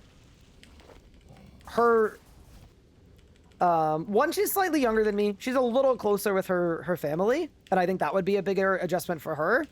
And then two, her job is really, really good to her. They treat her really well, and they're they've been good for her mental health, and they take care of her well. So she's a highly specialized burn nurse, so she treats burn patients. And she found a job wherein she has no night shifts. She works 28 hours a week. So not like full time, but she also gets like full benefits and a ton of schedule flexibility, and like it's just been really good for her. It's been an awesome first job. So I would much rather we wait as long as we can before she has to leave that job. Because that will happen at some point, because eventually we're going to end up back in Canada. But it's been a really good situation for her. Whereas I can work from anywhere. How did we meet? She came into my Twitch chat. Deadass. And in her recollection, she dropped a Prime sub, but I think that's absolute BS. And there's no shot.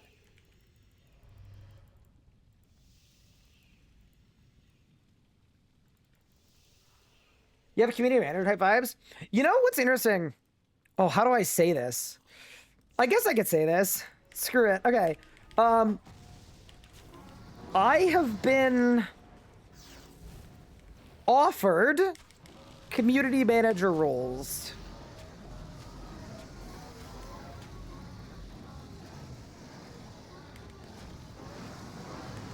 Plural.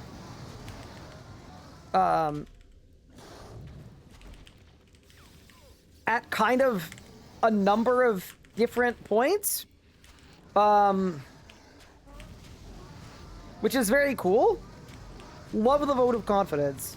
The main thing for me is like, one, my favorite thing in the world is being a creator and streaming and making videos. I love it. It's such an awesome, it's very high stress and it's very competitive, but I feel like I'm truly really built for it, and I love doing this. This is the thing that I would like to be doing. But if there comes a point in my life later on down the line where I'm not being a content creator, I could see myself looking into it. But as of right now, it just hasn't been interesting to me or exactly what I want. And when I was at JackX2, and this was a really nice thing, I had the opportunity to learn a lot of the CM stuff and work really closely with CM. I know all the CMs super well at JX. I still work with them very closely. But as part of that, I actually got to do a lot of the CM role in a number of different capacities. So I was running a bunch of the live streams. I was hosting them. I was hosting events. Something you guys may not know is I actually wrote some news posts. Like full-blown news posts. I think the drop rate reveal on Sanctum of Rebirth, written by yours truly, because I really wanted to see what the role would be like and what it would entail. And I'm glad I got to do that. And the conclusion I reached is like, I want to be a creator. That is my preference. That is the thing that gets me out of bed every morning. That is the thing that I love. I also would not want to be a community manager and a creator at the same time. I think that makes it a lot harder to do. But yeah, like in another life, like if Twitch stops being a thing anymore and YouTube also stops being a thing anymore, and Or maybe, or this is, in reality, this is the only situation wherein I would stop streaming, is if I felt like I needed more structure in my life or more work-life balance. Because if you average out how many hours I spend doing YouTube or Twitch stuff, it's like 60 or 70 a week, easily, on average. Because I love doing it, right? I will do it from the moment I wake up until 3 in the morning, and then I repeat it the next day. And like, it's awesome to have something that's like an outlet like that I enjoy, but it's also like, you know, when I've got kids and stuff, I'm gonna need to be able to balance it better. So that's the only instance where I could see myself stopping to not be a streamer anymore or a creator anymore, is if I can't find a way to do it less. Because realistically, right, it's a very competitive space, and it's something where I really like to give it my 110%. Like, I think if you told me, oh, just stream 15 hours a week or whatever, or limit yourself to exactly 40 hours a week of stuff, I think I would hate that, because I would constantly feel like I could give more. So, yeah, that's the only situation where I think I would look at a different role in the games industry. But I also have qualifications to be an influencer manager with RuneScape or with another studio on like a full-time basis if I wanted to. So I got some options. It's just figuring out what's gonna make me happy, right?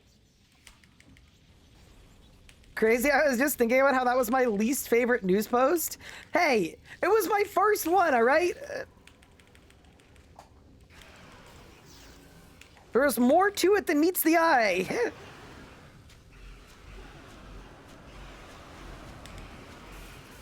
Sorry, I used too many big words.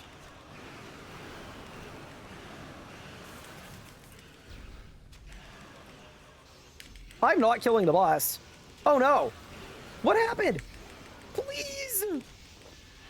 I got a pop-up, but it's kill count and not victory. Full really good balance. Yeah, no, some people can do it, right? Some people can do it. Right now, at where I'm at, I just know I would feel absolutely terrible if I was dedicating too much of my time to not this. Like, I don't think I can half-ass this one. How many hours do you spend now? Like, easily 60 or 70. Easily. I'm doing 10 hours of Minecraft a week with your son? That's sick. That sounds very fun. Isn't that news post wrong now? It is. Wait, it is wrong. But yeah, anyway, all that to say, I like the current balance that I have, and I like what I currently do, but we'll have to see what the future holds. I've always tried not to plan too far ahead either, because realistically, this is a very volatile role, right? Like, being a content creator, I'm so lucky to have been able to do it for this many years. Like, the average career in content creation lasts like 3 years, and I'm going on 14. And I also do think part of that is hard work. I think part of that is that I've put a crazy amount of effort and time in to make sure that I can continue to do this, because I really do love it. But I also think, like, bad RNG is a thing too. And there might be a point where it makes more sense to do something that's steady and stable. Because there's a lot of volatility. Like, some months I'll make 5 times more than other months. But yeah. In general, my game plan is, I have a plan for, like, if content creation doesn't work out, obviously I've looked at building up my resume and getting the kind of qualifications that I have to be an influencer manager or to be a community manager. I've done that on purpose so that I have a backup plan if this stops working. Because, you know, other people rely on me to make income. It's important for supporting my family. But also, in general, I wake up every day and it's, what can I do today to do the best I can?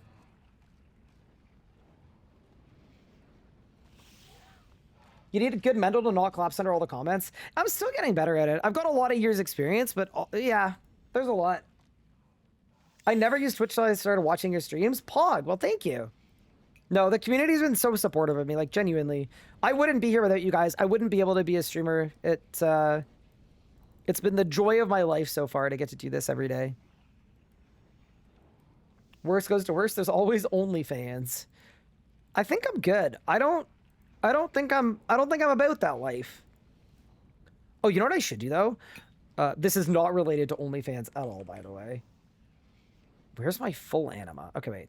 So, Dynaro. Oh, dude, I literally have 16,000 headless Dynaros. And then, how do I head them? I need sharp shell shards, right? Uh-oh. Okay, so I'm out of the sharp shell shards. Is that... Yes, I am. Okay, so I need to get sharp shell shards so that I can make more full arrows. I mean, that's fine. That's not an encumbrance. And then for this...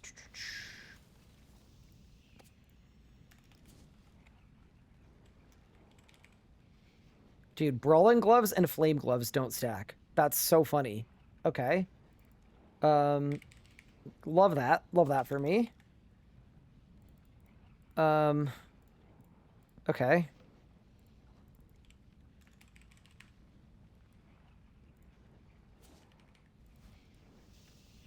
But yeah, fair enough.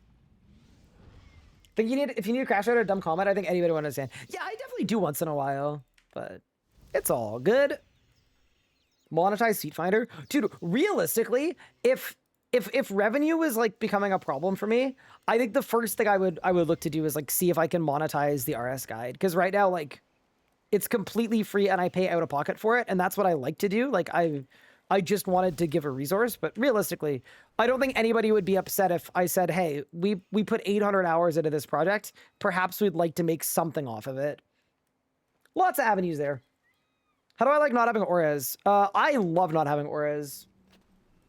Not having auras is the best.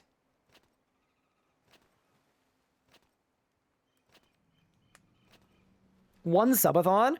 Unlimited, uncapped subathon. I would love to. That'd be so fun. But yeah, with that said, team, I am going to be calling it here for today's stream. Bit of a shorter one today. Had a really late start because I was getting a YouTube video out. Which, by the way, if you want to watch a YouTube video that was made by me, it's a review of the Masterwork range gear. Exclamation point, new vid. Check it out. It's like a 7-8 minute long video, like super quick fire. Just all of the important info that you may need to know to make a good decision on what range gear is the best for you. Outside of that, I gained 2.5 million range XP, 500,000 Slayer XP, and 500,000 Dungeoneering XP just in the few Elite Dungeon runs we did today. So suffice to say, we are kind of cooking. But yeah, thank you all so much for watching. I appreciate it, and I will see you guys. I'll say 80% chance tomorrow. That is the by far and away most likely thing. But yeah, thank you all so much for watching. I appreciate it, and I will catch you next time for the next one. Who is live and doing what? I'm going to send you guys over to Glue, who, if you guys don't know, is one of the single greatest RuneScape players in history. And I'm not even kidding. A lot of people's #1 most all-around player of all time. This is the person that did Infinite Enraged Telos, 60k solo Zamorak, one of the greatest Dungeoneers in history, just an absolute juicer. Super, super underrated. I'm going to send you guys over to Glue. Hope you guys enjoy Glue's stream, and I'll catch you guys next time.